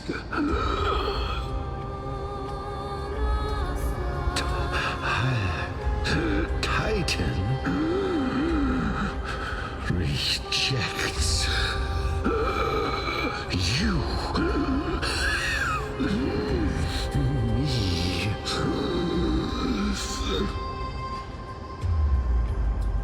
So, do you want to buy any fish? But there aren't any fish nearby. Other fish gone. The people are gone too. I can only keep selling fish. So, do you want to buy any fish?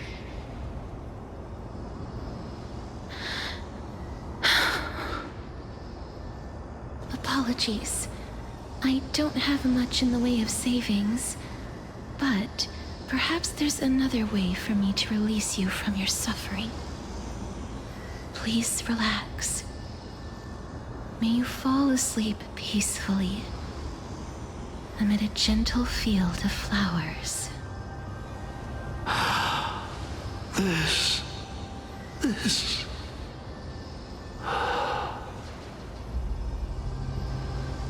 I knew it. These people aren't illusions. They're the souls of the deceased. They're supposed to reach the end of the west wind by floating down the river of souls. Yet, they have floundered upon the shoals of the stream, unable to move forward. Did Thanatos reject them? Or perhaps they didn't really die at all?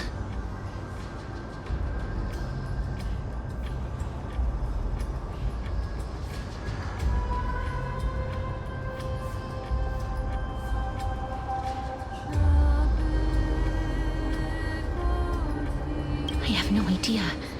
This circumstance is completely unprecedented. Hang on. Didn't he say more living people? So that means he's seen other members of the living apart from us? Could it be that these souls are stuck here due to someone's deceit? If something is done out of goodwill, are you really gonna call it deceit? Goodwill? I can't see anything good out of... Wait a minute. Lady Cypher? That's me.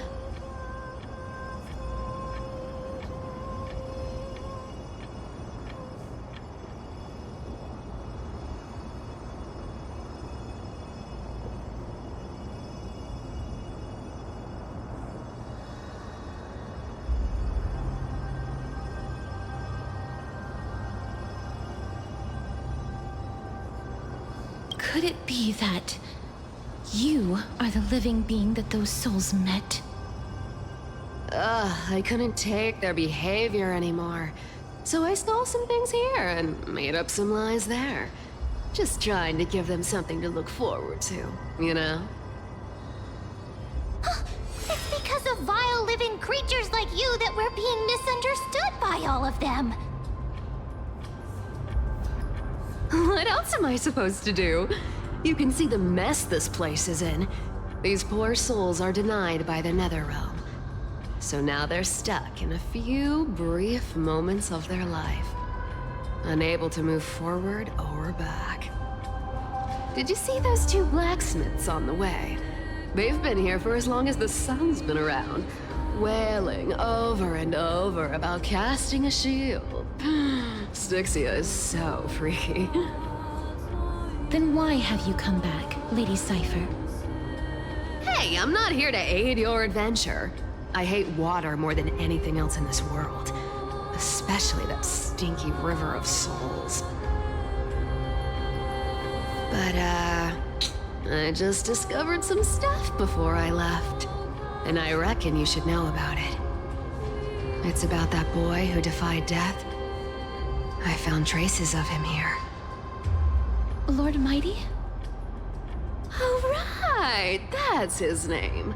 Well, now you know. As for whether that info is actually useful, that's for you lot to figure out. So long, Princess Homebody. So long, Grey Mystery. Huh? She disappeared just like that? Lady Cypher has always been a free spirit. In any case, she has brought us some valuable information. If Lord Mighty is also somewhere along the river shoals right now, then he will certainly become our signpost. After all, he's different from those wandering souls. He will find his way, even in the realm of the dead. Don't worry. It's time for me to shine. Ornyx's rune of recollection is nearby. Use prayers to return the river to before it got flooded.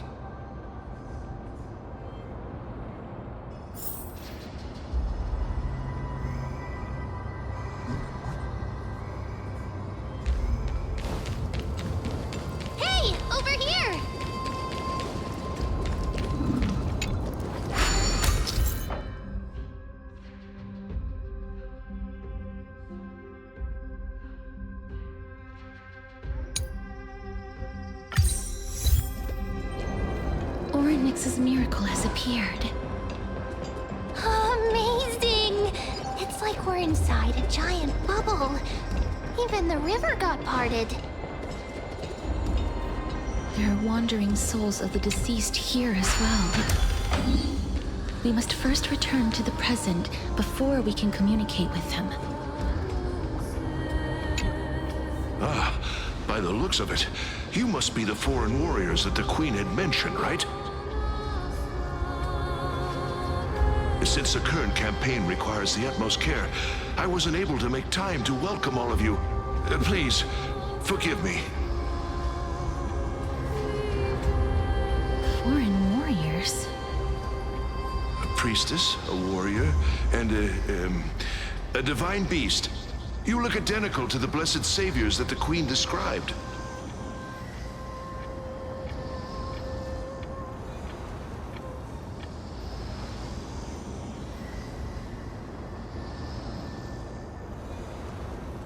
What? A campaign? Who are you campaigning against? Nobody knows, as of now. Of the scouts that went ahead, only one has managed to return. He says that the land ahead is a forbidden land that should not be approached, as it is the doorway between the netherworld and the mortal realm.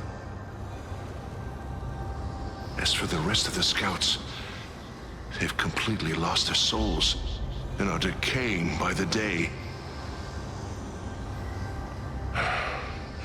While there is still dissension within the city, the scholars agree that this calamity was so unprecedented that it needed to be given a new designation. An unprecedented calamity. Could it be death? It seems that you have indeed heard about this. Well, death is just one of the possibilities. It's too early to come to a definitive conclusion. A world that has never seen death. Looks like these people lived in the era Chrysia before the Calamity Titans descended upon the land. May I ask, where is the scout who managed to come back? So he returned to Styxia. He only had enough left in him to last no more than half a day. However, it was his intel that convinced us to rally together.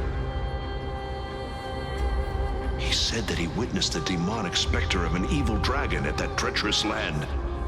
The apparition opened its giant maw and devoured everything in sight, and thus brought Styxia that thing called death.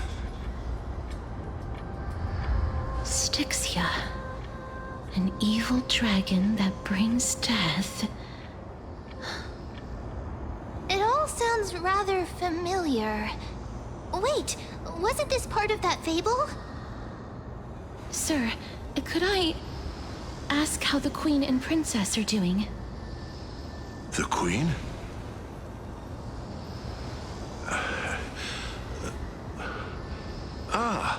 By the looks of it, you must be the foreign warriors that the Queen had mentioned, right?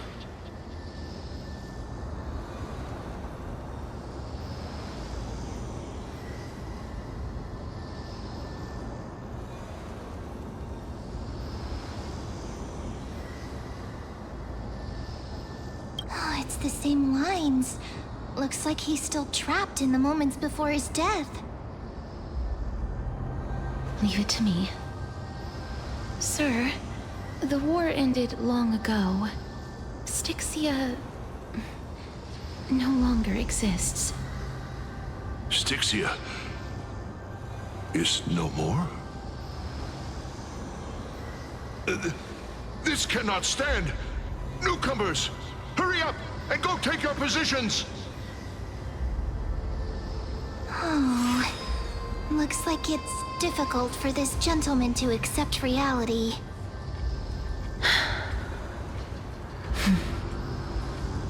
Sir, I am the Maiden of War, sent here by the Queen herself. If you accept my blessing, then today's battle will be smooth sailing. Maiden of War? I've never heard of this. There's little time to waste. Please don't take too long. Don't worry. I'm typically unwilling to prolong such a moment.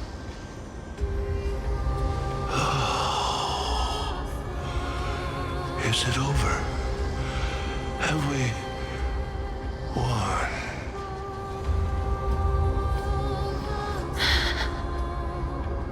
Cass! Oh, are you alright? I'm fine. I just didn't expect that I would still have to embalm others, even in the realm of the dead. Is this a remnant of his soul?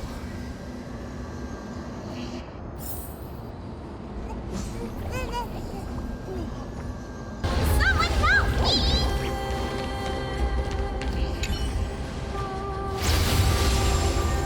Well then, why should I place my trust in you?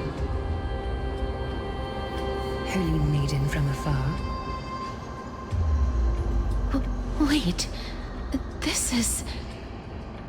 I don't quite understand what you're trying to say. Since the prophecy has already pronounced your name as Chrysos, heir of death, Akima ought to treat you as an esteemed guest. However, you seem to have no intentions of concealing your involvement with the Council of Elders, while most likely being aware of my issues against them. I cannot deny your claim. It was the Council that offered this room to me, and they had only one request. They want the curse of death to be completely subjugated to your will. I was agreeable to that request. But why? I am unable to rid myself of this innate curse. However, from this day onward, I shall use it according to your will. I will never make any superfluous moves on my own. I see. So that is how they plan to control the Flame Chase journey. They have shifted the heavy responsibility of granting death over to me. If I ever become obsessed with executing people, they will then have ample reason to terminate the Chrysos heir's journey. And yet, you seem to not mind. This is quite surprising to me. That's because the fate that we were born with is a burden far heavier than that of an individual's life. I've woven many unforeseen events into the tapestry of fate. This is but one instance. Tidy up your precious garments and come with me. Akima welcomes you, Castoris.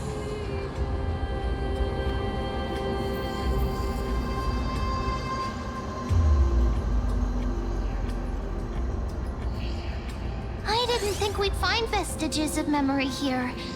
Maybe they've got something to do with Orynyx's rune? Perhaps, but I do not need a reminder from them. This memory is one that I will never forget.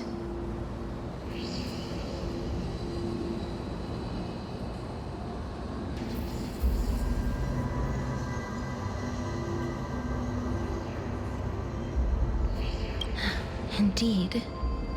While my relationship with the Council has always been quite ambiguous, Lady Aglaya has never taken any precautions against me. Instead, she's shown me nothing but complete trust. I really want to repay her for that trust. But why would this memory appear right now? Is this really Orynyx's power?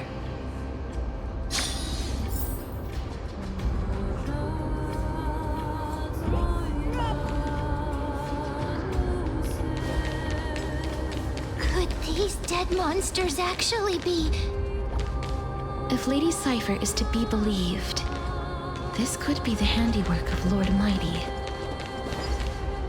Why are the Black Tide monsters here too? Can they swim in the River of Souls? Even Thanatos wouldn't be able to accept Black Tide monsters into their realm.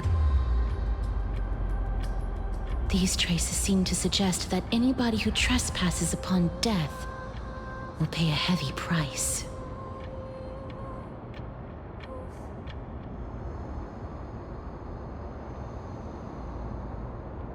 Since the realm of the dead must remain peaceful, it's imperative that we rid the place of such discordant noise. Please stay back. Let me deal with these enemies.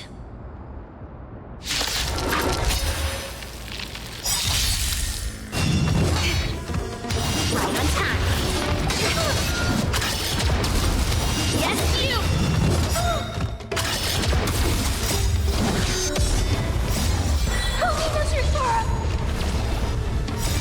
Watch over you. Guide you on your path. Mission command. Then to Earth! Mission command. Through clouds! Did I win? Did I win? Not even The path ahead is blocked by the River of Souls again. In that case, let's go back to the past. This miracle sure is hand. If Dan Hang was around, he'd definitely be able to raise the waters of the River of Souls into the sky. If Lady Hycelens was still alive, I think she might be able to do that too.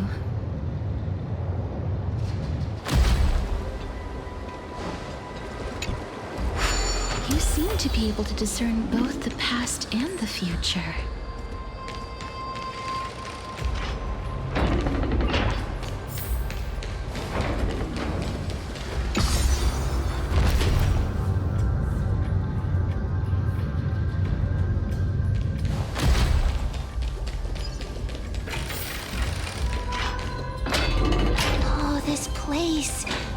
Must have been a beautiful courtyard in the past.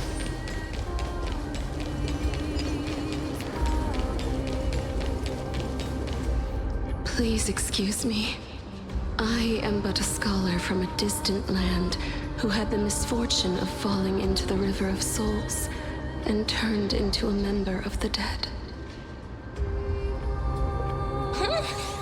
This one seems to know that she's already dead. Oh, I was merely speculating, but it seems I was right.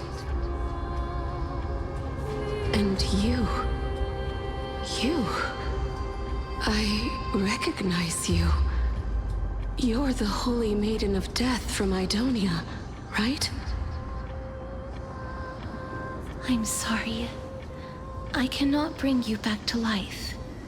However, should you desire it, I can end your prolonged limbo. I'm well aware of that. Even if you were able to revive me, I would never choose that option. That's because I didn't fall into the River of Souls by accident. Instead, I leaped into it to seek my death. Why? If you could see the life I've led, then you would not reproach me so. My life was far too miserable. But I did not expect things to stay the same even in death. What a joke. In escaping my mortal life, I've entered a millennium of pain instead. Circes above. What cowards humans are. For we fear both life and death simultaneously. I'm sorry. I'm also powerless to answer that question. That's all right, Holy Maiden. At least you are able to respond to me.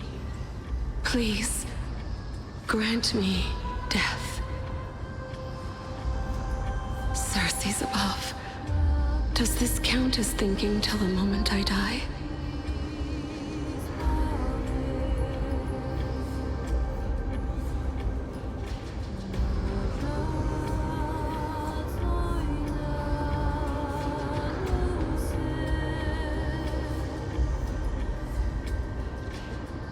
I have seen too many farewells.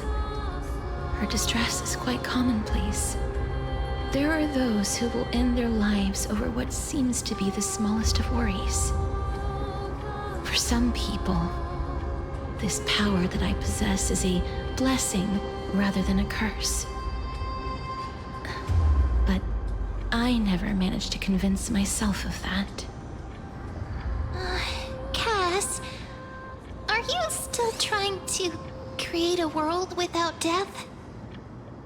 Yes, because when placed under time's vast scales, there is no worry in this world that cannot be solved.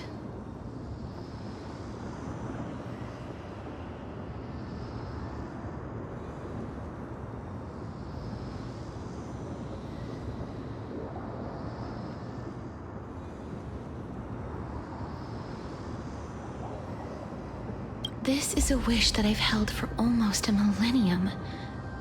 My mind might have changed once upon a time if people managed to strike up a friendship with me. But I've never been more firm in my conviction. Now that I've learned about your near-death state, it is my duty to wipe death from the face of this world.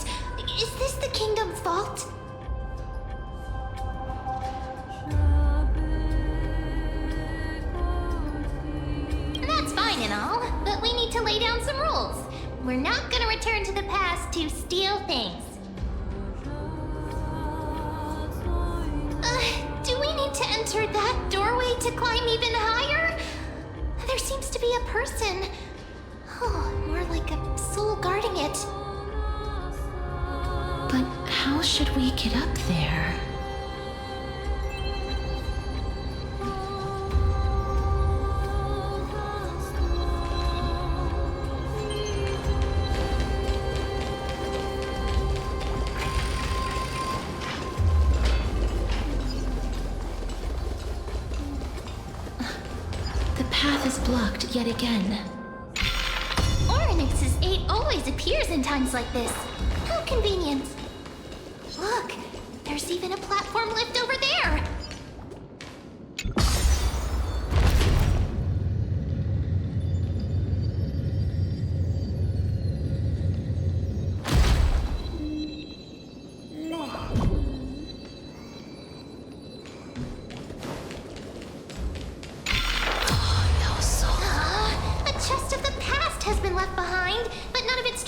Remain inside.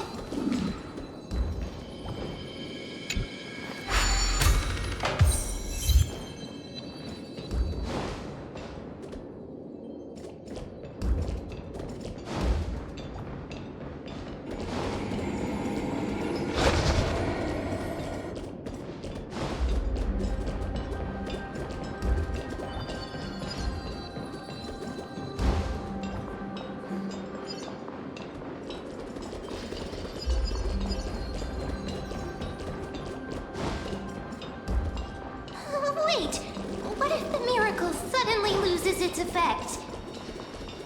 Mem, do you really want me to answer that?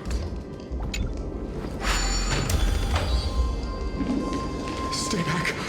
Don't come any closer.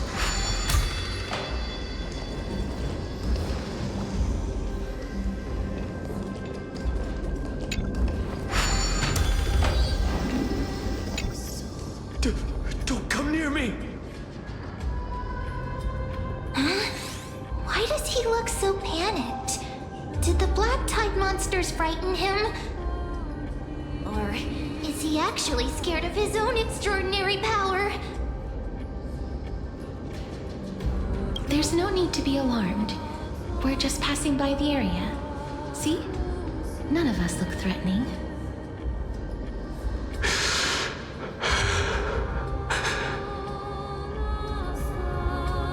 You have a point. Although... while this might once have been the royal vault, it's since been plundered empty. So please go away right this instant. You've misunderstood us. We simply heard your shouts as we were passing by, then decided to come over to find out what happened. My goodness.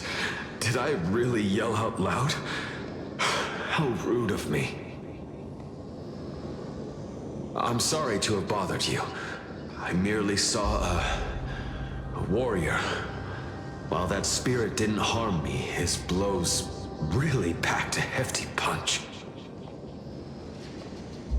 A warrior? Could it be... Wait a minute. You seem to be quite different from him. Are you actually alive? How can you walk around here while alive? It's a long story. We're here to seek an audience with Thanatos. Thanatos? Who's that? Is it possible that he's also living in the era before death descended? Death? Could it be that you are here to defeat the evil dragon Pollux? Pollux?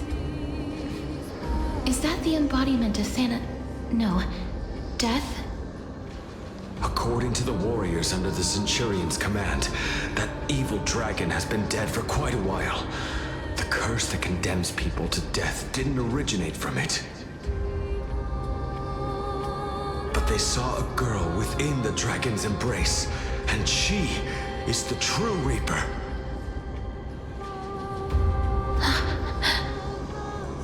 Pray tell, where is that girl right now? I've heard that the Queen spared no effort in bringing her back to the castle. Her Majesty intends to control all of Amphorius with this unprecedented power. As for whether this rumor is true, well, no one knows. You have my thanks for the invaluable insight that you've given us. Please, treat this touch as a token of my gratitude. You... are you...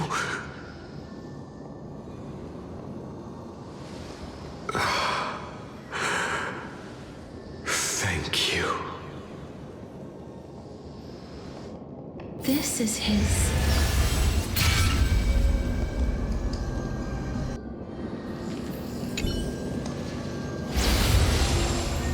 Then you granted him death? That isn't like you. You would have refused even if I commanded you to do so. I... don't know. I did it out of sympathy, believing that I wouldn't be racked with agony, but... I am still in a state of turmoil. Sympathy? Sympathy for that youth who triumphed in every battle? That young man was favored by Talantin, who taught him a move that will defeat any mortal enemy with a single blow and emerge victorious every time. He could rely on that move to always achieve victory during Era Chrysia. However, now that death has descended upon the mortal realm, that divine swordplay also means he can send others to death at will. In other words... You feel that he's similar to you? Yes. Since he can never be inferior to others in martial combat, death would be the inevitable outcome every time he strikes. That's why he approached me and pleaded. Pleaded for me to put an end to all of this. You are perhaps feeling lost from making your peace with death in so abrupt a manner. I have not made peace with death. I've seen the people of Idonia stand tall and proud in the face of death. Even before the fated finale arrived, they were already content with the lives that they'd lived. They had such proud expressions. Expressions that made me believe death would be an insult to these mortals if the concept is truly a power that a god had carelessly cast down upon the world. Perhaps death's authority was never meant to exist in this world. Just like how I shouldn't exist. I won't refute your beliefs for now, but would you be interested in listening to a story of mine? It's a fairy tale from foreign lands, told by the person who brought you to me in that ice field long ago. A tale told by the Queen of Styxia. What? But wait a minute. That means the girl born in the dragon's embrace, the personification of death these souls talked about. That's you, Cass? I've already had an inkling for a while now, but I honestly have no memories of Styxia. My memories only begin after OMEN brought me to Idonia.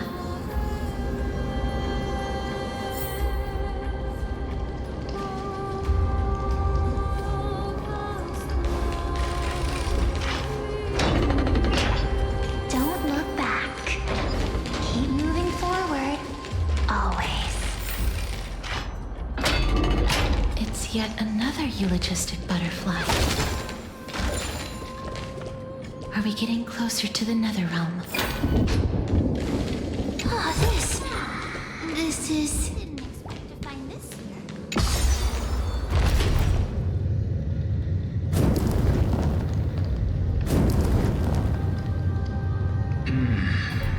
Living ones?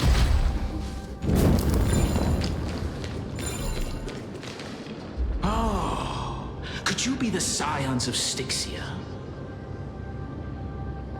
Did you hear about the great work that I'm doing here, and have thus arrived to give me the last material that I need for transmutation? Great work? Have you heard of the great name of Pollux, perchance?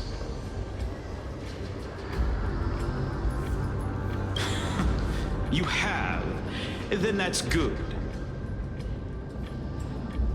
During the Age of Myth, a time likely before your birth, I was the unsurpassed zenith of alchemy that none could reach. On the shoals of the River of Souls, I shall make Pollux soar again and bring death back to the world. But didn't that dragon already bring death to the world? Oh, looks like you don't know the whole picture. While it's true that the missing girl can grant death to mortals, Pollux, the one who delivered her onto this world, makes it so that humankind cannot die.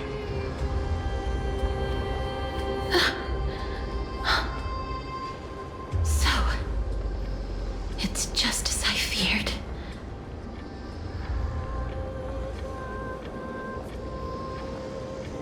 This is my guess. The deceased are supposed to drift down the River of Souls until they reach the end of the west winds. But this river of souls was blocked by Pollux's fall. That's right. That's why it's imperative that I bring the dragon back to the mortal realm and make it soar the skies again. I have long since prepared my alchemical matrix in the tower, although I am still missing the most crucial material of all. That final ingredient, the final sacrifice, is none other than the girl who lives out her days with death. What's going on? You didn't touch him, did you? I know that I am no longer capable of carrying out that task. Take this, all of you, and please fulfill that great undertaking on my behalf. This... We had been inebriated in Fagusa's feast too long before we began to seek divine bestowed death, so that we could be freed from the whims of fate. However, that brought doom upon us. Instead of summoning a supreme god, we encountered a monster that cut off the River of Souls. That detestable dragon Pollux denied all the dead from the gates of the nether realm. Unable to rest in peace, these departed spirits engulfed Styxia like a roaring tide. As a result, my city and its people no longer exist. That child is the only person whom I managed to save. Born within the evil dragon's abdomen, she has possessed the talent of death since her birth. She must have been granted to us by the gods as a chance for us to atone for our sins. Please, you must nurture her to adulthood and prevent her from experiencing all of the suffering that we went through. I promise that I will care for her as a mother, that I will protect her from the evils of death. By Fagusa above, thank you for your kindness. As her mother, please bless this child with a name before I am swept away by the River of Souls. Please, let me know how I should address her in my next life. Oh. Like how a transient raven butterfly, a fleeting papilio castor, perches on the twig of death. Castoris. That shall be her name. That's where my name comes from? The sound's back. What is making that ruckus?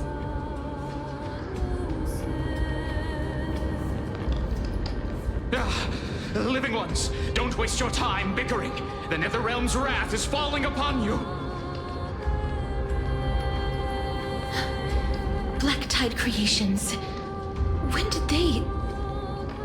Miss, please fight them with caution. Be careful not to suffer the same fate as those Black Tide creatures!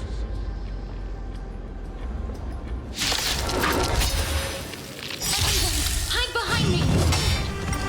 That's you! Stay back, Clara. Through clouds! Again! Yes, you! Stay back, Clara. Stand to earth! Stay back, Clara. There's so many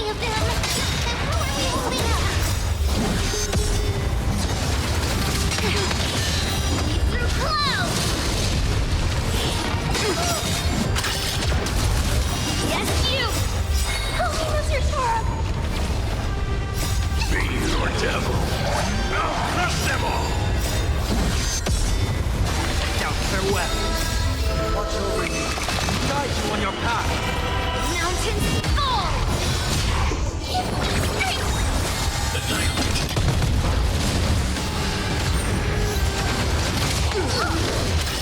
Serenity is before me.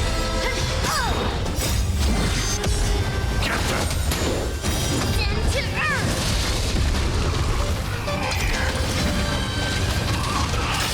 Beast of strife.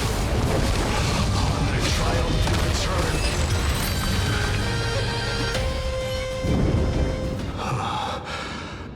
You?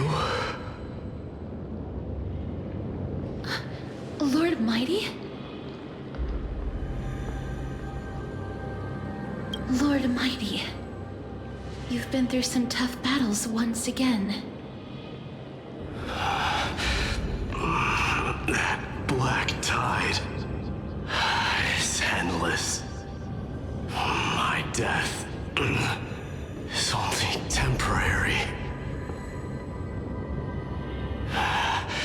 I will find my path of return and go back to the world of the living and continue my protection. Lord Mighty, I have always wanted to. Why does death reject you? I'm the one resisting it. I must resist the temptation to go with the flow. I'll go against the current and kill my way out of this cursed nether realm. That is my destiny.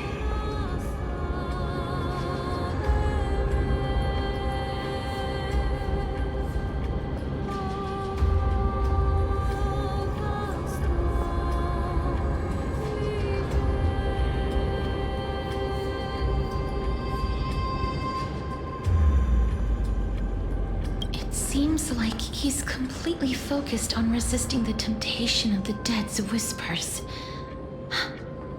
He's working hard every minute to deny death. It seems his battlefield is not limited to the world of the living. Lord Mighty, are you willing to travel with us? We're headed for the Matrix inside that tower to summon Thanatos from their prolonged concealment.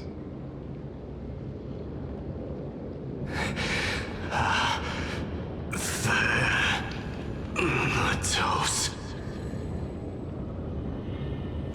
Challenge. Death. That's right. If we can work together and defeat them, you won't have to be troubled by the curse of immortality any longer.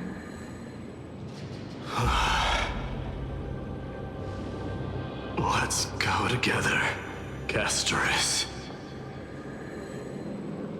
Let the person who has brushed against death countless times guide your way.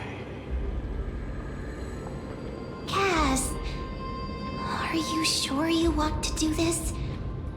The alchemist said he wanted you to be a sacrifice. I'm not afraid. There's no reason for us to turn back anymore. Rather than standing still, taking action is by far the better option. Perhaps fate might take pity on us today and show some compassion.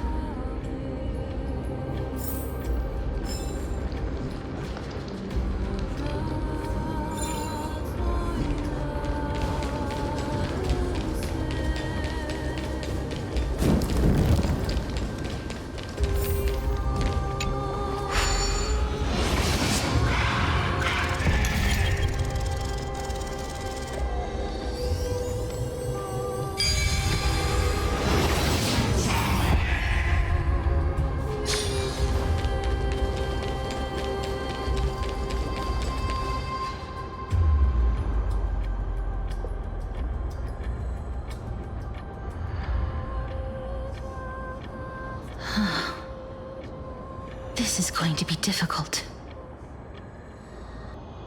I'm familiar with this kind of mechanism.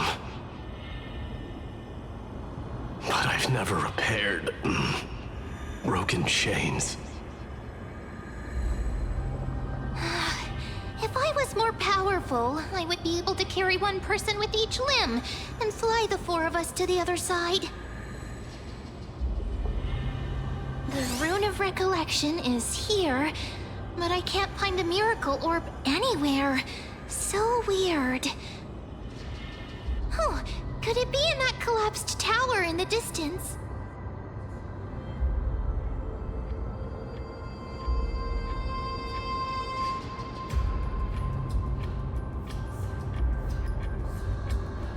It's still up to me to step up in a crisis. Wait here. I'll go check things out.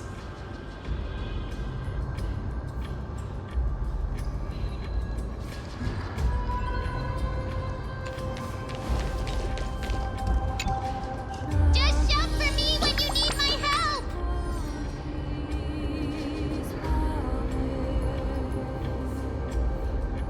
Got it! Just leave it to me!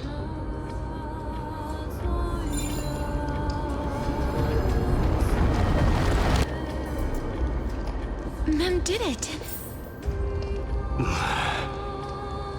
The pink squirrel is very smart.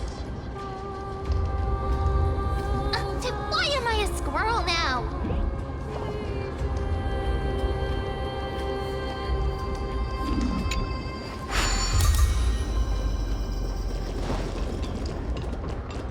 The miracle's range is limited. Please come a little closer. Aren't I a good fit for Orynyx's priest?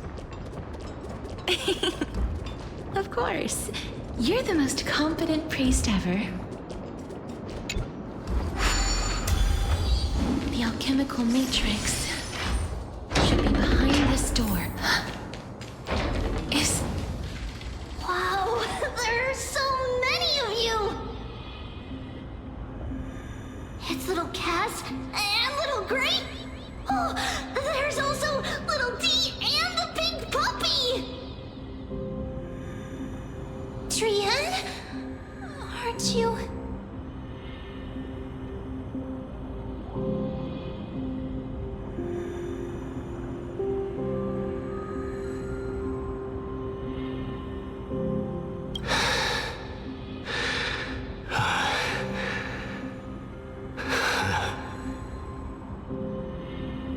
This is the first time I've encountered a deceased friend while going upstream in the River of Souls.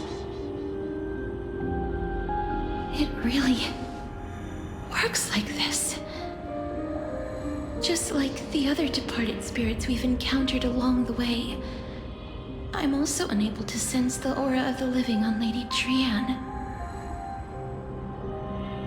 Yup, you're right. Trian already knows that she'll not be able to return to everyone's side. But Trian believed that little Cass would eventually return to the Netherrealm. So, Trian has been standing here, at this spot closest to the world of the living, and waiting for little Cass. Oh. It must have been very tough for you. But according to what Trian said, we're almost at the entrance of the Netherrealm. Trian promised Trevi and Trinan that when little Cass got here, Trian would get the gift ready and be the first person to run over and welcome you. So, little Cass, don't cry. Please, accept this. We finally finished it. This is what Lady Trebi once mentioned. The gift for me that you didn't manage to finish. The Holy Maiden of Janus. Even when separated by life and death, Their thoughts are still connected. Trian spent a lot of time drawing this. Trian hopes that little Cass likes it. Seriously? It's seriously a wonderful drawing. Lady Trian.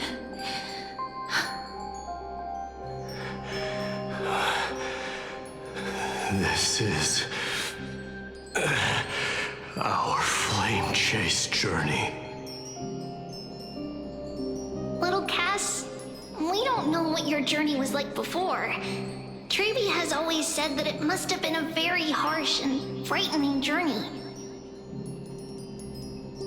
But little Cass no longer has anything to fear now, because everyone is here with you in this flame chase journey!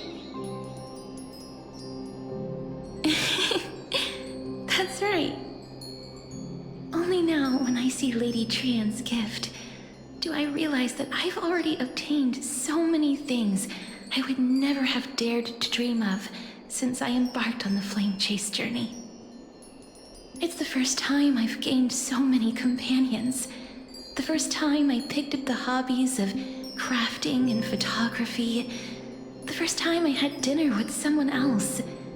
The first time I went to the market to buy the Chimera doll I'd liked for a very long time and hugged it to sleep. The first time I wore a dress personally made by Lady Aglaya. The first time I went for a walk with Lady Trebi, Lady Trian, and Lady Trinan. The first time I enjoyed the night breeze and looked up at the stars with Miss Hyacinth. The first time I took care of Dromasis with the Trailblazer. Looking back at all these experiences I never thought were possible, it feels as though the scales of my life had shrunk from centuries and decades down to minutes and seconds. And all of them are so precious. I took countless photos in the past, but they're all black and white landscapes. I don't have a single one with friends. If I had known, I would have taken more pictures.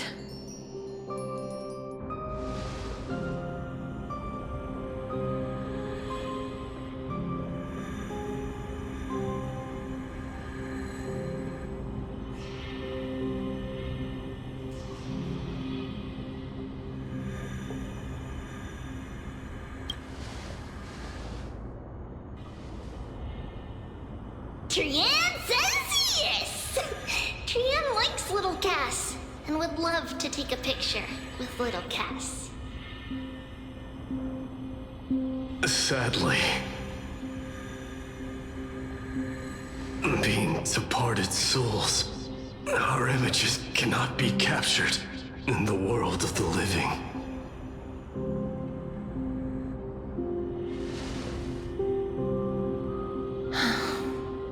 I thought so too. What?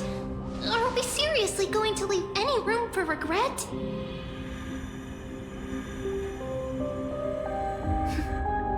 There won't be any regrets.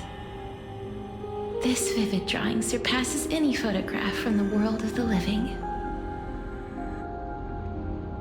Little Cass smiled. Trevi, Trinan, and Trian's wishes finally come true! I remember you once said that fate is not the flowers that bloom at the end of the road, but where people tread beyond the gate. Now, the path that belongs to me is about to reach the end. Thank you for bringing me the final key. Key? Little Cass, why are you talking in riddles all of a sudden? I have a feeling that soon, this gift of yours will become the key to saving Mrs. Life. Well, that's amazing!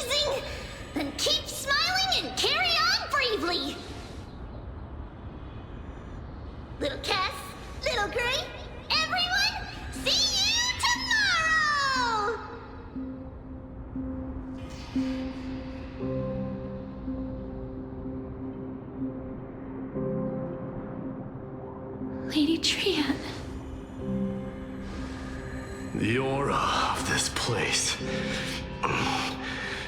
We have indeed reached the end of the stream of souls. If I go any further, I might lose myself. I must leave now, for the black tide still wreaks havoc in the realm of the living.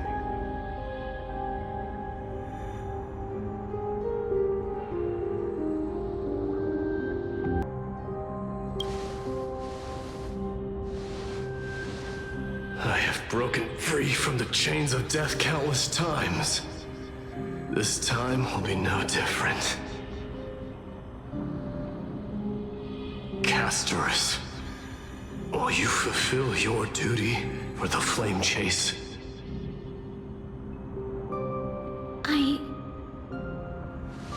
I have yet to make my decision, Lord Mighty.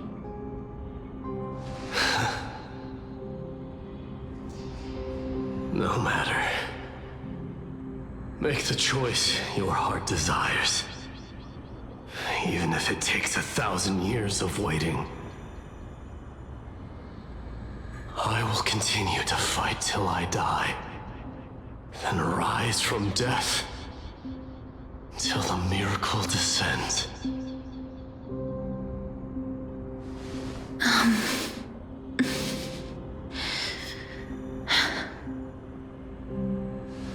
There is one more thing you should know, Lord Mighty.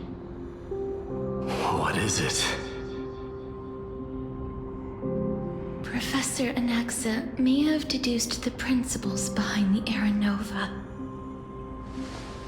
You and I may be reincarnated as strife and death in the next cycle, becoming calamities wreaking havoc upon the world. I see.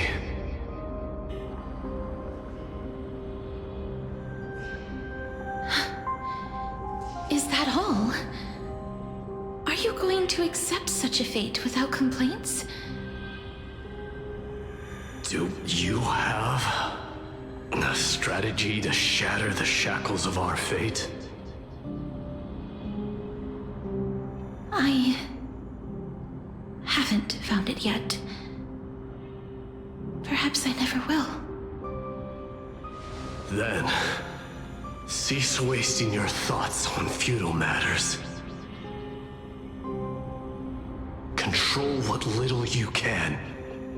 And when fate's inescapable grasp comes,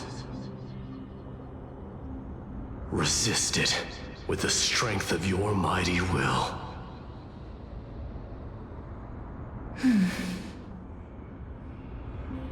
Thank you, Lord Mighty. I will find the right decision.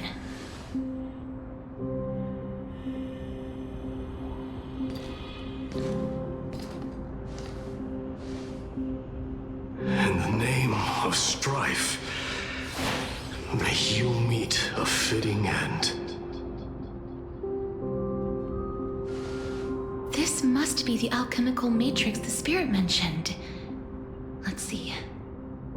We need to insert Aquila's sky, Georios' earth, Kefali's fire, Fagusa's ocean, and Nestia's love. It seems our sweet Princess Homebody has made up her mind. In that case, seamstress, I suppose I no longer need to deliver your message. My time is rather precious after all. Whether you wish to break free from death or not, please, follow your heart. By the promise you once made, I ask that you fulfill your duty one final time. Castorus, please, live as a human, and die as one. According to that alchemist, the final piece is supposed to be me. However, he is not privy to the past and therefore cannot see the full picture. The past? I saw the twins of death in Kefali's memory, and now I am certain that I was one of them. The trial of the Hand of Shadow demanded taking the life of your family. I died during that trial, falling before the gate to the new world. And my sister, whom I never met, became the Titan Thanatos of this cycle. She was consumed with regret over my death, so she used the Titan's authority to reforge my soul. Yet, it also means she has never revealed herself to anyone, hidden away from the entire world. That's because the Titan she became already fell at the start of everything. They died for me, and now lie in slumber in the River of Souls. You mean... Pollux? That's right. The River of Souls is no material river. It cannot be blocked by ordinary means. Only a divine corpse can prevent the dead from reaching the next world. And that's why... we have to awaken Pollux from death before we can retrieve the core flame of death. We have to reforge its body with the power of alchemy. But Cass, if that alchemist speaks the truth, does that mean you're also part of the dragon body? According to those departed spirits, I was indeed born as the dragon's twin. But before we talk about that, have you heard the sighs? I heard them too. So what are those? I think it's probably the sign of Pollux's wish being fulfilled. They must have realized how heavy a price they'd need to pay when they used their divine authority to resurrect a dead woman. That's why they exerted every ounce of their strength to send me to Styxia, a city that called for death, a land where none is hostile to death. They never saw their wish fulfilled and fell so prematurely, all because they wanted to give me a new life. Pollux must really want to know how their sister has been after giving their all to save her. That wish is the reason Pollux's soul still lingers in the mortal realm even after their fall, quietly watching and documenting every detail of their sister's life. So instead of picking up objects on the way here... We were instead showing things to a strand of yearning that lingers here. Now, we must weave these yearnings together and restore them into Pollux's complete soul. But all of this is just a hypothesis, right? What if we go through with the ritual and it turns out totally different? That's fine. As Professor Anaxa often reminds us, such is the nature of alchemy. The true outcome can only be known once the process is complete. This is why alchemy is also known as the miracle of creation. Now, the puzzle of Pollux's yearnings is nearly complete, with only one final piece remaining. I shall reveal what they have been yearning to know in the alchemical matrix. I will show them my whole life since I left Styxia. Lady Trienne has already drawn a picture of my entire life, and it is now in my hands.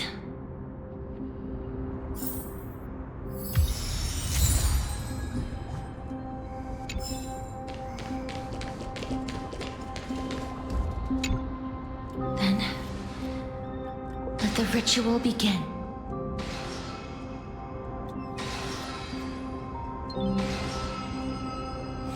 Now, the objective is complete. That is all. Such is what Professor Anaxa always says after preparing for an alchemical ritual. And now, shall lift you from the river of souls and reforge your soul. Perhaps you will be disturbed by this, and your body may become horrifying to behold. But if even the slightest trace of your soul remains, the soul that once ferried me to this side of the shore, then please, look at me. I wish to thank you in person.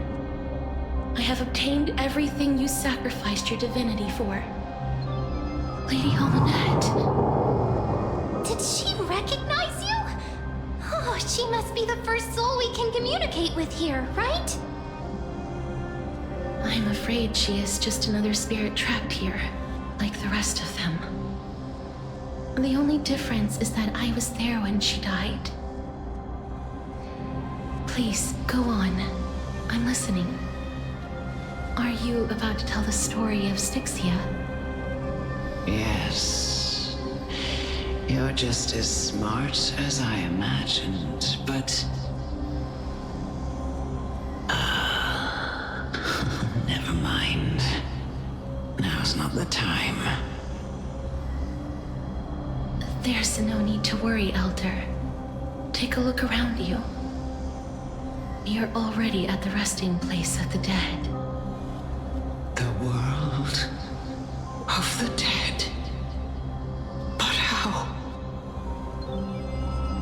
I understand that you chose to remain silent about the story to protect Casterus, the girl who coexists with death.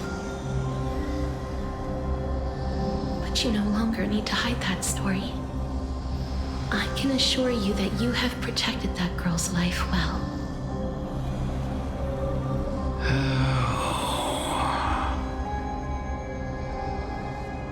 Well, in that case, let me begin. Styxia, the pearl of the ocean, plagued by unwarranted calamity and ravaged by death in the fairy tale. It was the first city-state to shift their faith towards death, even before Idonia did. From where you stand now, I suppose that's a bit hard to believe. Right? Indeed. I cannot imagine that those from the era Chrysia, blessed with eternal life, could ever yearn for death. I have pondered the same question, child. But I am afraid there is no clear answer to it. Journeys and epics are only glorious and magnificent because all things eventually fade to dust. That's how someone once explained to me why death is necessary to the world. But I still can't take that as the final answer. Would a world without journeys and epics be worse off? I take it the one who spoke this line was a general, or perhaps a warrior. I, however, did find some inspiration in these words. Would you like to hear my thoughts, Casterus? Please enlighten me, Lady Almanette. Though I have already made up my mind on how to handle the authority and core flame of death. Your words might truly guide me toward the path forward. You and I are neither warriors nor generals. Therefore, journeys and epics cannot truly resonate with us. But what if I reframe it like this? What if love is not a trait bestowed upon mortals by Nestia, but a blessing from death? Love. No one ever invented the word cherish in the era when life was eternal.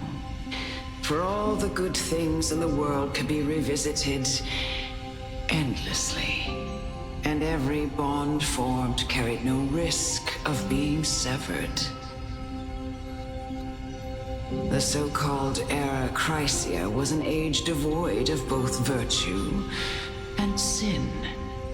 People did not truly live. They simply existed, going through the motions without passion or purpose, and waiting for something to happen. Perhaps the people of Styxia chose to embrace death not out of fascination with its cruel and fearsome side, but instead became fixated and obsessed with the impulses and desires tied to a finite existence. Therefore, death is not a thing of fear and desperation, but... That's right, Castorus. It is the reason we shed tears when parting ways, and also the original spark that ignited the passion of mortals. If you truly intend to deprive the world of death, then be prepared to witness it return to a state of stagnation. I understand, Lady OMEN. Our limited lifespan shapes all that we know and love. Not even the Death Titan has the right to take that away from humankind again. Nestia's love was the chrysalis of Gold's first blessing, but it most likely wasn't understood by mankind. We only learned to interpret this wonderful gift after Thanatos' arrival. If the world was bereft of death, then the Queen of Styxia wouldn't have played midwife in delivering me into this world. You wouldn't have welcomed me into Idonia, and Aglaya would never have invited me to join the Flame Chase journey. None of these stories would ever have happened, and I would never have lived, let alone found happiness. Thank you, Mother.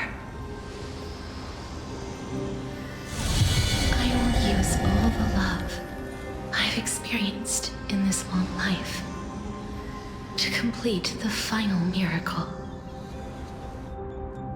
My teacher, Anaxagoras, grant me the wisdom of all things.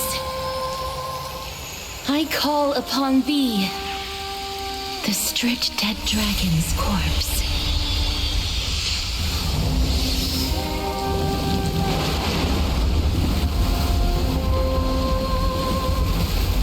Rises from the earth, falls from the sky. As above, so below. This is the greatest power of all powers, unstoppable in this world. The great work that commands all death.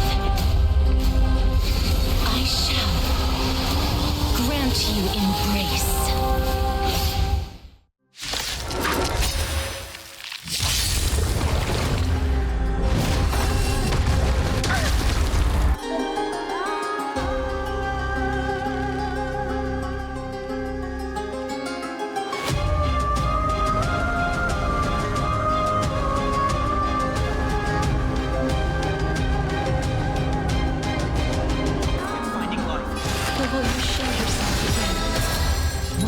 Eradicate this hatred and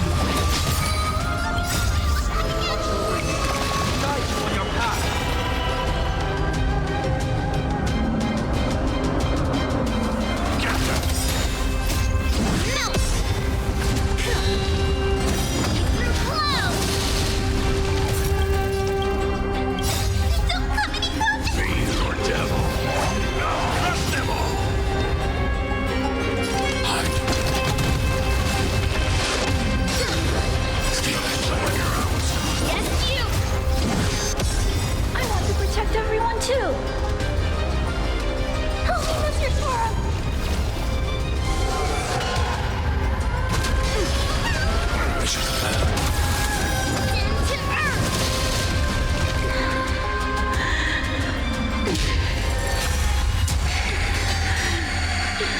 know you're anxious. Don't be afraid. What are you made of? Strike! I'm scared!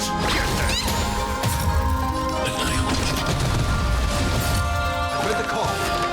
Now, farewell.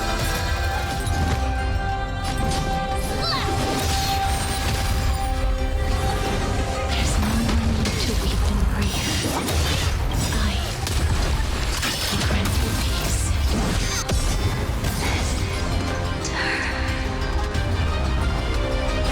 Yes. I'm back.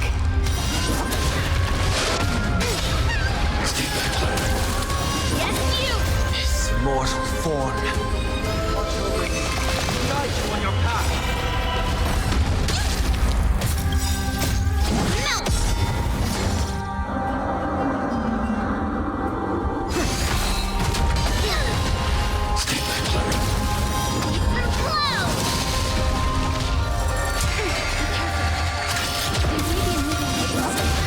But there is fury welling up within them. For your help. Need to be brave. Don't come any closer. Be your devil. Now crush them all. Melt!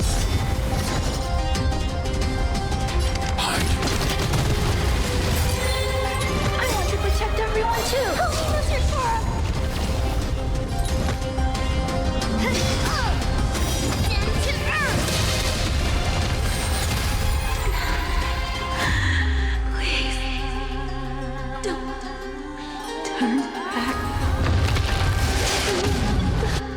Netherrealm.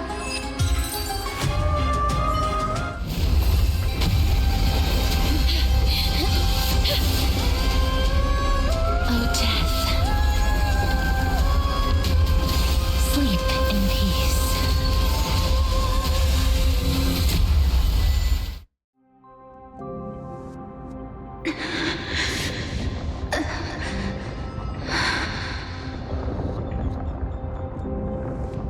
I'm sorry I have to wake you up from ancient death. And I know you're anxious. Shh. Don't be afraid.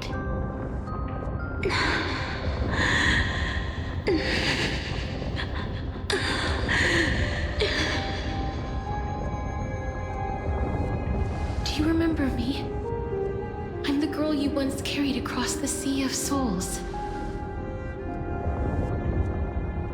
I'm sorry I wasn't able to remember you, but with the help of many people, I was finally able to pick up these broken fragments of my past. I'm back, Pollux.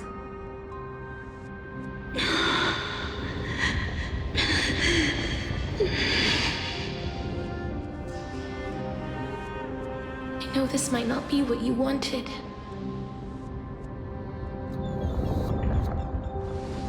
But I have to do this.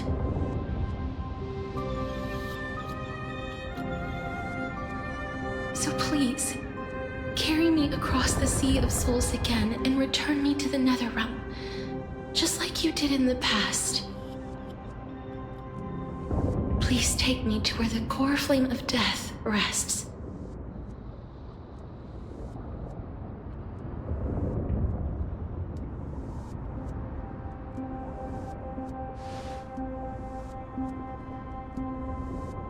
I'll be going now.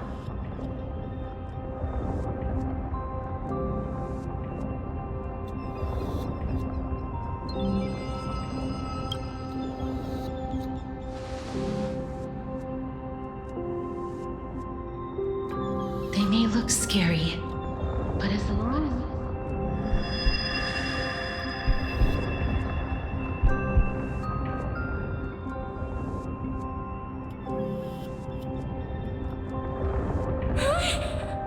What's wrong?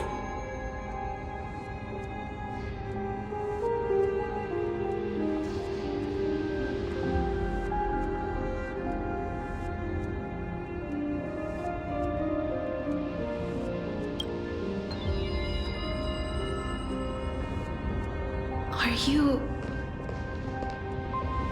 What's wrong with her? Her time is almost up. If I don't go now, I'm afraid her soul will return to Thanatos' embrace before me. What? Oh no! Is there anything we can do? Don't worry. I promised I would ask Thanatos for the Trailblazers' right to roam the Earth again. Mem, stay here and keep a close watch until I return, all right?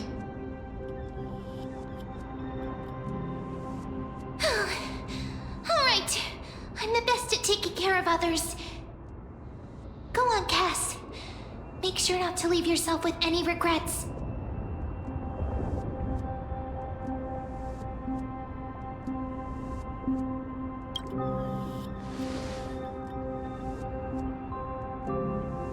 It's a deal then.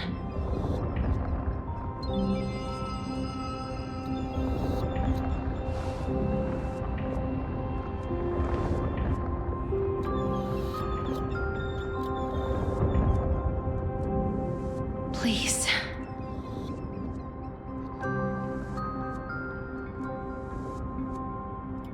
Wait for me.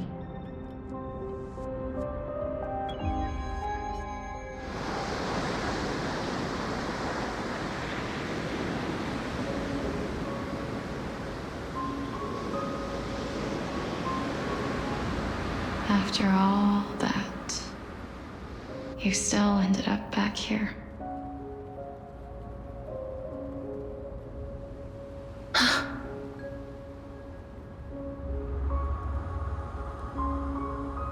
So the legends were true. The Netherrealm really is a sea of flowers. Yes.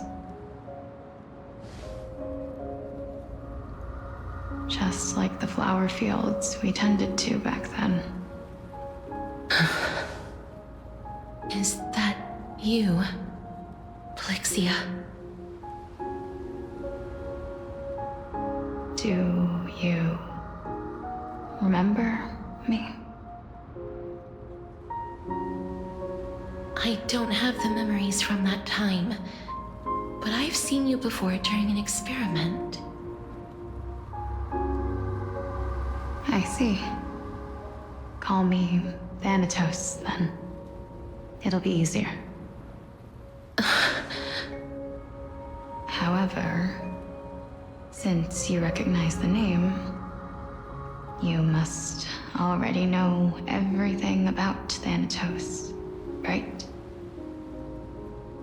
Yes. I'm here to reforge the order of life and death in Amphorius.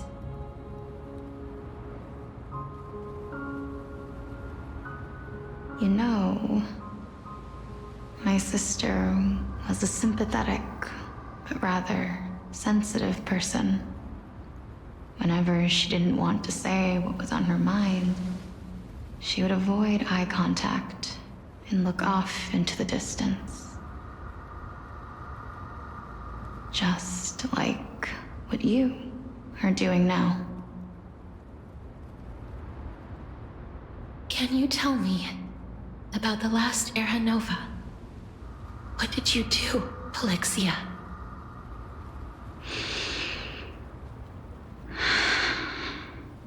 Where should I begin? I suppose we can start from the beginning.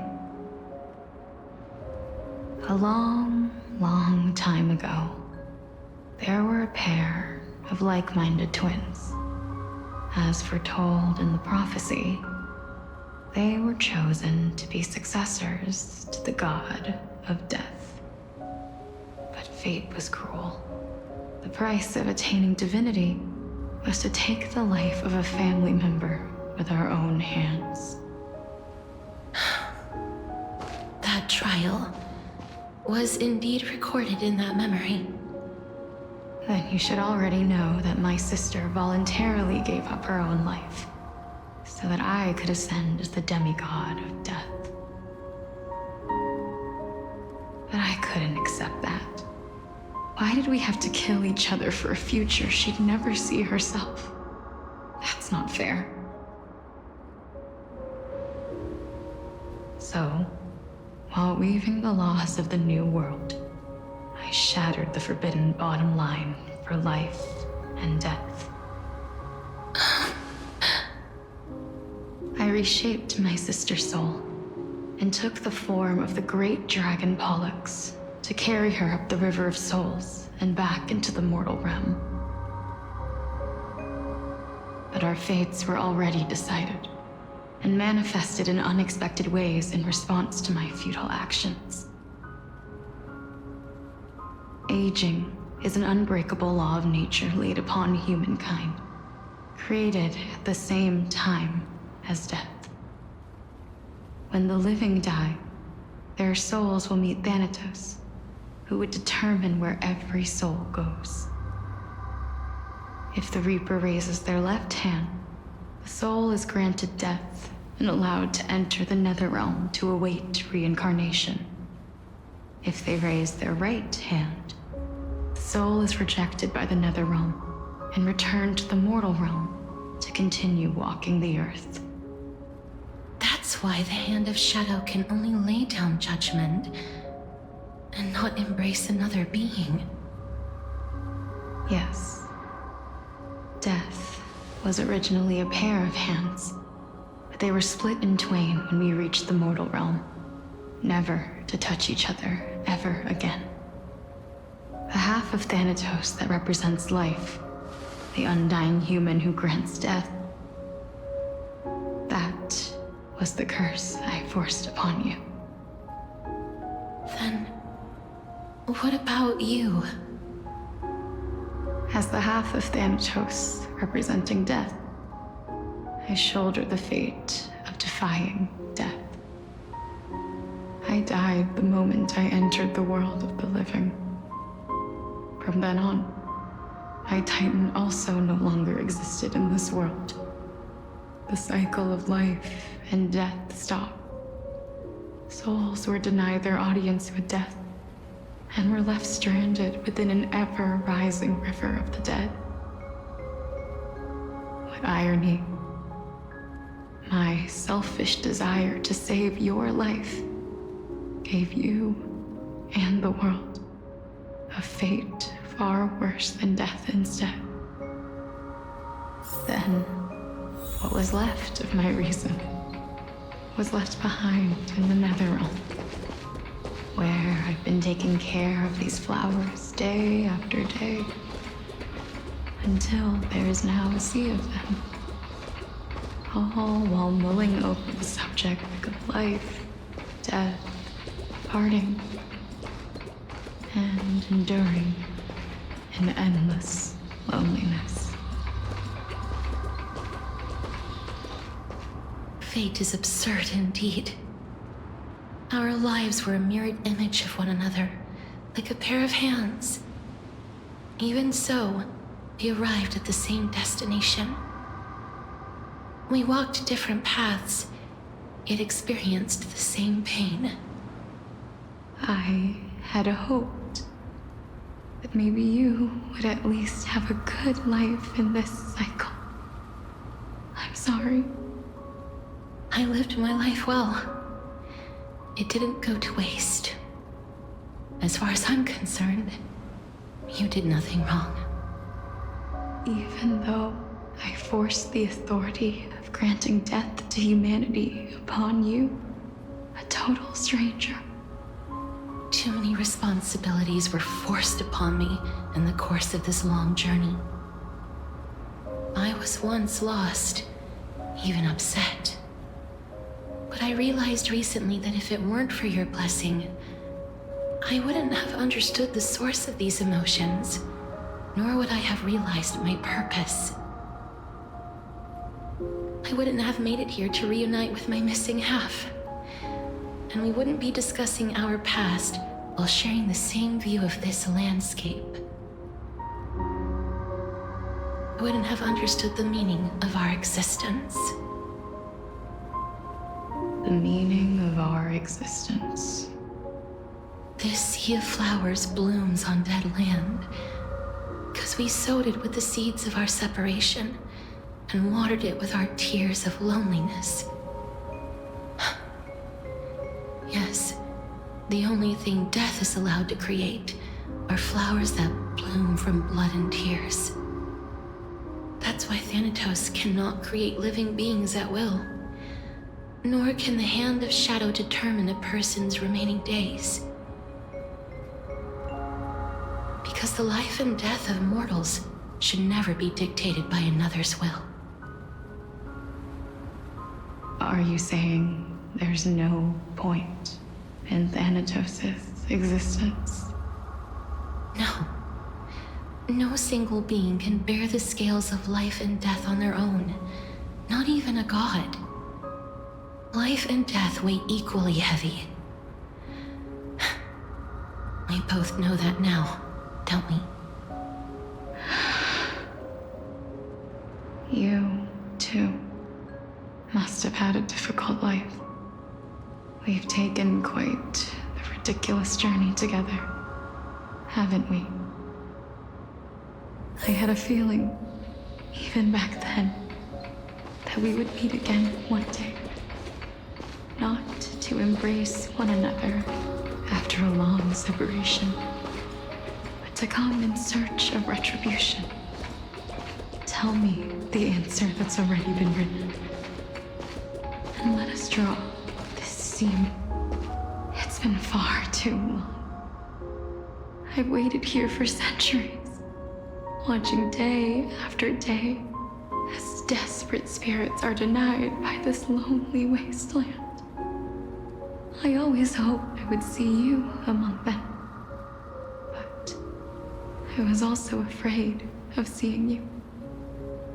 I didn't know how I could possibly face you again, but more than anything, I was afraid that you might have forgotten all about me. I know. But don't you see, Polixia? I made it back anyway. You don't have to shoulder death's authority on your own anymore. It was always meant to be held in two hands anyway. So, let's give our core flame to her and have her take it back to the mortal realm. Give humanity back their cycle of life and death. Our responsibility as Thanatos was never about picking out favorite souls. We were only meant to watch over life. Let's tend the field together and create a warm sea of flowers for all the souls to come.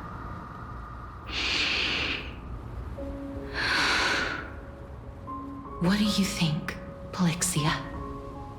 Yes, just one last step.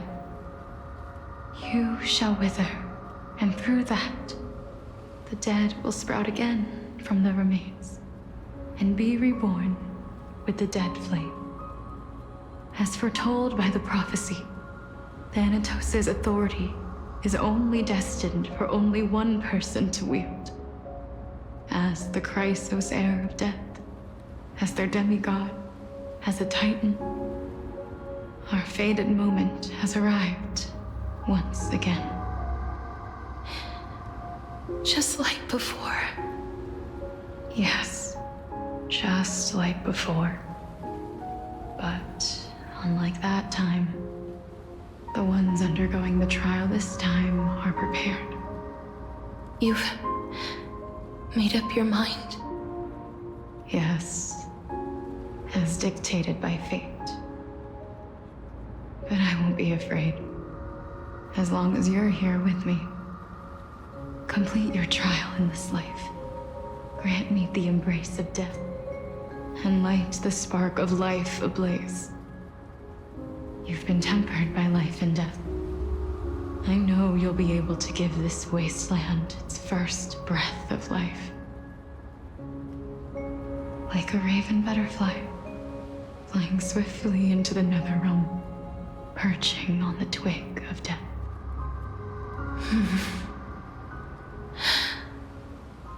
I will.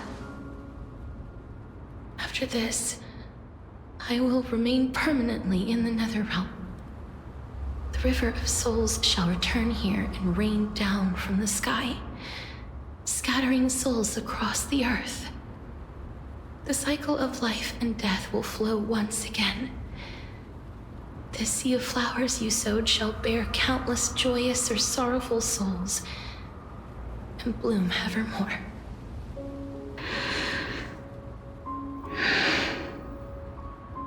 Thank you. Just one last thing. Can you grant me one wish? Of course. What is it? Please, don't forget me. I promise you, when we meet in the next world, even if I have endured another reincarnation, even if we do not know each other's names, I will still hold you tightly in my arms, just like what I did when we were born.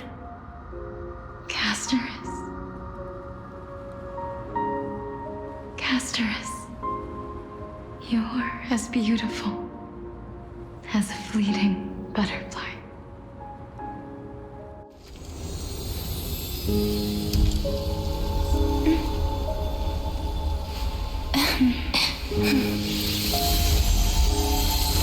I will bring rest to death.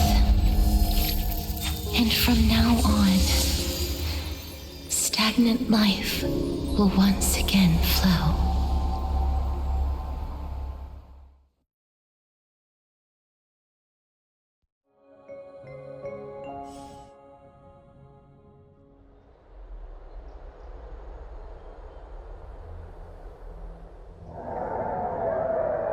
Time flies.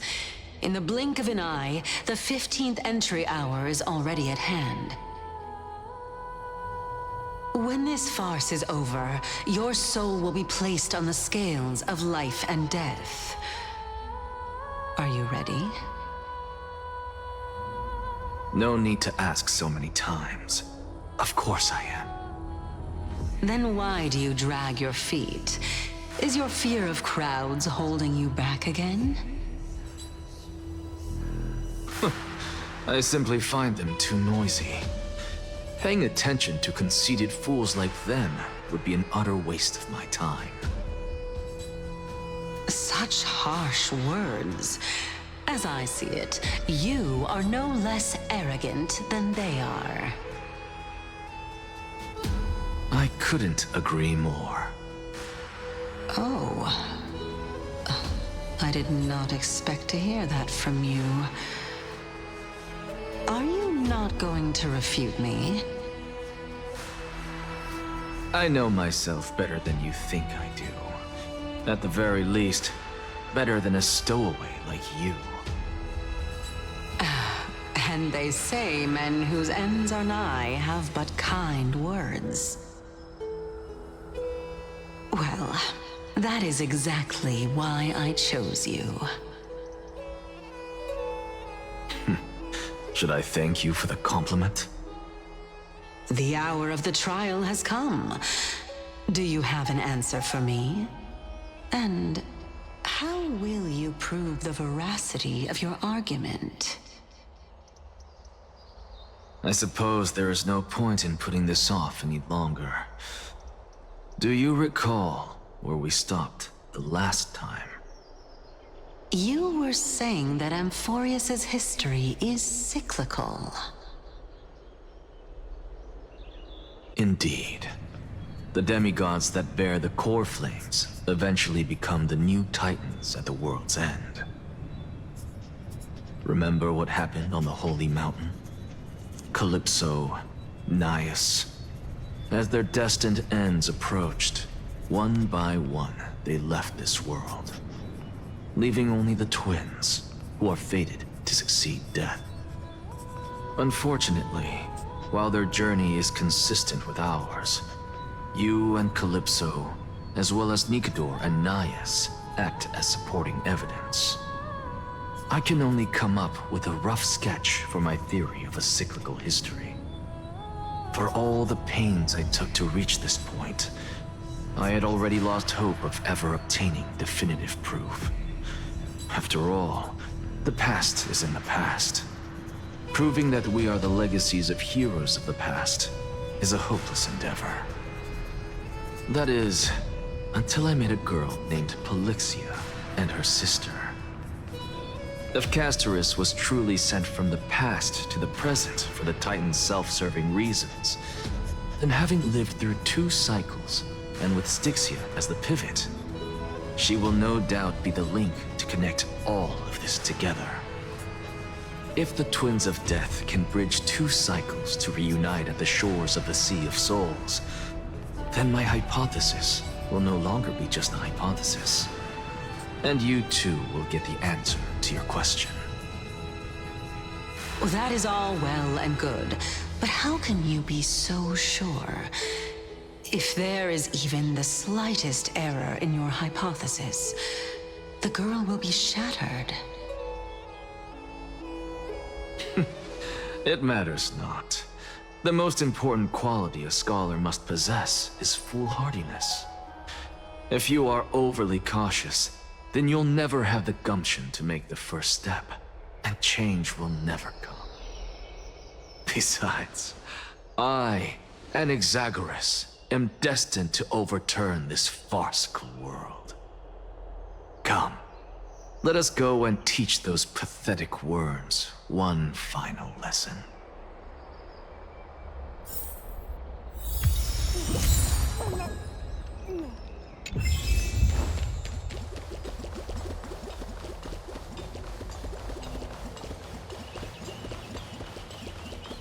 Fine. So they are leaving the final debate to him. Let those Chrysos heirs who started this terrible war hear you. Let them hear the voices of the people!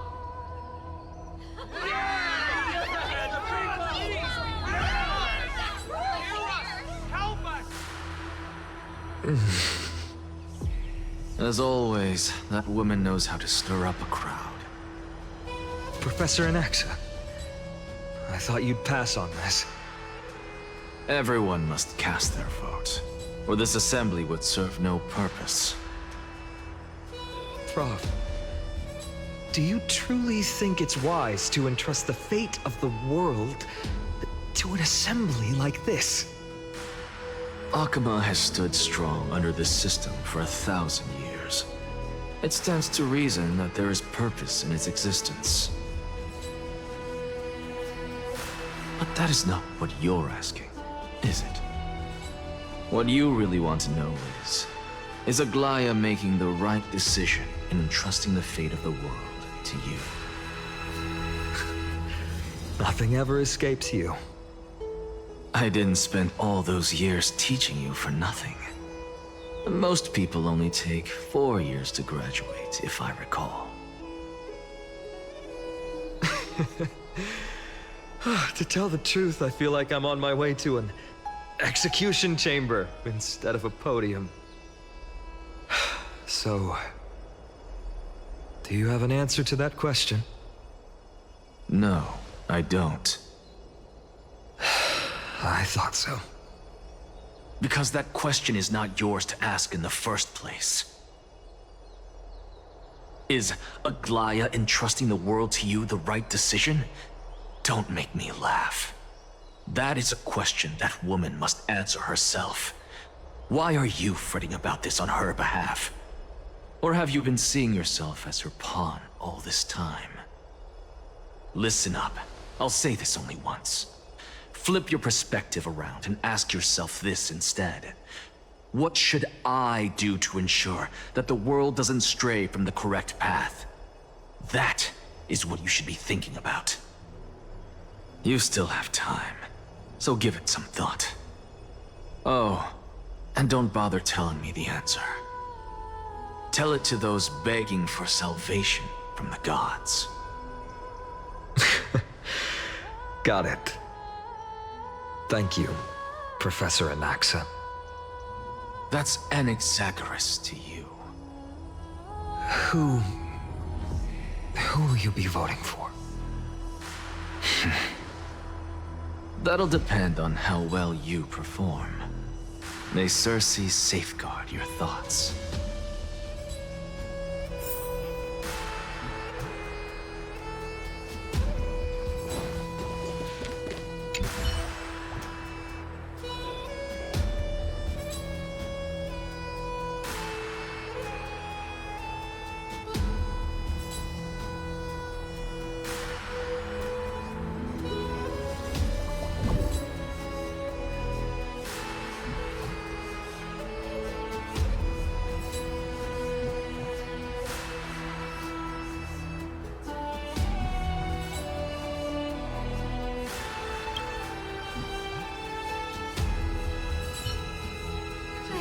Actually, not necessarily.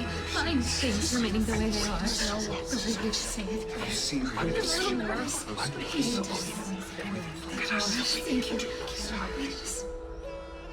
Elders and citizens, silence, if you please.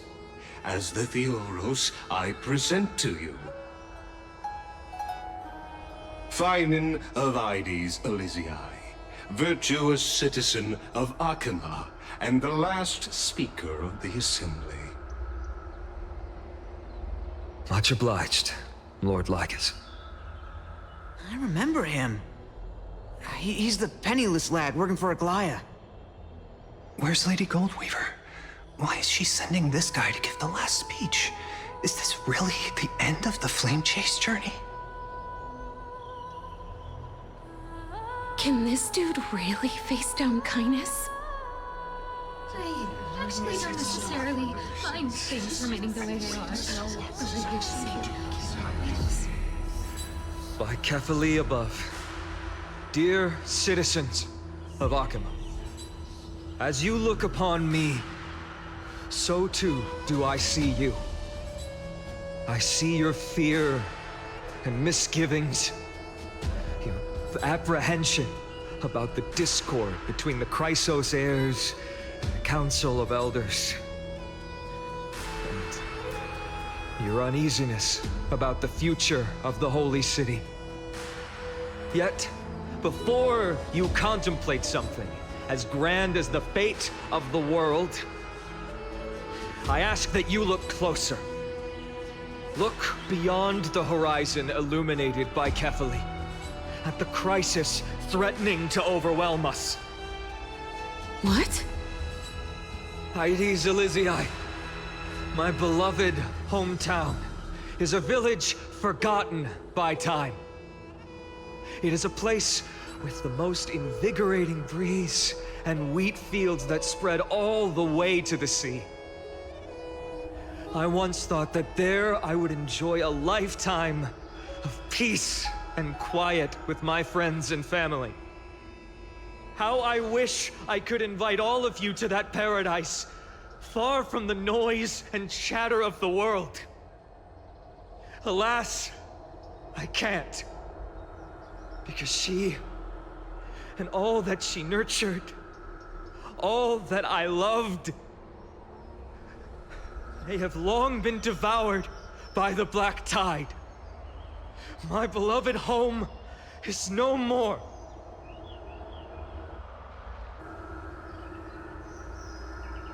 I will never forget the day the black tide struck. My father, Hieronymus, fought with a broken sword to his last breath to protect his child. My mother, Aldada, she was ripped apart by monsters. Also, I might live to stand before you here and now. Galba, he was a hunter.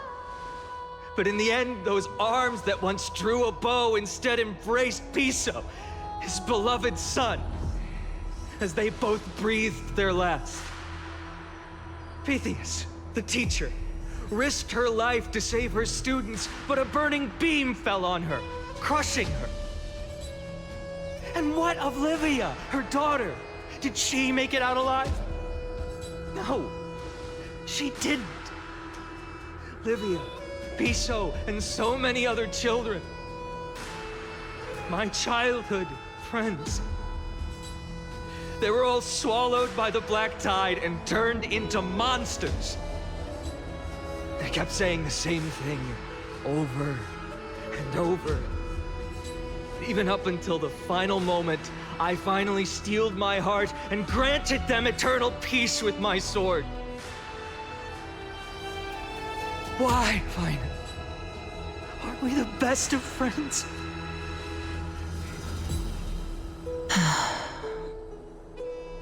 That is the Black Tide. A looming threat that can bring Akuma to its knees any time.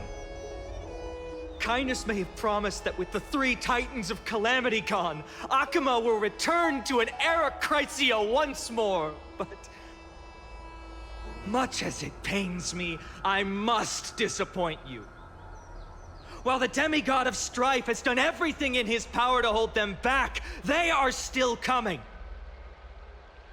By now, the name of that black-robed swordmaster, the Flame Reaper, has likely echoed throughout the city already.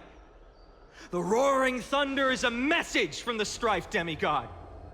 The Flame Reaper has risen from death, and they hunger for the core flames of the gods.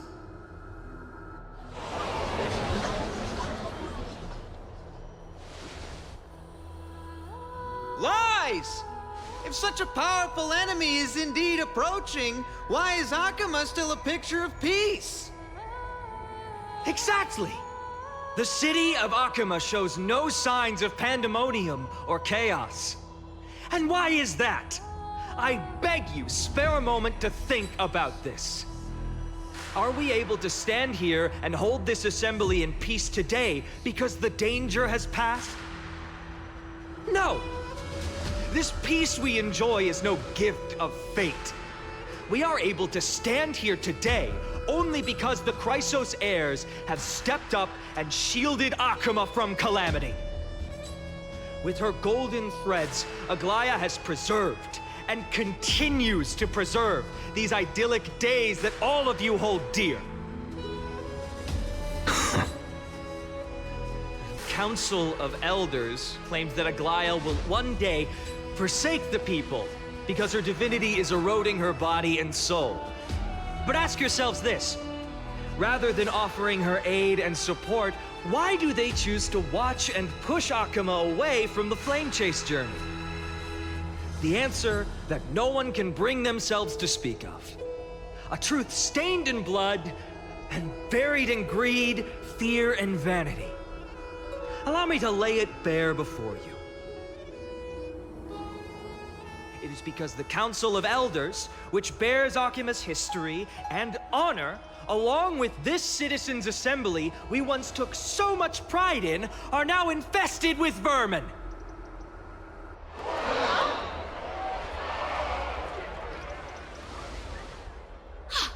You insolent whelp! How dare you! It is true that Aglaya has reached her limit. Why? Because she has been working tirelessly to weave the defenses of our holy city against the encroaching evil.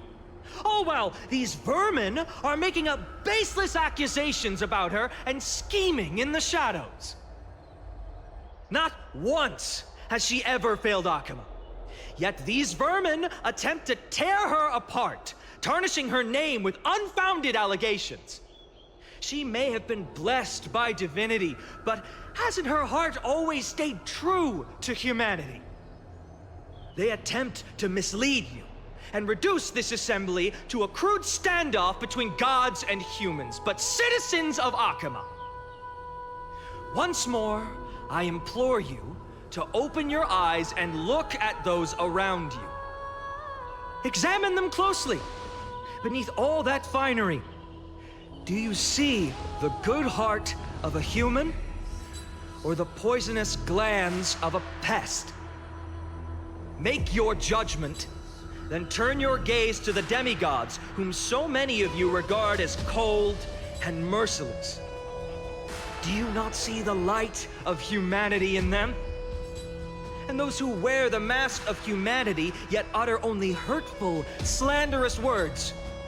Can you not see that their souls have been corrupted by power?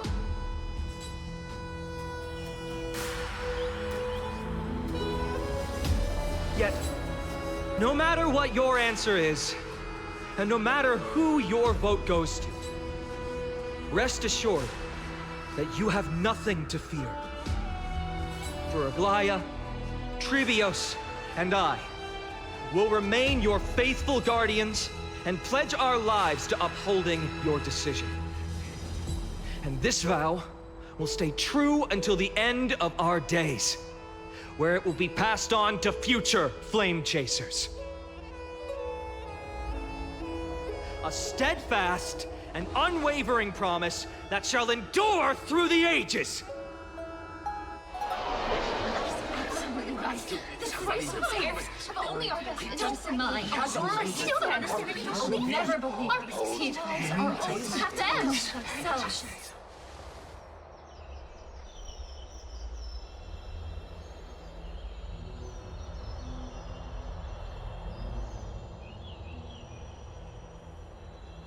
At the present time, on the scales of Talentum, those who call for the continuation of the Flame Chase journey, and those who demand its suspension. Each faction holds an equal share of votes, resulting in a perfect balance. As expected, this is the moment when the Flame Chase journey is the closest to its end. And now, it's your turn to vote, Lord Anaxagoras. Is there anyone else who hasn't voted? No, you're the last. Cast your vote with care, for your decision will break this impasse. I have long since made a decision. Very well. May you bring much needed change to this farcical world.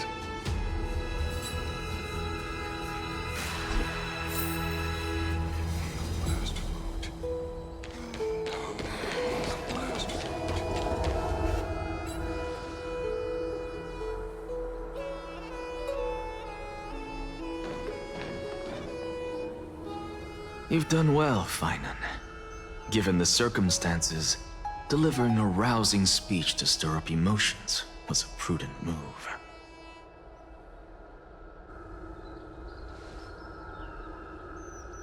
Thank you all for your patience. On behalf of the 7 sages of the Grove of Epiphany and the scholars of Amphorius, I, Anaxagoras, am ready to cast my vote. But before that, in the interest of fairness, Lady Goldweaver, I pose a question to you before all who are gathered here. Will you, as Finan has promised, stand by the decision made in the Assembly, regardless of outcome? In the interest of fairness, I make no promises, lest it should influence your decision. Very well. I thank you for your honesty.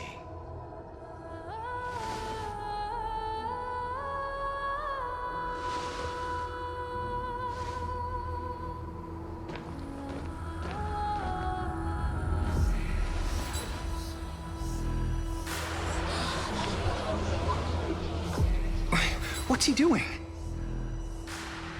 The stakes are high. Let's be patient. Cut the act!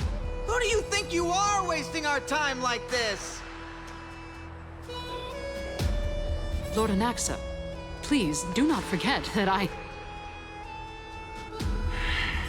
Rule number 1, do not call me Anaxa. Rule number 2, never interrupt me. Silence is golden.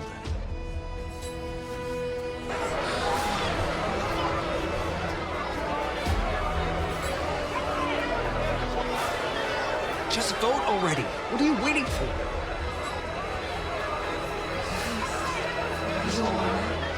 Vote. Cast your vote. Cast your vote.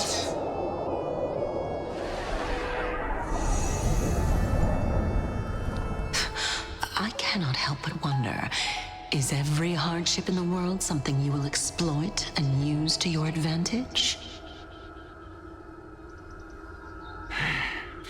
How else am I supposed to make use of this situation where my body and soul are separated?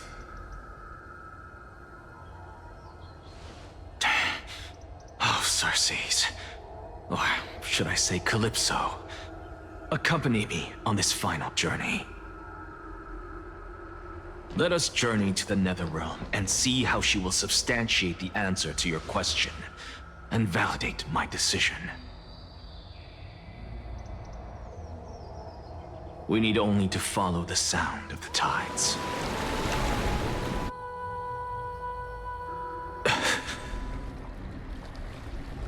You are... Well done, child.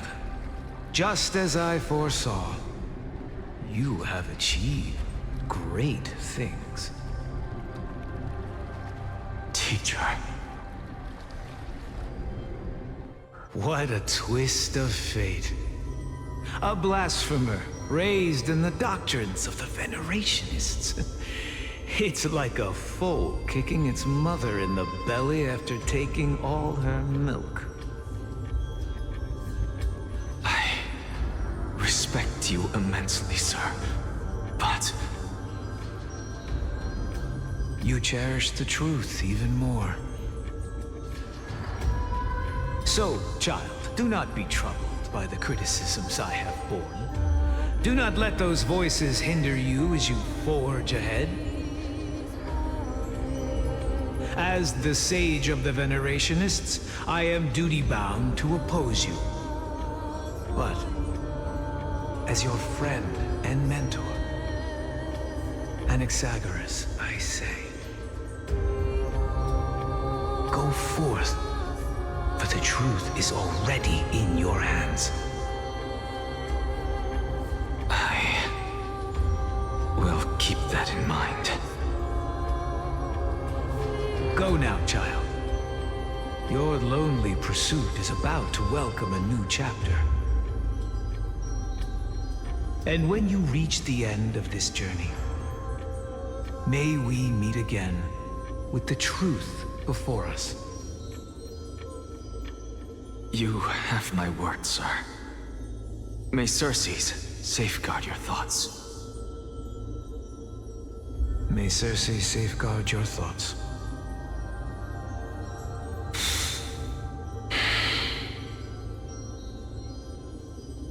You are right, Empedocles. My lonely pursuit is about to welcome a new chapter.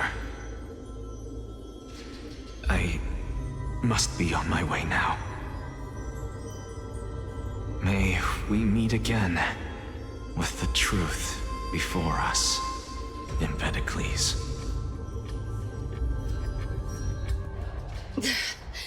What are you waiting for? Just cast your vote. Silence! Silence, everyone!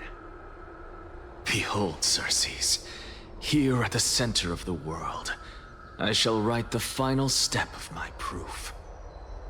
For this place is but one step away from the truth.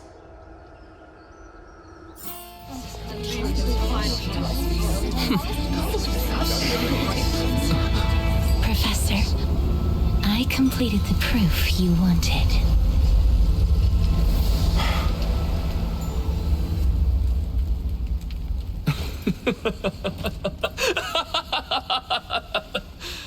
Thank you, Castorus. The answer is plain as day. My vote goes to the Flame Chase journey and nothing else! Elder Kindness, I have deciphered the truth of this world.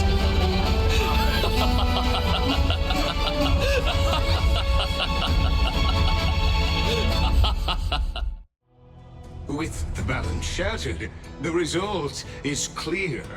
By carefully and Talent and above, as the Theoros, I have observed. No! Lygus, you can't! Onyxa, what have you done? Have you lost your mind? I hope you are prepared for the harsh punishment awaiting you. Mark my words, I will make sure that clever head of yours never forgets the price of betrayal. Have you forgotten? I told you that happens to be one of my rare talents. You put on such a grand performance just to aid their preposterous flame chase journey? Performance? No, you are quite mistaken. I may be paranoid by nature, but I've always been known for my honesty. If you really understood me, Lady Kindness, you'd realize that I never had any interest in your pathetic little game of politics. Factions, standpoints, they are jokes in my eyes. I have never once switched sides. Because I, and I alone, am the truth. Lady Kindness, with all the citizens here as witnesses, we should honor the spirit of democracy and respect the decision of this assembly. I have observed that Akama has chosen her destiny. This citizens' assembly has resolved to continue the flame chase journey. This resolution shall be put up on the wall of heroes, such that all citizens are aware of the city's way forward. You! It seems not everyone is ready for the assembly to end. Very well. Let me entertain you for a little longer. By your leave, Lord Lygus. Interesting. Elders and citizens, your attention, please. Stay for a moment more, if you will. Anaxagoras of the Grove of Epiphany has an announcement for the assembly. What is this performer up to now? Flame chase journey. What do you think he'll continue? I don't know. So apropos. Frankly, still. Just moments ago, all of you made a decision on the fate of Amphorius. As a supporter of the Flame Chase journey, it pleases me to see the choice you have made. But I regret to say that I still harbor doubts about this outcome. Thus, I hereby challenge this resolution.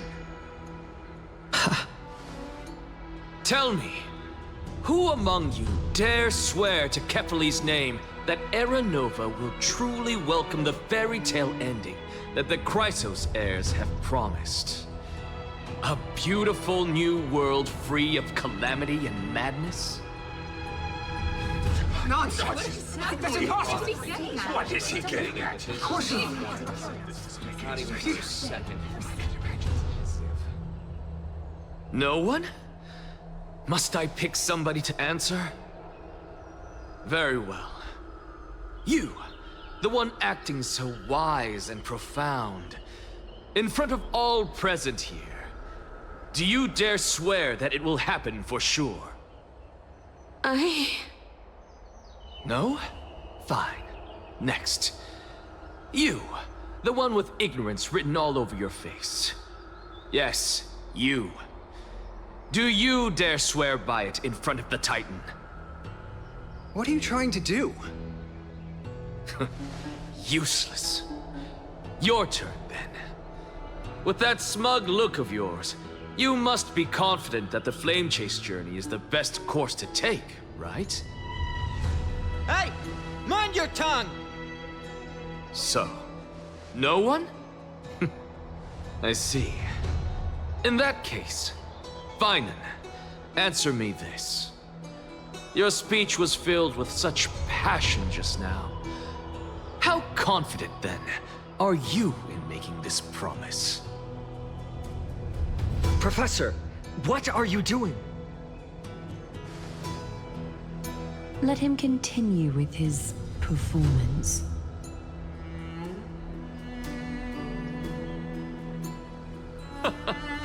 Will you look at that? Even Finan and Aglaya lacked the courage to make such a promise. And what's even more absurd is that no one but I can promise you this new world.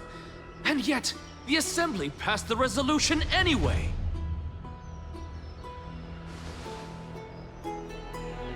But you needn't worry, because I knew better than to trust you good-for-nothings.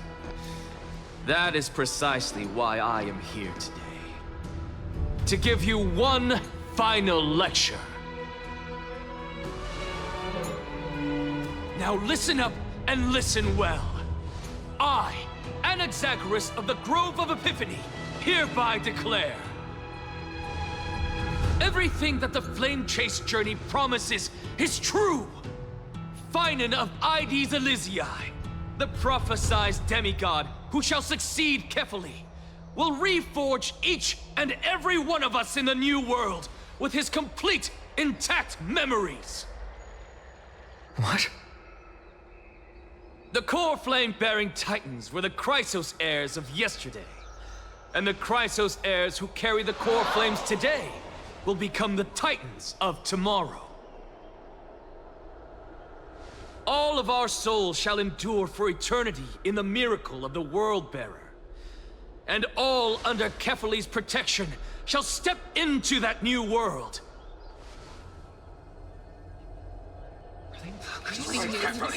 This is pure blasphemy! It's impossible. What? Are you saying that we must bow down to you and worship you, even in our next lives? Enough, you blasphemous imbecile! How dare you try to deceive us with all these lies and falsehoods? How can you prove? I told you, don't interrupt me. But since you've asked, I shall be kind and indulge you. My statements are based on my experiments on the divine body of Kefali themselves. You heard me correctly, everyone. With the tacit approval of Kindness and the Council of Elders, I fused my soul with the god through alchemy and learned the truth behind Era Nova. What is he talking about? Isn't that pure blasphemy? I, the vile, wretched blasphemer, deserve nothing less than death for my sins. And the Council of Elders, which granted me consent and aided in committing this atrocity, should face punishment alongside me. By the gods, even Kindness has betrayed Akuma. The catalyst. We're carefully involved.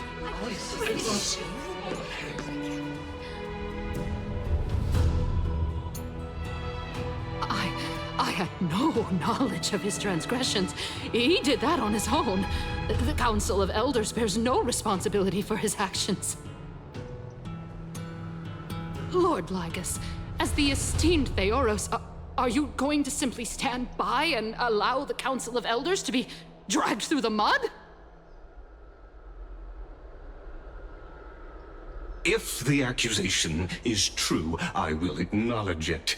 If not, my conscience stands unburdened. Lady Kindness, the reputation of the Council of Elders was not built in a day, nor will it be shattered overnight.